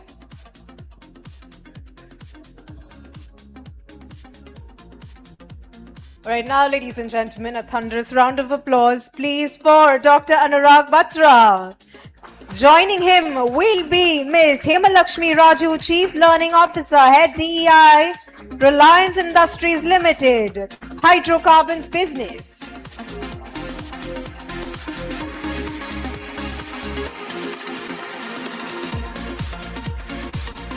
And now I hand over the further proceedings of this session to Dr. Batra. Over to you, sir. Ms. Raju, thank you for joining us. And Bilkis and Savi have put me in the seat. I would like to start by asking you, you've been here for a while, you were listening to the last panel. What has changed in the last 12 months in the space of L&D? Have the L&D budgets gone up? You're smiling. You're smiling. No, to be honest, yes, I definitely see an increasing trend when it comes to the spend on L&D. Having a seat at the table is something that multiple speakers spoke about. And I would like to quote... Excuse me, can I request you to sit? There'll be time for networking. Can I request all of you to sit? Thank you. So this was in an event like this in the pre-COVID days, sometime in 2019, I guess. I was in a panel wherein a CEO of an organization was also on the panel. So what he said was very, very interesting. He said, the seat at the table is definitely there for you. We want you to claim it. And that statement is even more true today. The rate at which skill disruption is happening, I think leaders are wanting learning to happen at a much faster pace. With that, the question that you asked, they know it definitely cannot happen without budgets. While the push is also about how can we do it faster, how can we do it with internal resources, how can we do it with lesser budgets in a more efficient manner is also an ask which is coming. But yes, the need for learning, the focus on learning has definitely gone up. Definitely gone up because I think there is an emphasis on skills. There is also an emphasis on competency, but there is also a renewed focus on what we call traditionally soft skills. The more technology grows, the more, I said it in the morning, the value of human touch grows. So where are the L&D budgets going? Give us a sense. Of course, it varies from sector to sector. It varies from the where is the company in its life cycle, but give us a sense of some of the trends in terms of where the money is being deployed with respect to L&D. Sure. One of the shifts I also see, what I hear leaders speak is also about, I think the divide, the line between soft and hard skills is slowly, it's merging. Because at the end of the day, well, the functional skills are like the what of the work, soft skills are the how of it. Because without, skills like what are soft skills, be it communication, be it time management, be it, some of the things like adaptability, you cannot do your work. So that, in fact, we have a program running. I was doing a session. This is for a plant managers, a hardcore technical mid-level role in the organization. It's a longish program that they're going through wherein it's both are merged. There is something around executive presence that we are doing along with the rest of the hard skills, functional skills that they're doing. So that divide, that line between soft and hard skills are going away. But if I have to talk about where is the focus, where is the money going, it's definitely towards, it's not digital savviness anymore. I think we have crossed that line. How can you actually deploy that in your work? So it's about, be it for productivity enhancement, be it for, kind of larger organizational goals, how do you deploy it? So making people talent future ready is also an area that we are looking at. So there's a lot of focus and spend around that is what I would say. Sure. Now, do you like Trump or you don't like Trump? I think I'll keep that a secret. Secret. I will not reveal it here. The reason I ask is Trump said last year when he was sworn in and there was this accident, there was an accident in the New York, one of the small planes crashed, and he said diversity and inclusion it doesn't matter, all this is humbug. He's famously said in his first term that climate change doesn't exist. Clearly, he knows more than us. But the reason I asked you what is your views on, because as part of your responsibility, you're also responsible for D&I in your organization. Uh, how do you make sure that the D&I objectives are met through learning and development? It's about, see, end of the day, when you look at DI, it's not about diversity, it's about inclusion that needs to come alive. Sure. Because inclusion from its multiple facets, multiple aspects, unless and until inclusion comes alive. And it's not just about, it's definitely about gender, it's about people with disabilities, but one of the biggest diversities that we have in any organization, especially traditional manufacturing sector, is the generational diversity that we talk about. Sure. In my organization, we have easily 4 generations, and there are fewer numbers of 5th generation also existing there. Can each one of them work there with a sense of belonging? Can each one of them feel as much a part of the organization as everyone else? So with that, kind of when you look at learning, it's a lot about sensitizing people to that. I'm happy that the conversation is shifting. From a couple of years ago, people, kind of people belonging to my generation looking at youngsters and saying, oh, they're not okay. They don't work as hard as we did. Something is wrong with them. From there, the conversation is shifting wherein they're seeking support. They're like, we don't know how to work with them. Can you help us with that? So it's about, kind of building not just mindset, but also skills around how do we make inclusion work is something wherein learning agenda has a huge role to play. Now, skills are changing fast. The need of various skills in the same sector is changing fast and faster than ever. And we've always talked of mindsets really determining success, or in older times we'd say attitude determines the altitude. So is mindset now more valuable than the skill set? Because you can have the skill set, but if you don't have the ability for alignment, for teamwork, for empathy, then really the outcomes collectively are not the same. So what do you have to say in terms of deployment of L&D budgets towards improving skill set and towards improving mindsets, and a little different than softer skills, Understood. A very profound question. So I wouldn't want to call it as more important or less important. I'll go back to your model that I heard some time back. That this expert spoke about a tree model of capability building, wherein this person said, capabilities or mindsets are more like the roots of the tree. They're very, very foundational, very long lasting. Skills are like the leaves. Okay, skills, leaves drop, new leaves come up. So skills may keep changing, but mindsets are very foundational. They're like the roots. So that was always the case, but in today's context, it matters even more. When you look at mindset development, I would say it's not even the will or the skill, it's a lot more about awareness. If we can sensitize people as to where they are today, because many times people tend to think, I'm okay, I'm learning, kind of the mindset I already have is a perception that individuals tend to have.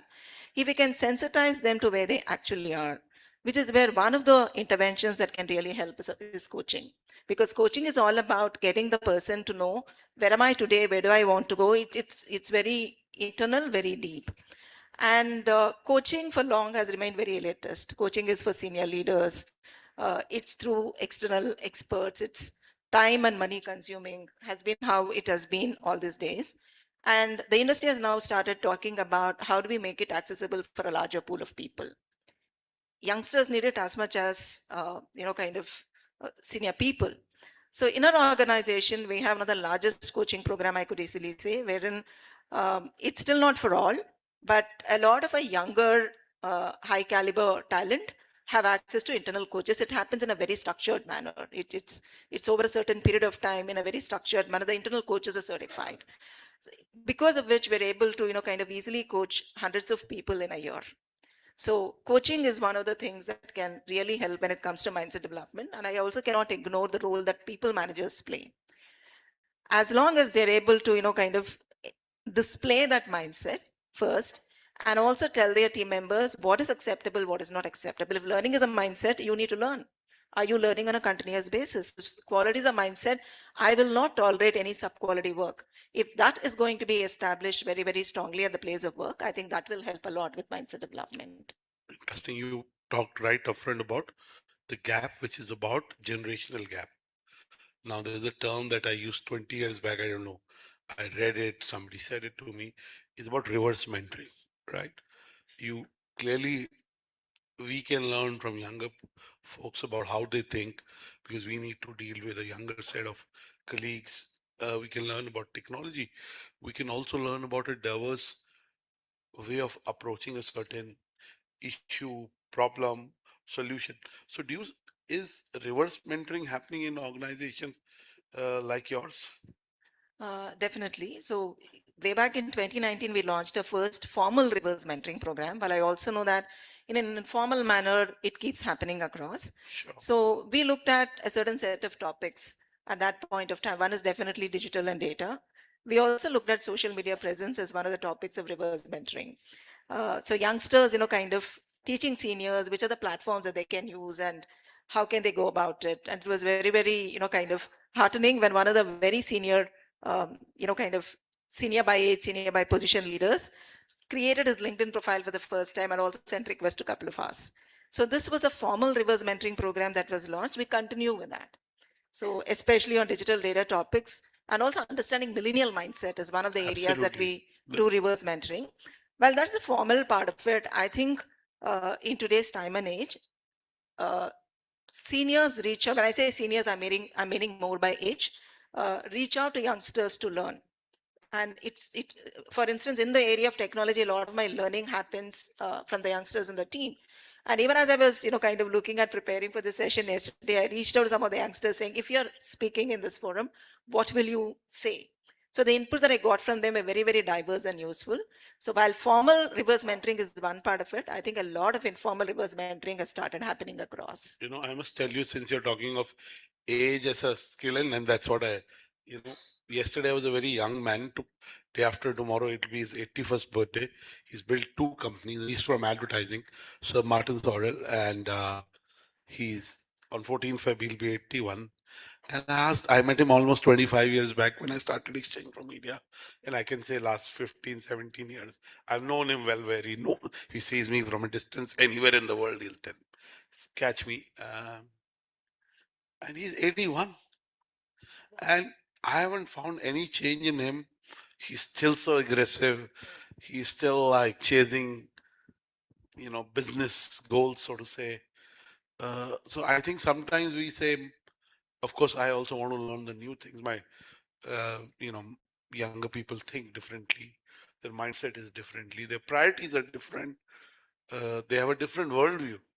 So clearly, it's good to learn from them. Now, let me ask you, as a leader, we also need to upgrade ourselves while we are upgrading everybody in the organization through L&D initiatives, through sensitization, through reverse mentoring, through formal coaching. How does a leader like you keep herself abreast and in some ways upskill oneself? Let me first begin by complimenting, kind of the set of people sitting here. This definitely reflects the learning agility of the HR and the learning team, spending a whole day investing in your learning. This is also something that I do because nothing like listening to peers, listening to experts. And we all have a different learning styles as well. In fact, one of the speakers earlier did talk about the different learning styles. And I'm somebody who learns a lot by reading, which I do.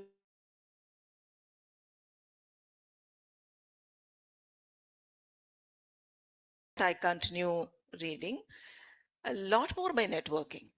Because nothing like talking to your peers, talking to, not just, when I say peers, I'm not just referring to people in the learning fraternity or in the HR fraternity. But diverse set, different Diverse. industries, different functions, Right. different backgrounds. So talking to them can be hugely eye-opening, and I also do a lot of courses, be it on LinkedIn Learning, be it on Coursera, because in the space of technology, there's a lot that's happening, and definitely reverse mentoring is something that I practice on a regular basis. Now, one of the things EDPs and MDPs, executive development programs and MDPs, maybe 20 years back, they were longer format. To some extent, they've become a little, because the pressures of being in the job, delivering, also learning, also having home. So do you think that the MDP and EDP initiatives, as they existed a decade back, are still relevant in the same form and format, or they need to change? The duration, if I have to look at what we are doing in our organization, the duration has come down slightly, not drastically. Duration has come down slightly. We are not looking at 12 months intervention, and I'm talking about the holistic journey. The duration has come down a little bit, but certain elements definitely continue. For instance, we strongly believe in making it a residential process, preferably on an educational campus, because it gives the academic rigor goes up, and also the experience of participants in an organization like ours. There are people from different parts of the organization. They get to meet each other, people in other functions, other areas. That networking becomes very, very useful. So that's one. What has definitely increased is the experience exposure part of the learning. All our MDPs definitely have an action learning part to it.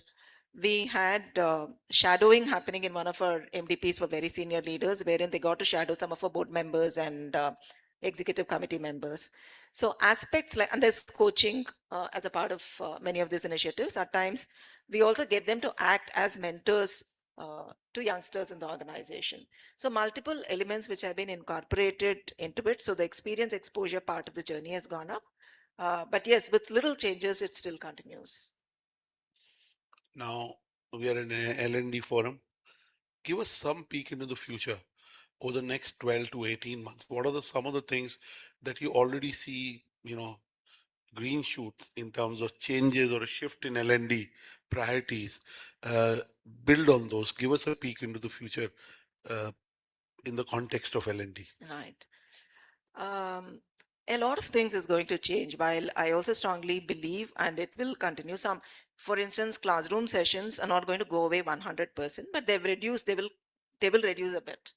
Okay, for all right reasons, because if technology can equip somebody with skills needed at a faster pace, why should they wait to get into the classroom to do that? But classrooms will continue.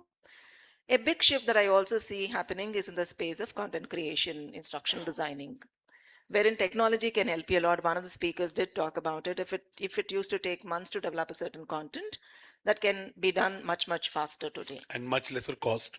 Much lesser cost, much faster. You can do it internally. So content development is one space wherein I see a lot of disruption happening. And while, kind of the value of instructor-led training will always be there, because it's not just information which helps in building capabilities, it's the insights, the experience, the networking that happens during the session, which also helps. Having said that, the scope of technology, especially towards learning and especially reinforcing learning, is going to be very, very high. We're in the process of introducing an AI bot for coaching. So we're going to be using it, especially in the immediate scenario, is going to be around the performance cycle is beginning, performance conversations will happen. So managers get an opportunity to, kind of simulate a performance conversation of different scenarios with the AI coach before they do it. If my team member is a very difficult, I have to have a very crucial conversation, difficult conversation, how do I do it? So those kind of technology improvements are going to come. So I think it's important, we are aware of it and we start in car. We need to stay ahead of the curve with respect to that. Also, you can't talk of L&D without talking of leadership styles. Traditionally, soft skills, at least in some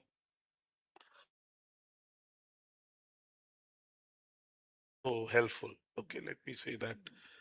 Whereas the number one quality for leadership or even learning is empathy, is compassion. They are like twins, so to say. What how, through L&D can you enhance empathy and compassion in leaders? Is it possible? We can sensitize people to it, because when it comes to compassion, yes, there is a skill part to it, but there is also a mindset attitude part to it. And I think compassion is one of those highly misunderstood concepts. Okay, we tend to think of it as very, very soft and touchy. But I'm reading this book called Karuna by the Nobel laureate Kailash Satyarthi. When he beautifully says compassion is not soft, it's not a soft feeling, but it can be a major force for transformation. So one example, while there are multiple examples, be it in our epics or be it in the current context, one that I would like to talk about is from outside the country. When the Christchurch shooting happened in 2019, Jacinda Ardern was the prime minister there. A calamity like that can move anyone to tears. She also shed tears, which is a lot of sympathy. She could have stopped with announcing some relief for the victims and their families. She went many steps beyond, and one of the fastest implemented laws in less than a month, a law was implemented in New Zealand banning possession of any weapon. Now that's compassionate leadership, because compassion is about you don't just look at the individual or the situation, but what is going to be its impact beyond. So that way, I would say compassion is a much needed skill for everyone as they are dealing, because every leader is working with people. Okay, so it's about getting people to understand compassion or emotional intelligence or empathy in its true sense, and get them to kind of master that. L&D is a function of the people function or the HR function, which is a function of business and enterprise objectives. What is that one thing you'd like to see in the L&D department change, or in the L&D approach change, that could really do wonders for the function itself and for the organization? I think many speakers earlier touched upon it. It's about we have it in us, but we need to really position ourselves as a business function. Okay, That I've been hearing. I started right. for 25 years. I've been hearing, oh, HR needs to have a seat at the table. HR has to be a strategic function. I used to have a professor, Dr. Preetham Singh at MDI, and he used to talk about this. I think in '94, I first heard him talking this to me. So this conversation has been on for a long time. So as I started, the seat at the table is already there. It's about claiming it, because we ourselves tend to position ourselves as little too soft. Okay, so it's about being business focused and claiming the seat at the table. Clear. So business focus, and I heard throughout the day a word outcomes. Outcomes, L&D needs to lead to outcomes, and that's the ROI. I want to close by a rapid fire. What's harder to unlearn, ego or expertise? I think the answer is clear. It's ego that comes in the way of unlearning expertise as well. Sure. One sign a leader is emotionally intelligent without saying it. The person listens. Beautiful. What scares leaders more today, AI or honest feedback? I think it has always been and will always be feedback. Okay. Right. A mindset every high performer must drop to stay relevant. High performers, I know it all mindset, which stops them from learning and many other things. So I know it all is a mindset that they should drop. In one word, the future of leadership. I think it's human. In the age of AI, the future of leadership is human. On that note, let me bring in the audience. We have Miss Raju here. You may want to ask one or two questions. We can take one or two questions. Any questions anybody has? Or you're looking forward to your award? I don't think there are any questions, so we'll close the session. Please give Miss Raju a big round of applause. May I now request Dr. Anurag Batra, Chairman and Editor-in-Chief, BW Business World and Founder, Exchange for Media, to please present a memento as a token of our appreciation to Ms. Hema Lakshmi Raju, Chief Learning Officer, Head DEI, Reliance Industries Limited, Hydrocarbons Business.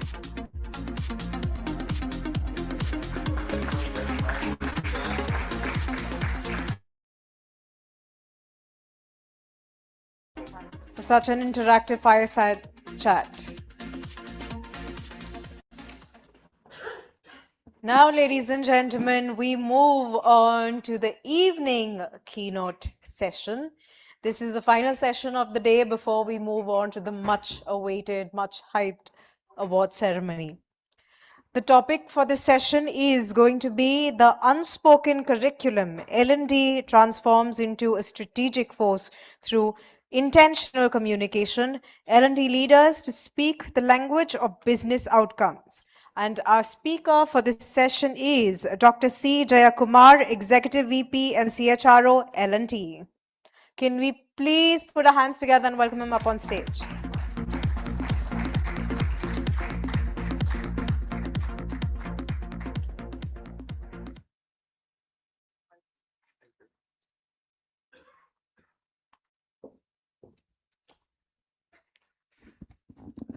Good evening. Thank you, Mr. Batraji, for inviting me for this event. I know little bit of mind reading.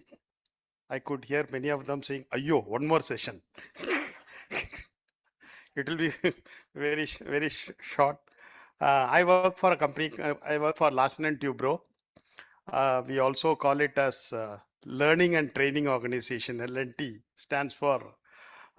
Somebody jokingly says lunch and tea. Also, we give a good lunch and we have a wonderful canteen.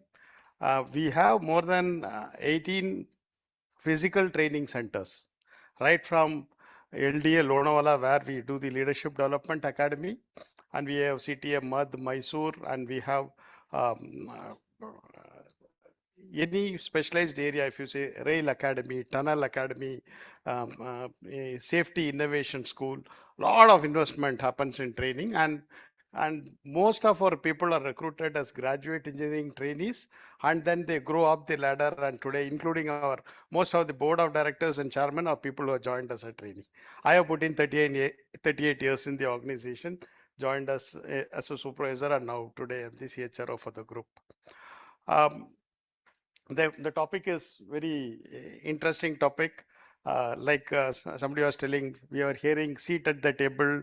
I've been hearing of ROI in learning right from my college days, and and immediately we tell Kirkpatrick model.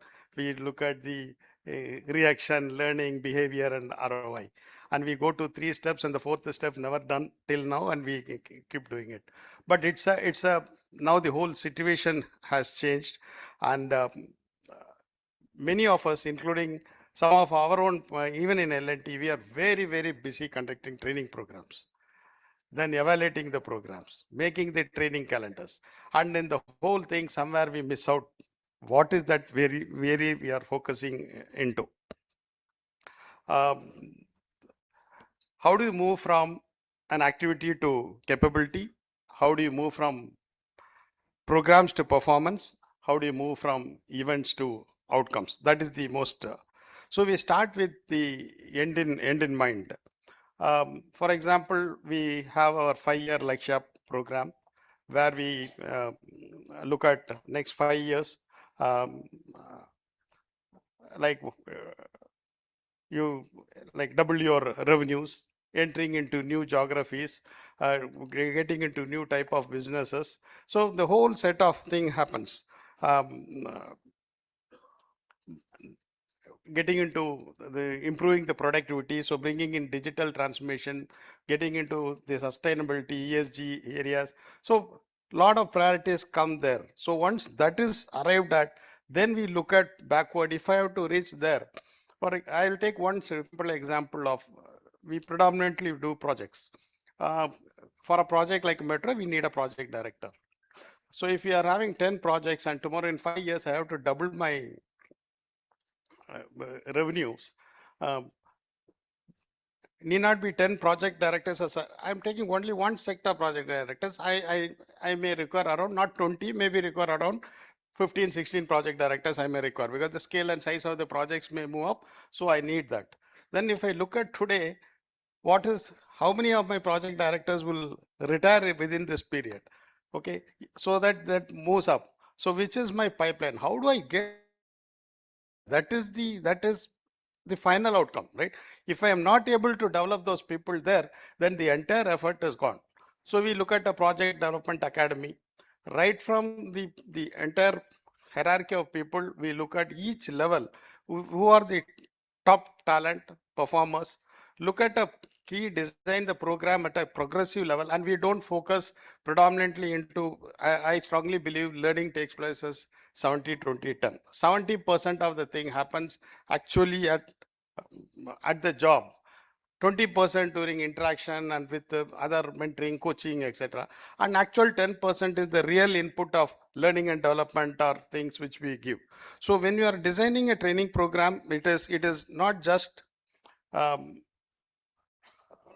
design the training over. So we predominantly get into journey programs. So identify it. Earlier we have a program, then we search for people to attend the program.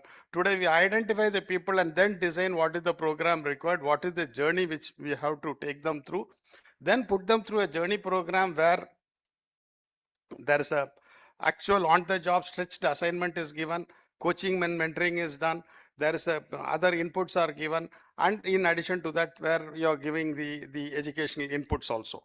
So the thinking is, at a long term, what type of capability we require after 5 years, after 10 years, what then we also look at the environment. What is the environment look like? What is the capability required?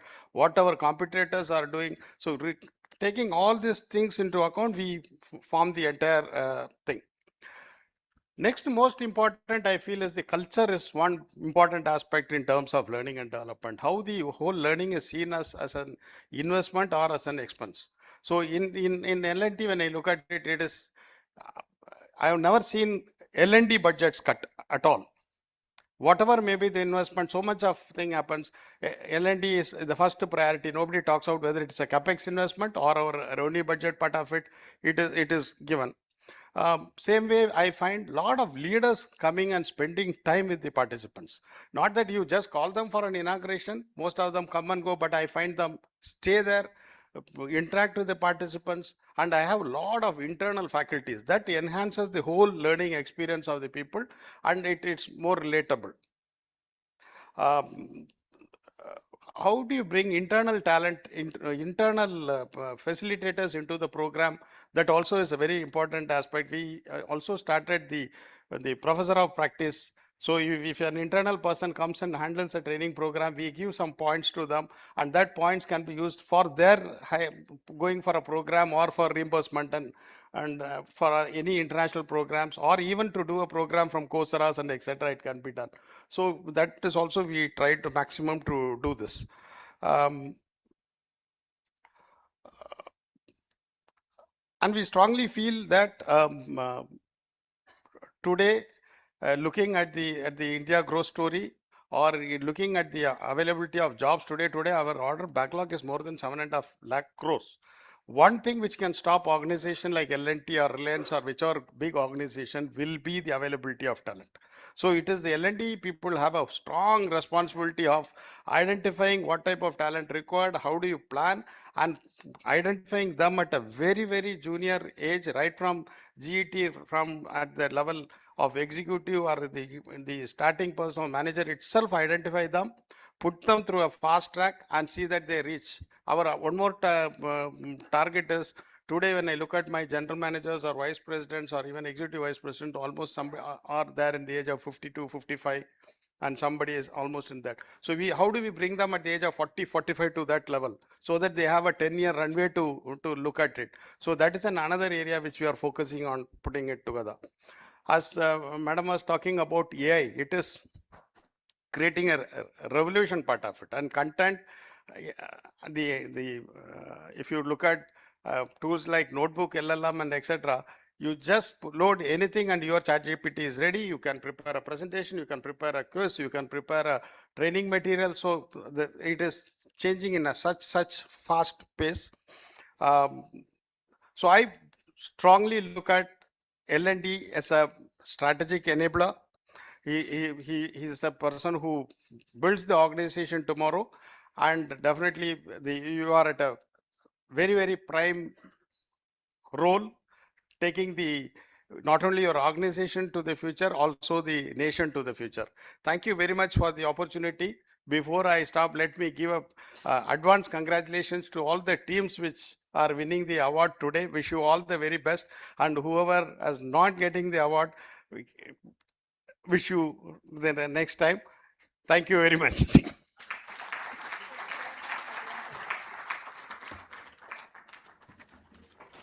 Thank you so much. I would now request Ms. Bilkis Naqvi, Business Head BW People, to please come up on stage and present a token of our appreciation to Dr. C. Jayakumar.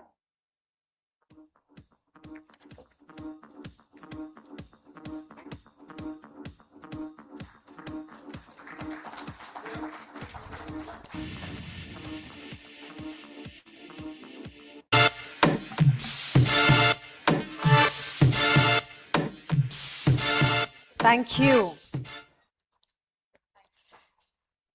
And now, ladies and gentlemen, the moment that you have all been waiting for has arrived. Pardon me.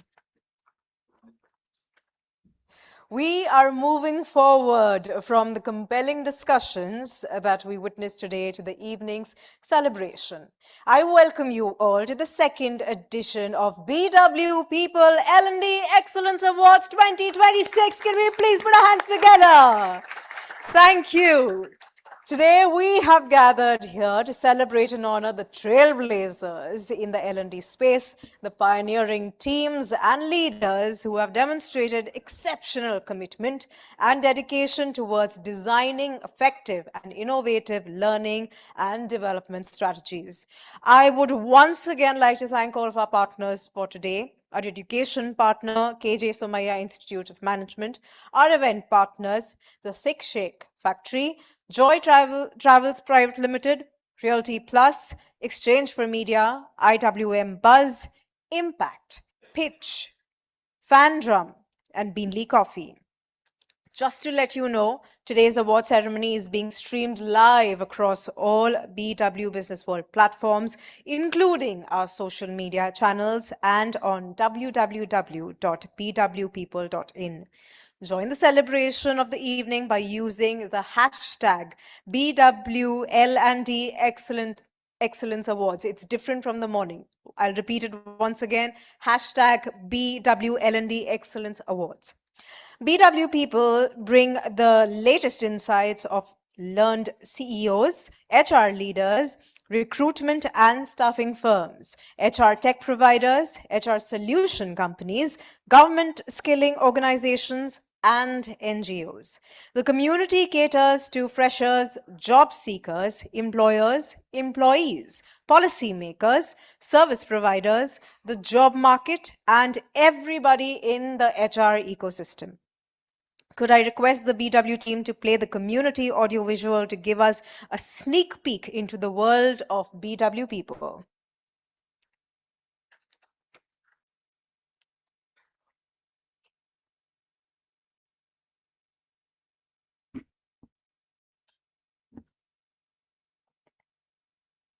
Is the AV ready?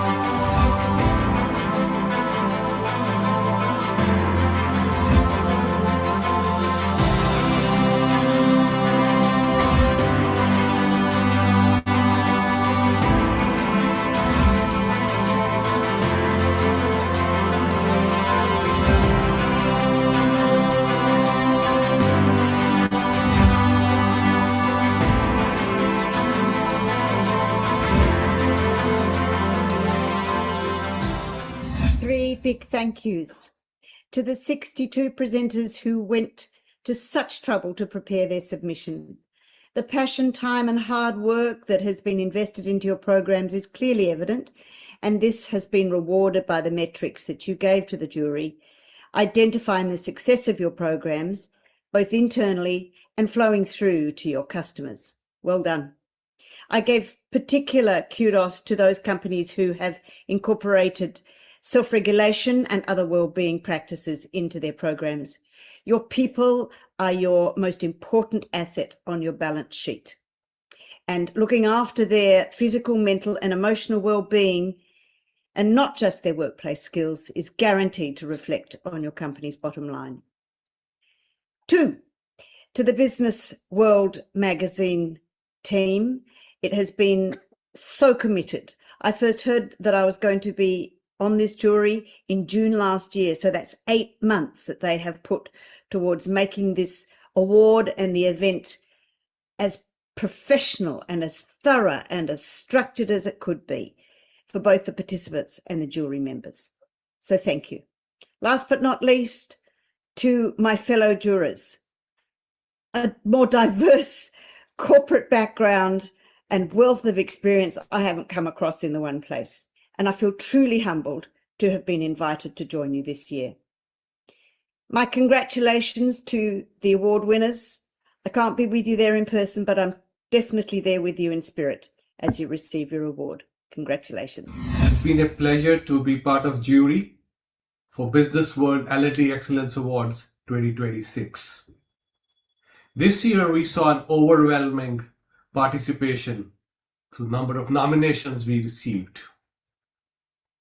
As we reviewed those presentations, as the speaker spoke to us, what impressed us most was the quality of the presentations, the depth of the content.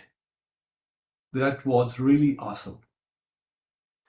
The presentations of the organizations and the individuals highlighted how deeply engaged the L&D is now in the business growth and leading it from the front as a part of the key business focus in upskilling, in capability building, and leveraging technology in delivering all those services to the organization. I'd like to thank Business World team for a flawless execution of this whole event. The whole jury review for 2 days went hitch-free, very smoothly. An amount of effort put in by the team, the Business World team, in ensuring that each one of us have clarity, fairness, transparency, the process clarity in terms of the scoring, ranking, clarity, and ensuring all it gets stitched together in a smooth, flawless flow was excellent work. So I want to congratulate the Business World team for putting up a great show, and I wish them all the success for the upcoming conference in Mumbai on 12th February. All the very best. It was a pleasure being part of the jury. I learned a lot in the process. Heartening to see that all are linking to organization goals and measuring impact against business performance. All entries were compelling winners. Best wishes to all those who participated, and congratulations to the winners. Thank you so much.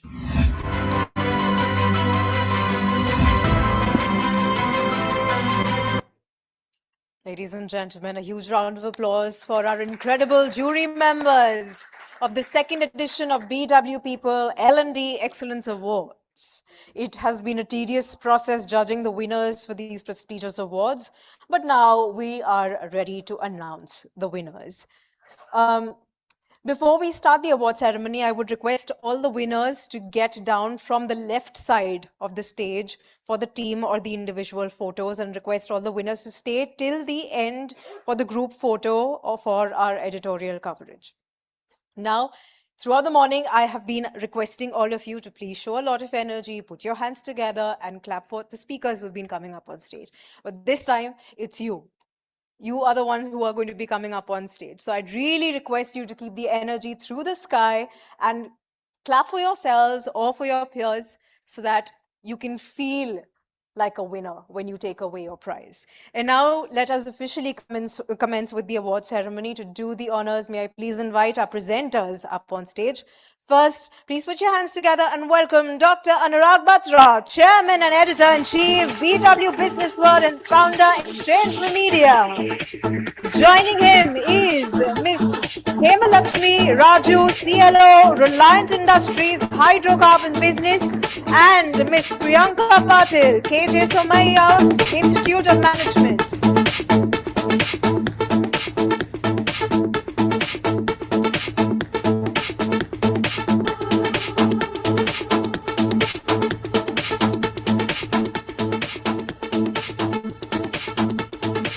All right, ladies and gentlemen, our first category of awards is the organizational awards.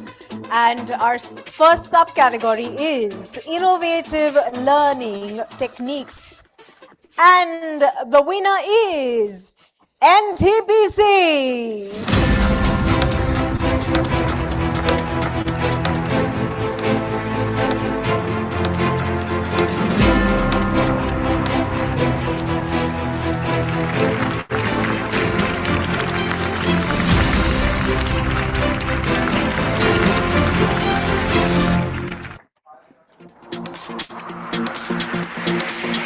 Many congratulations.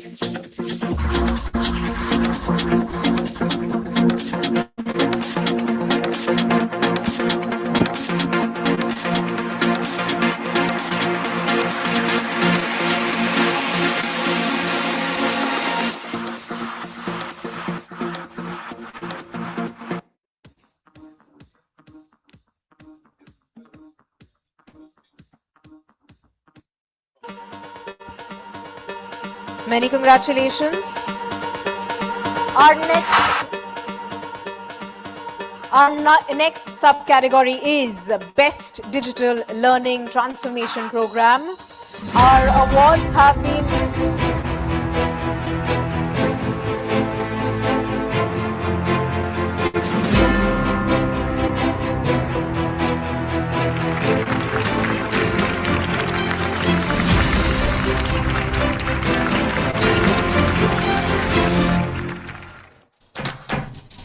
Our award in the Best Digital Learning Transformation Program, bronze, goes to Kotak Mahindra Life Insurance Company.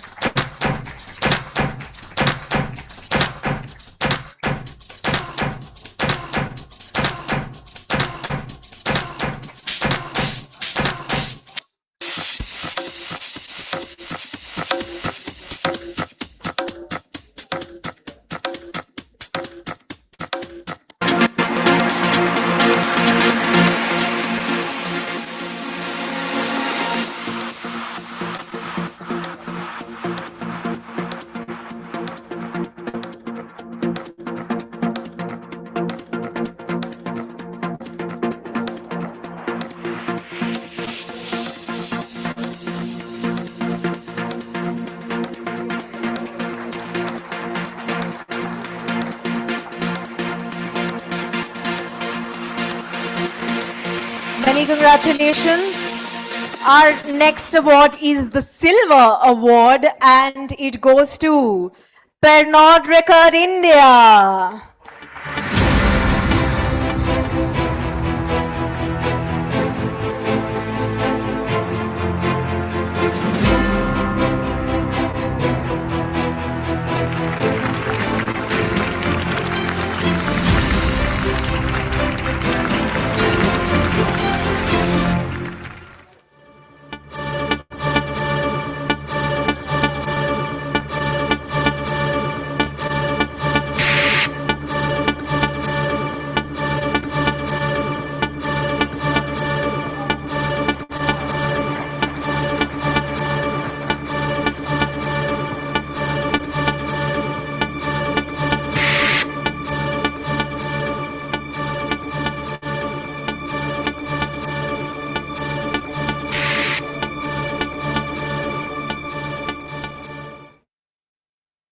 Many congratulations.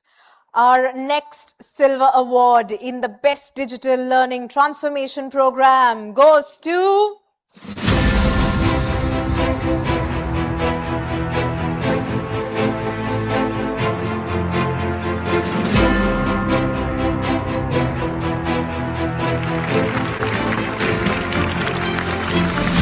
Larson and Turbo.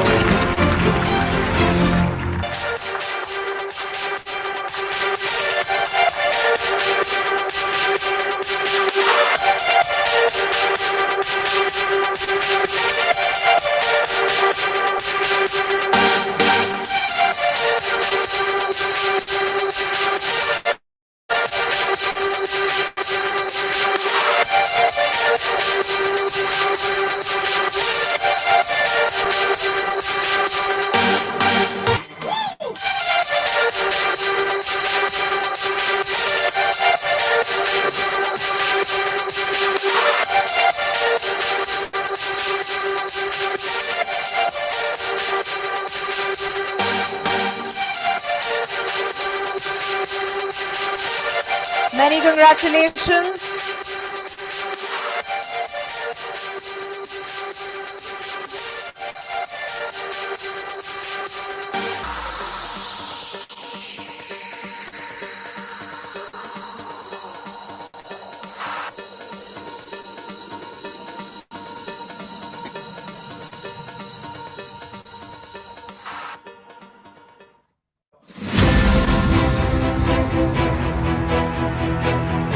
Our next award is the Gold Award in the Best Digital Learning Transformation Program.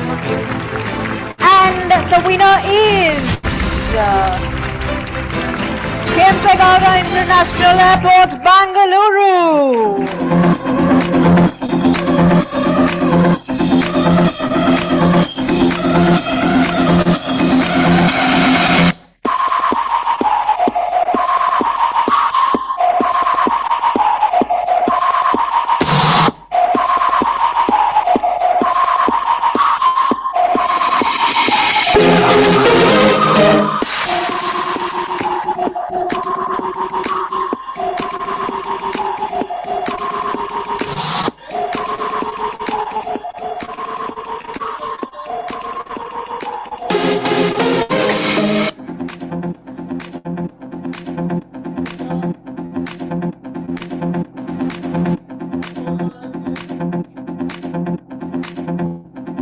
Many congratulations.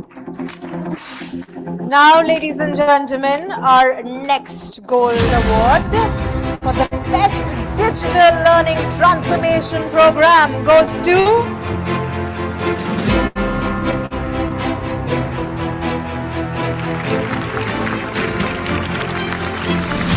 Altius Telecom Infrastructure Trust.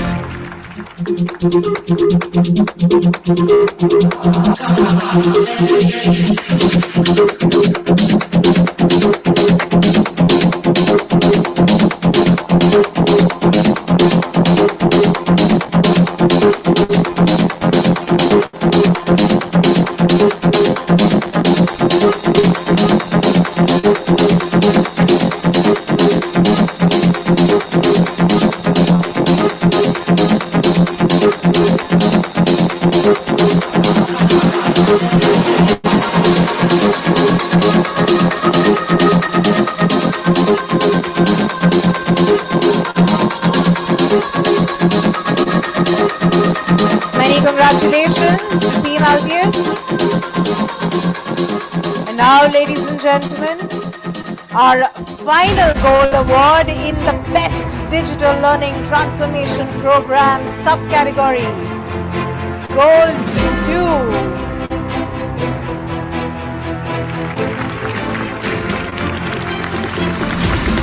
Vedanta Limited, Lanchikar.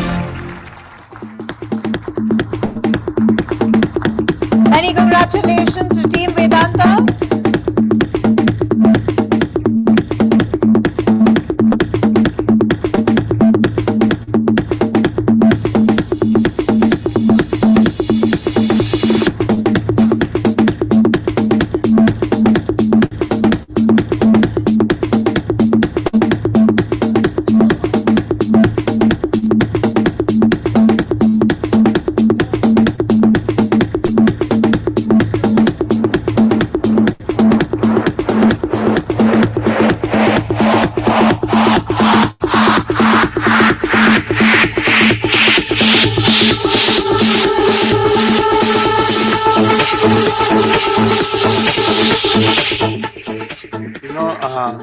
no GST on clapping.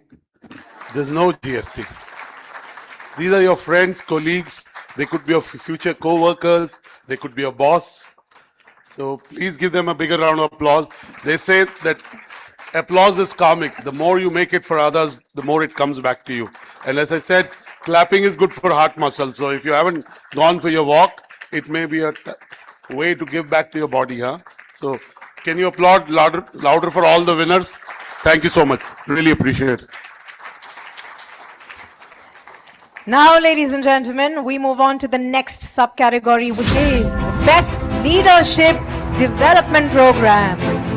And the first bronze award in this category goes to Zorient Solutions.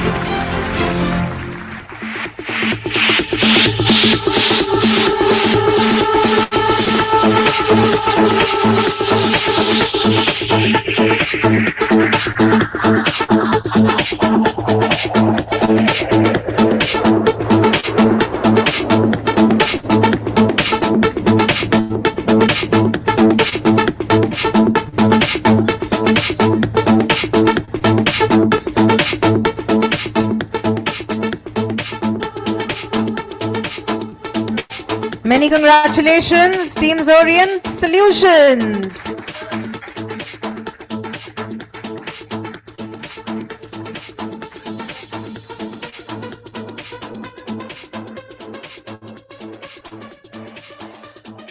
Now, ladies and gentlemen, we move on to the silver in Best Leadership Development Program. And the winner is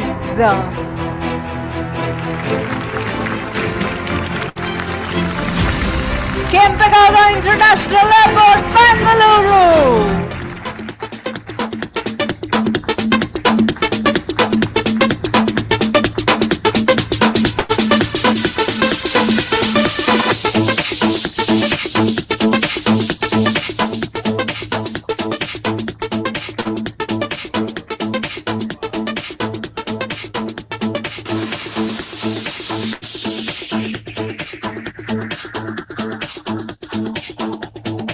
Many congratulations.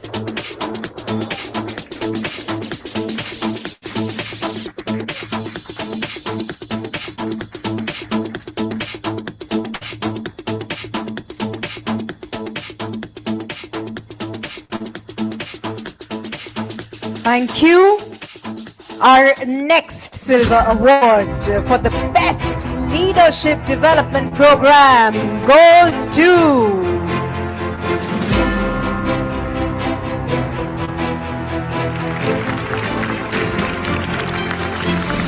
Coromandel International.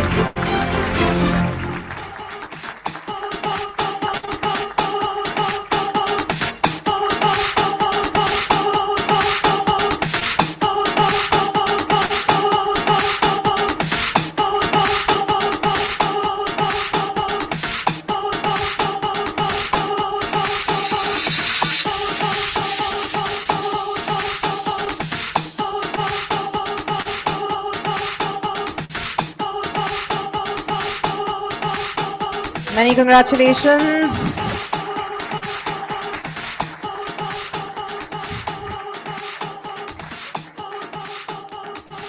And our gold award for Best Leadership Development Program goes to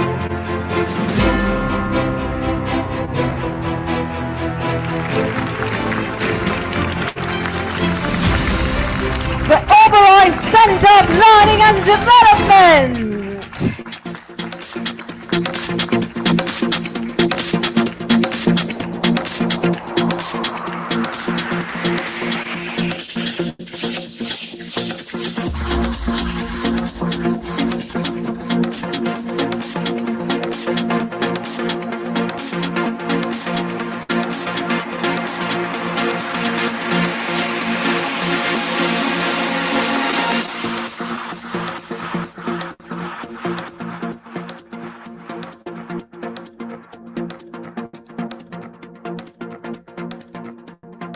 Many congratulations to Team Oberoi. Can we please put our hands together, everybody?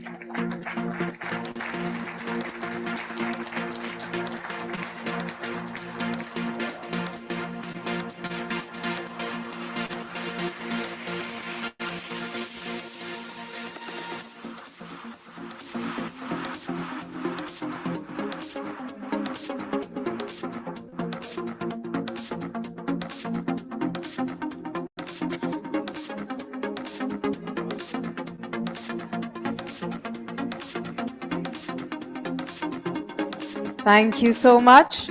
And before we move ahead, I would like to thank Ms. Hemalakshmi Raju and Ms. Priyanka Patil for joining us on stage as presenters. Thank you so much for doing the honors. And now, as our next set of presenters, joining Dr. Anurag Batra, Chairman and Editor-in-Chief, PW Business World and Founder, Exchange for Media, will be Mr. Arup Gupta, Chief Human Resources Officer, Reliance Group, and Mr. Sanjeev Agarwal, heading HR Swiss Re.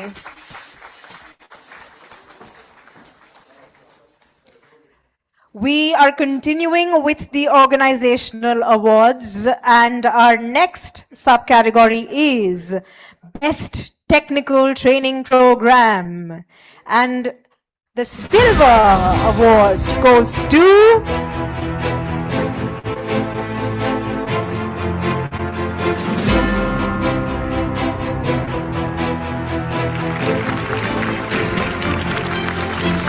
DCM Shri Ram.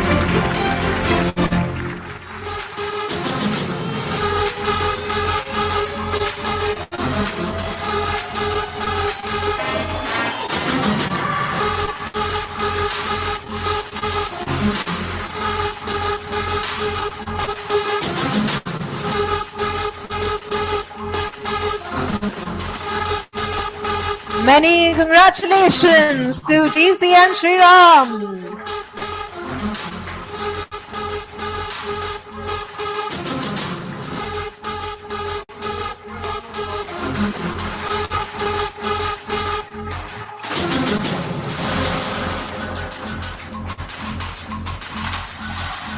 And now our Gold Award in the Best Technical Training Program in the organizational category goes to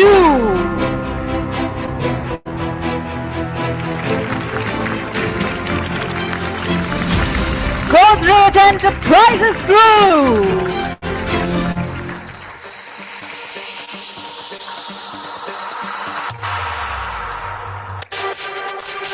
Many congratulations, Team Godrej.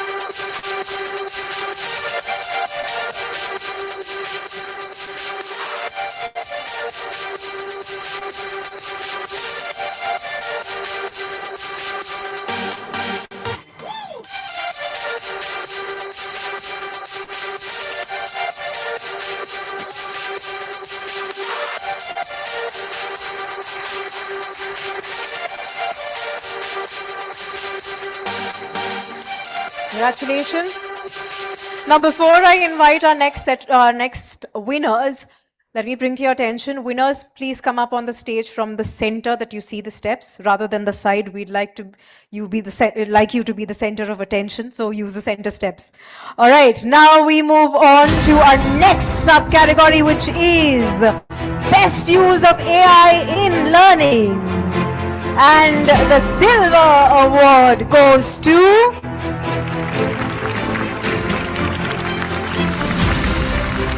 Power Grid Corporation of India.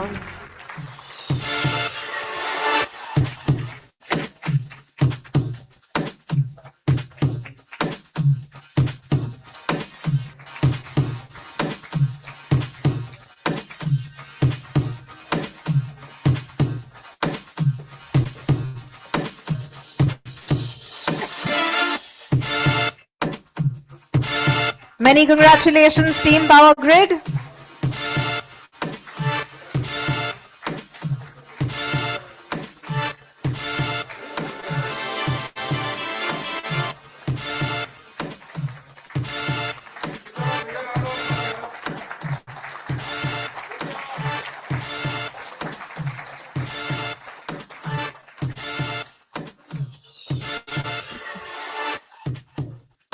Congratulations.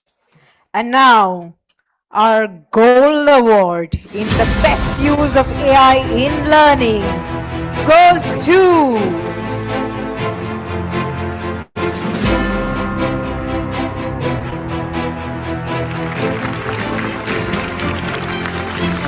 Larson and Toro.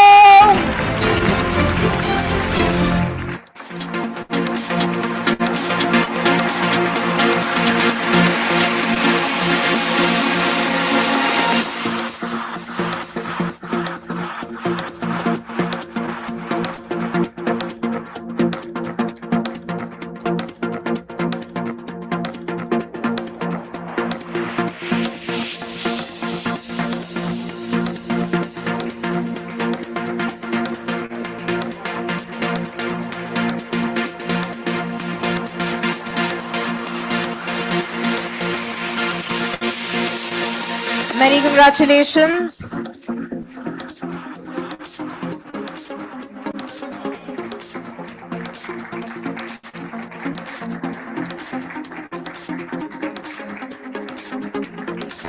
Thank you.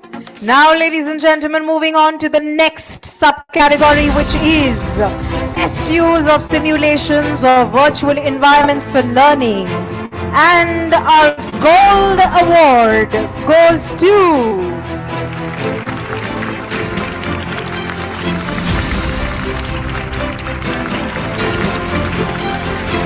Exceedance.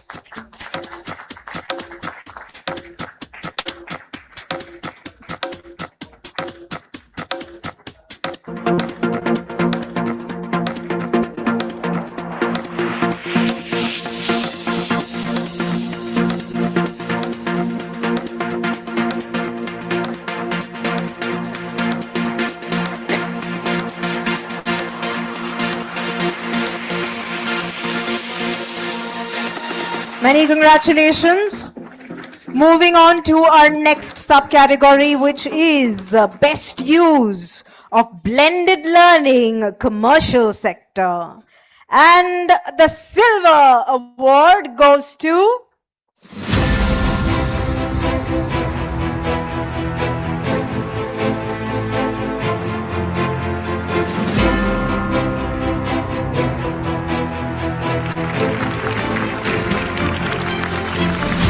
Nesta Building Systems.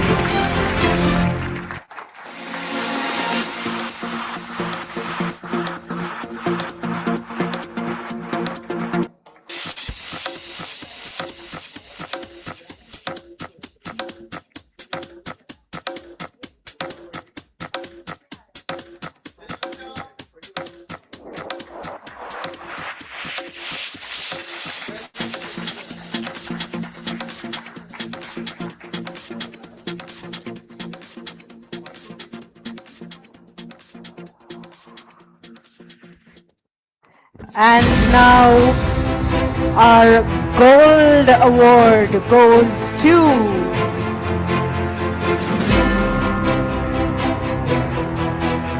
best use of simulations of virtual environments for learning, TP.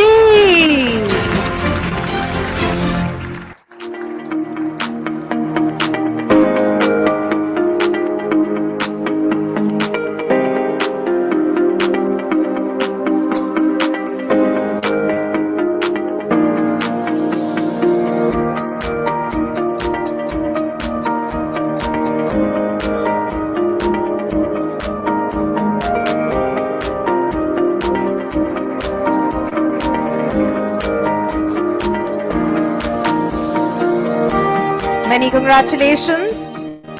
Our next subcategory is best use of micro-learning. And the winner is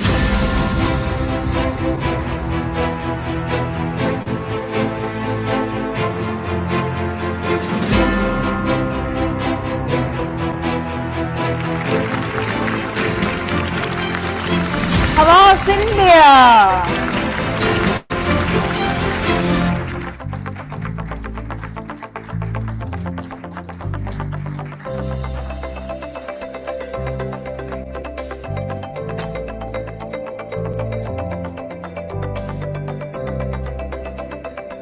Many congratulations.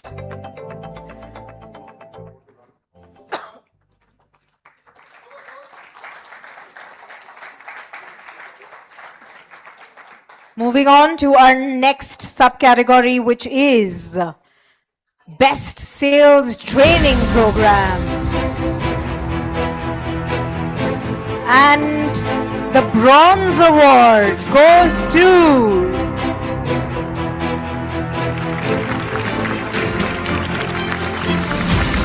"361".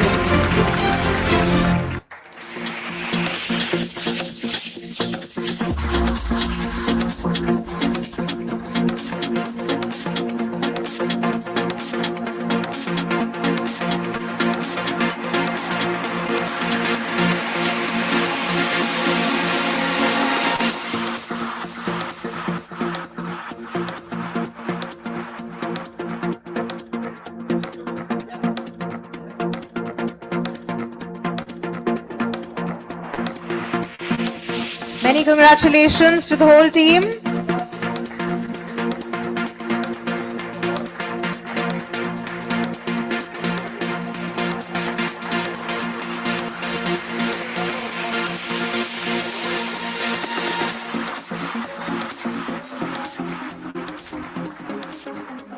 Now, ladies and gentlemen, our Silver Award for Best Sales Training Program goes to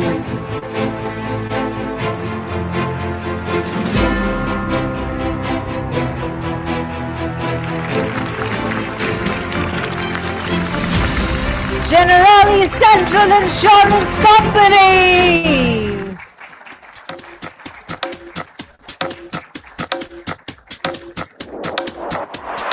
Many congratulations.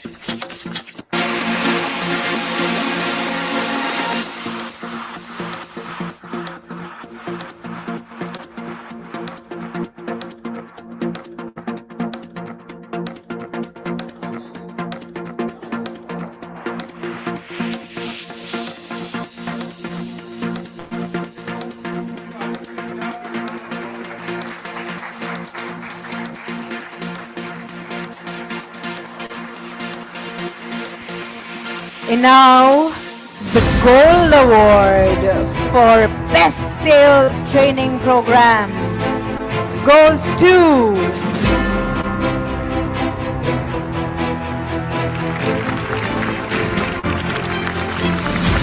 Kotak Mahindra Life Insurance Company.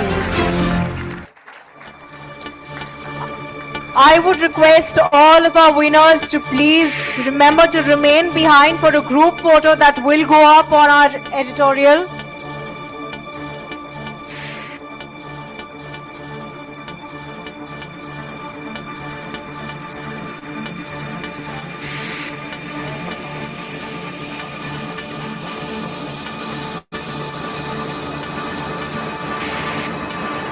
Many congratulations. Moving on to our next subcategory, which is Best Inclusive Learning Program of the Year. And the Bronze Award goes to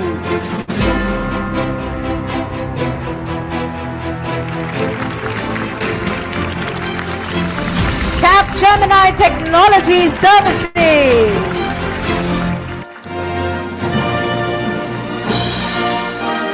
Many congratulations to Team Capgemini.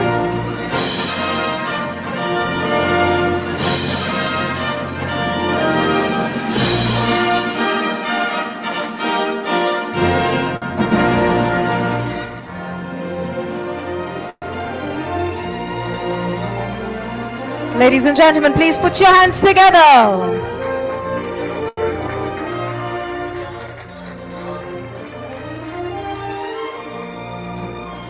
Now our Silver Award for Best Inclusive Learning Program of the Year goes to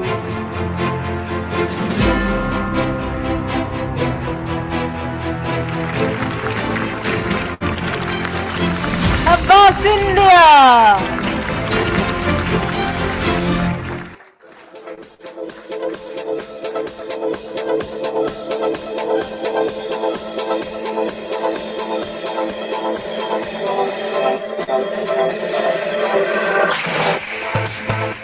Many congratulations, Avas India.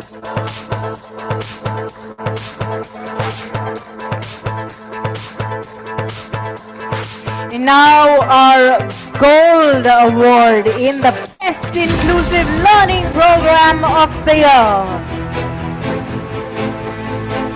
goes to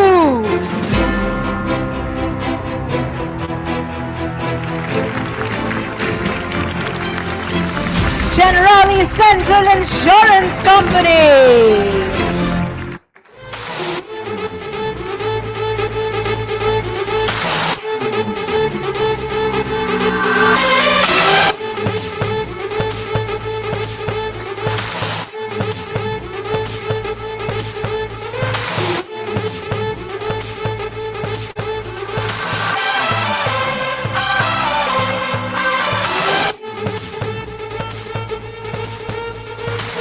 Many congratulations.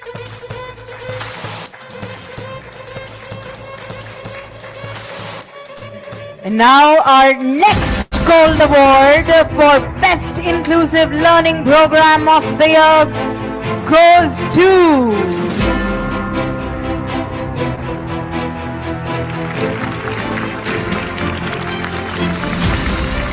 ITC Foods Business Division.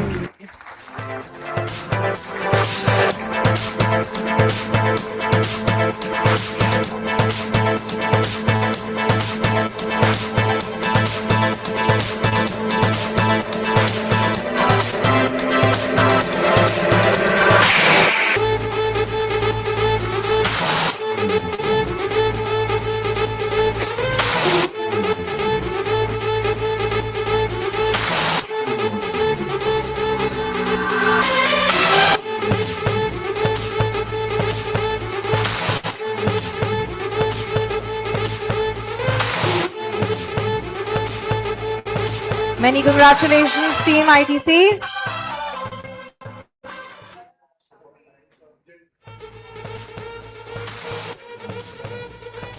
Thank you so much. Thank you. I would like to thank our presenters, Dr. Arup Gupta and Mr. Sanjeev Agarwal, for joining us on stage and doing the honors as presenters. Thank you so much, gentlemen, for joining us on stage. And now joining Dr. Anurag Batra, Chairman and Editor-in-Chief, BW Business World and Founder, Exchange for Media, is Dr. C. Jayakumar, Chief Human Resources Officer, L&T. And Mr. Noel Kodian, KJ Somaiya Institute of Management. Ladies and gentlemen, please put your hands together for our esteemed presenters. We now move on to our next subcategory, which is Best Learning Strategy for Blue-Collar Employees. Still in the organizational category. And the Silver Award goes to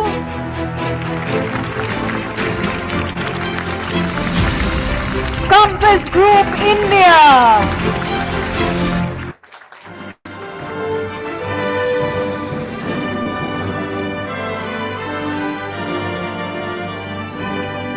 Ladies and gentlemen, तालियों में कंजूसी नहीं करते. Please put your hands together.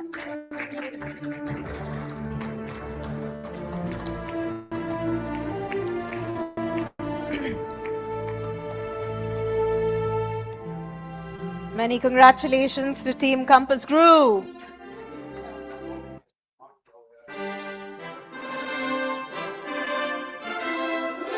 Once again, reminding all of our winners to please remain behind for a group photo, which will be up on our editorial. Our next award is the Gold Award for Best Learning Strategy for Blue-Collar Employees. And the winner is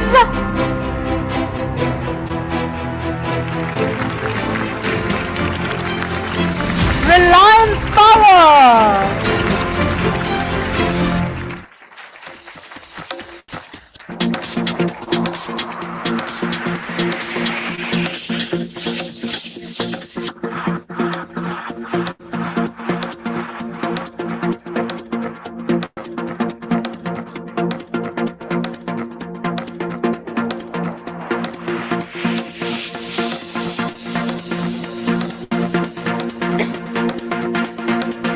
Can I have all of you in the center of the stage, please? One step ahead.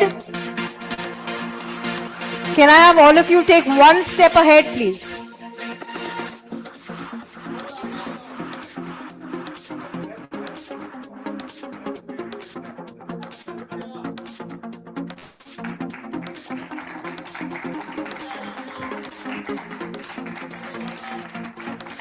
Many congratulations.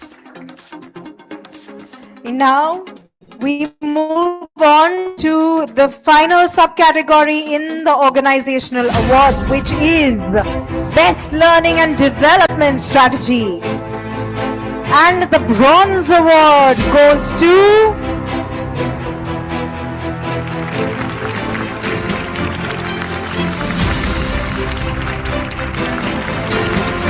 Morris Garages.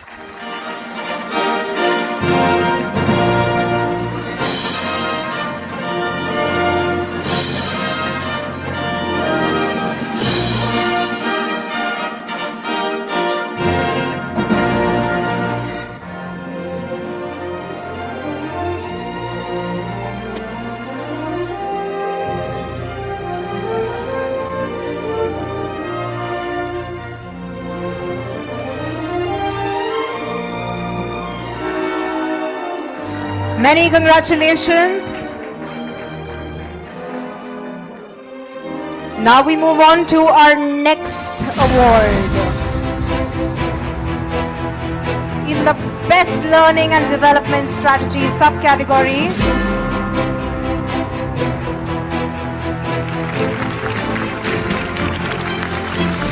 the Bronze Award goes to Anmol Industries.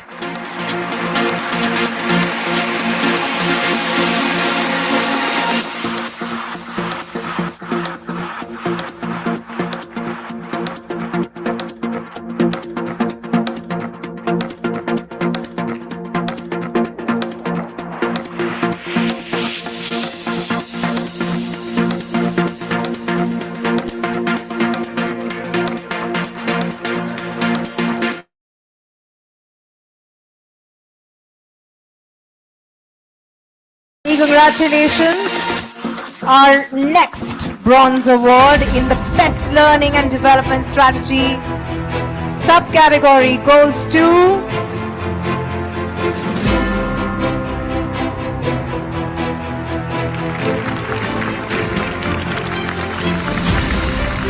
Reliance Power.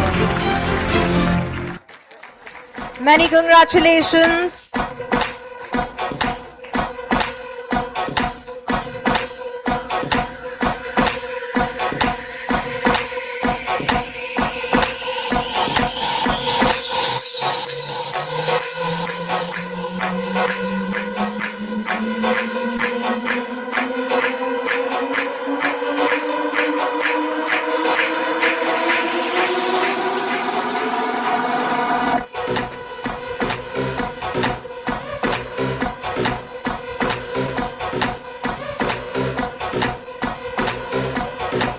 Many congratulations.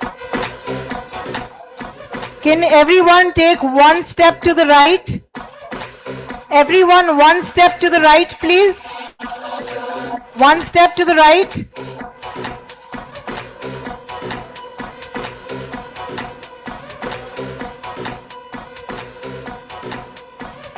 Many congratulations.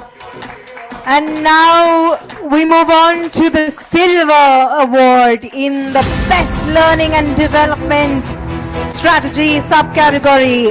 And the winner is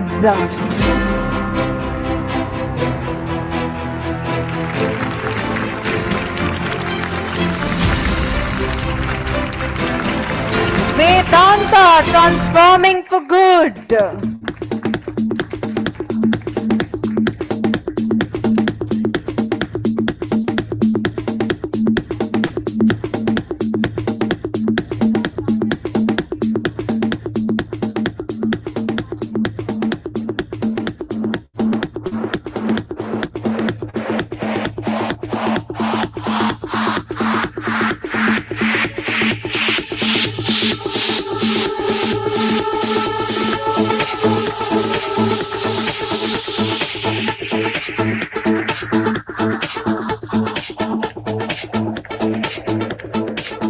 And now moving on to our next silver award in the best learning and development strategy subcategory is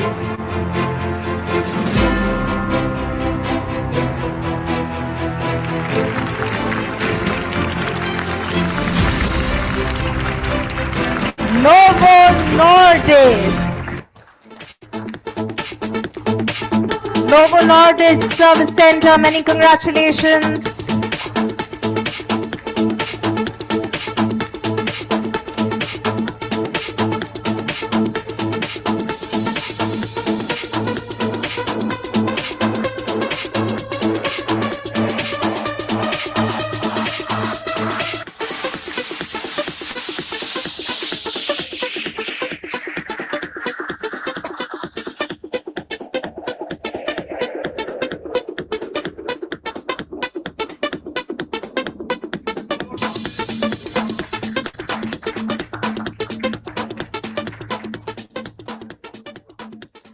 Many congratulations.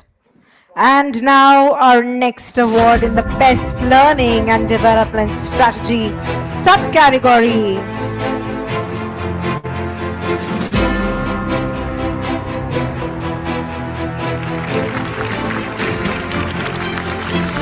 Silver Award.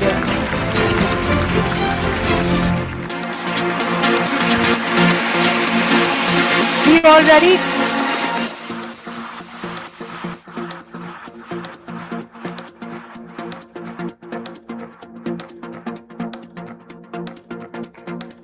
Many congratulations, Vedanta.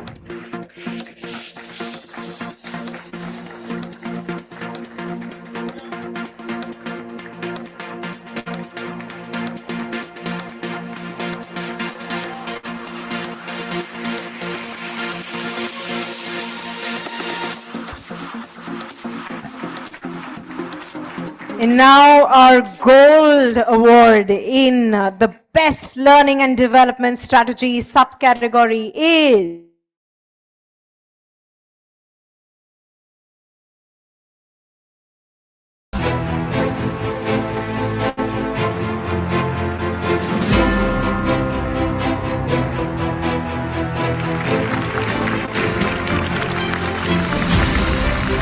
Capgemini Technology Services.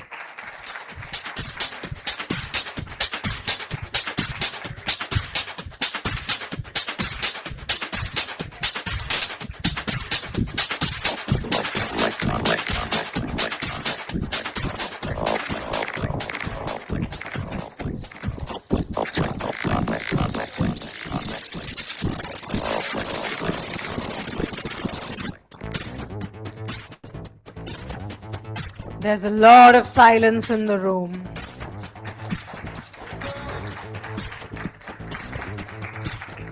Many congratulations. Our next gold award in the Best Learning and Development Strategy subcategory is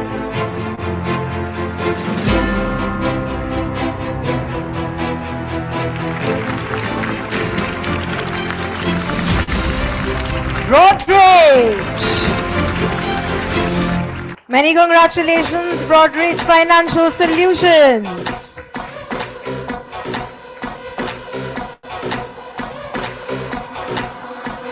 Once again, reminding all of our winners to please remain inside the hall as we will be taking a group photo of all the winners that will be up on our editorial.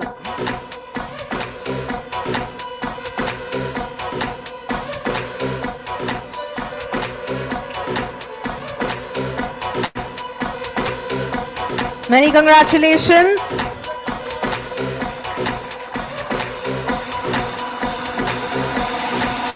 And now our final gold award in the Best Learning and Development Strategy subcategory is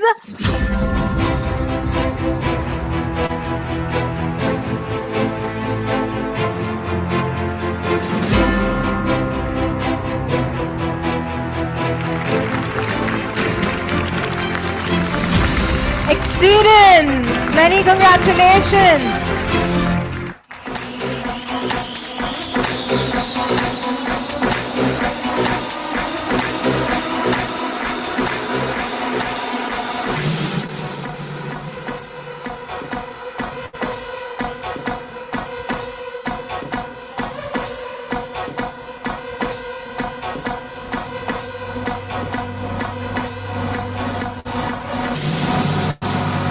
Many congratulations. With that, the organizational category is over. Can we please put our hands together for all of the winners of the organizational category?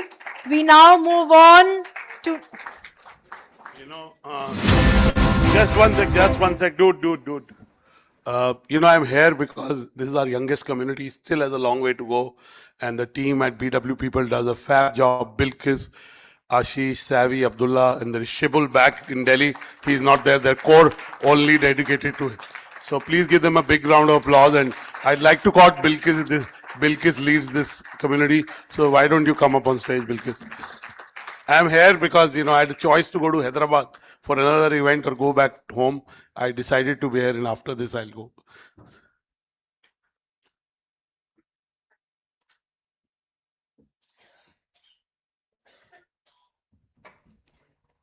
And now we move on to the team awards. And the subcategory is Best L&D Team of the Year. And the winner is...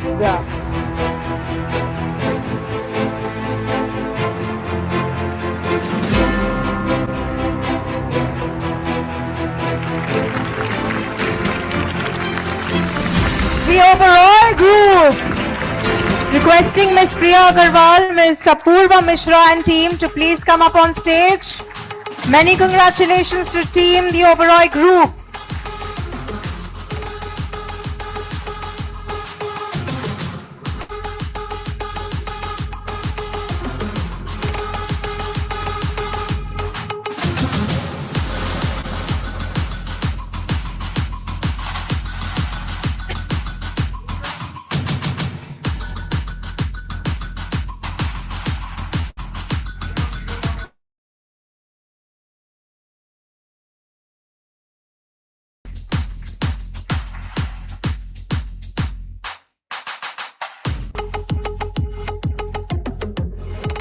Many congratulations.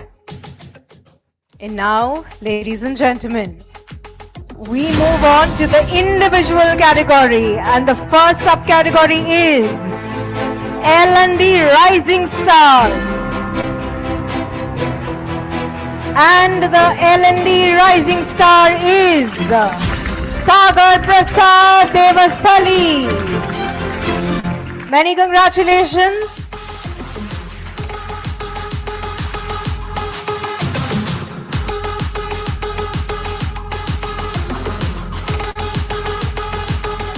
All right, we'll move ahead.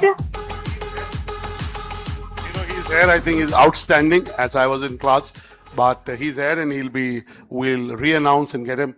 Bilkis told me that I forgot to acknowledge Aditi Rawat, who also works in the team. It happens. Sometimes I forget some names. Ashish, you know that from the past. But I never mess with Ashish. You know why? He shares his birthday with my wife, so I never mess with him. Never. He's here.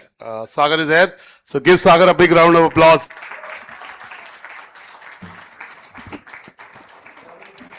L&D Rising Star, everybody. Sagar Prasad Devasthali.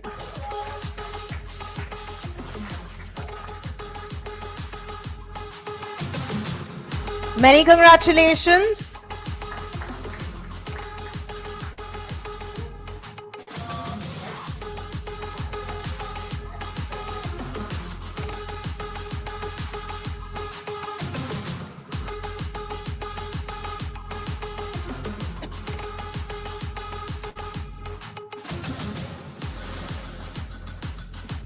And now the next individual award is the L&D Coach of the Year.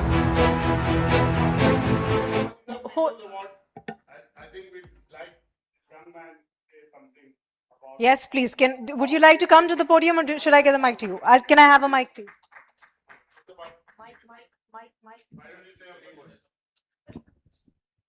Would you like to come to the podium, please? Yes. First of all, thanks a lot to Team BW People for giving me this opportunity of sharing my story of L&D excellence.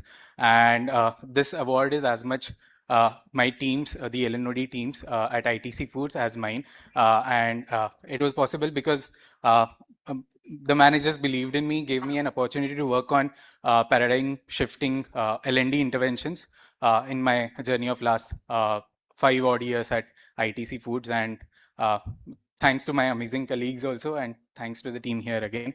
And I hope this is just the beginning, and I get to contribute a lot more to not just the organization, but the overall L&D fraternity. Thank you.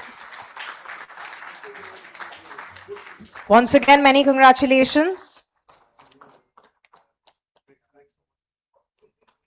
Now the next individual award is the L&D Coach of the Year. And the winner is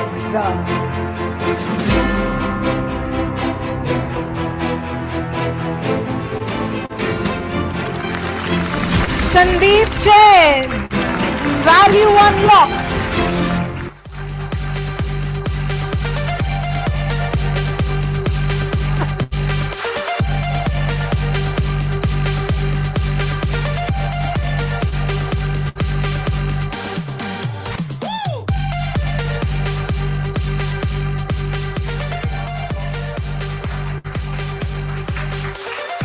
Hello. Mr. Sandeep, I request you to please say a few words. I think all I would like to say is that all of us, each of us have unrealized potential in us. And I think we as coaches in the larger L&D fraternity help realize that potential. So let's keep up the good work. Thank you so much. And now the final individual award of the evening is the Chief Learning Officer of the Year. And the award goes to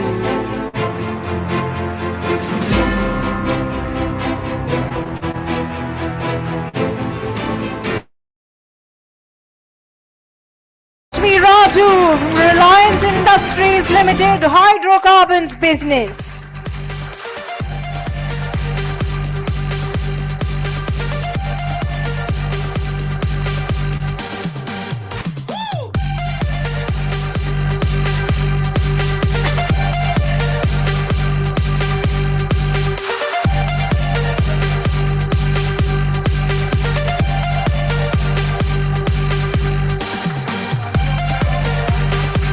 Can we please put our hands together, everybody? Ms. Raju, I'd request you to please say a few words. Thank you, Business World team. It's an honor and I feel truly humbled. After having spent almost 3 decades in this space, this makes me feel that I'm starting all over again. I feel all the more committed and responsible now. Thank you so much. Thank you so much. Now, ladies and gentlemen, there were 3 organizational awards that the winners unfortunately could not join us here physically, but we would still like to raise a toast to their name. And I will be having their categories and names up on screen. The Bronze Award for Best Digital Learning Transformation Program.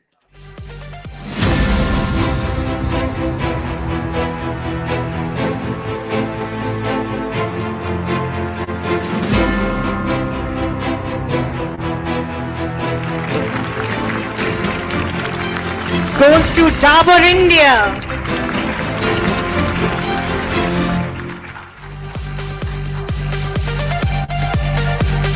Many congratulations to Dabur India. Our next award is the Best Leadership Development Program.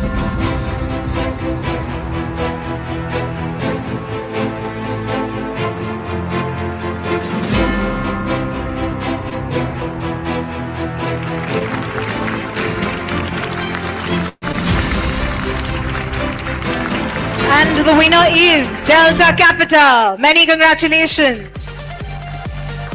And the final award for the evening is the best use of simulations of virtual environments for learning.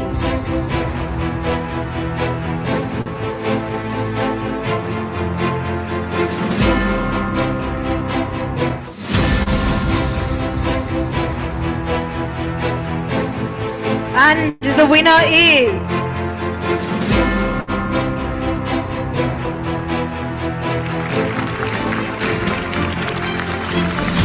Brutam LLP. Many congratulations. With that, we come to the end of the award ceremony. Can we please put our hands together for all of our winners? Thank you to our presenters. Thank you so much. Now, it's almost time for me to bid you all farewell, but before that, I'd request all of our winners and our senior BW team members up on stage for a group photo, please. Winners with the trophy.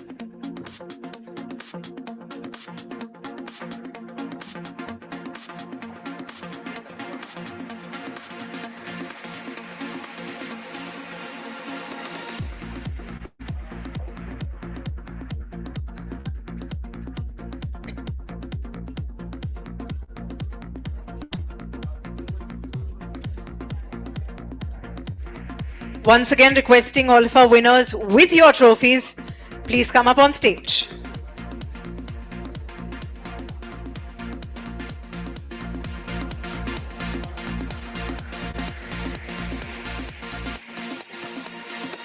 I would also request all of our presenters to please be here on stage. All 5 of our presenters.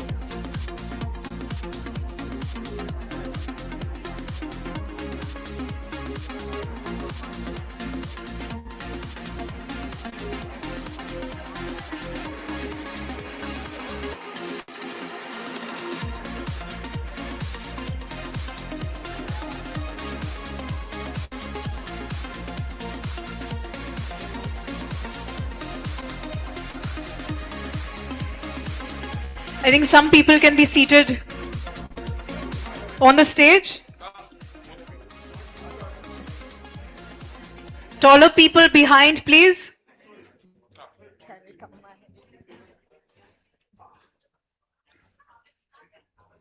Taller people behind.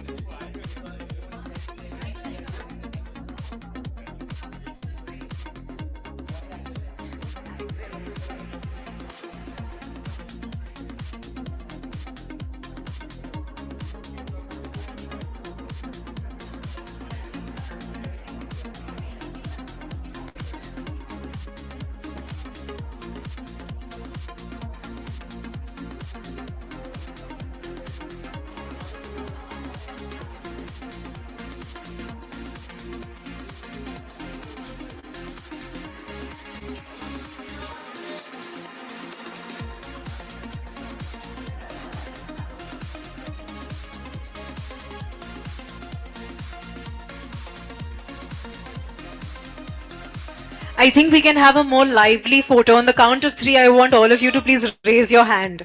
One hand on the count of 3, all right? 1 and 2 and 3.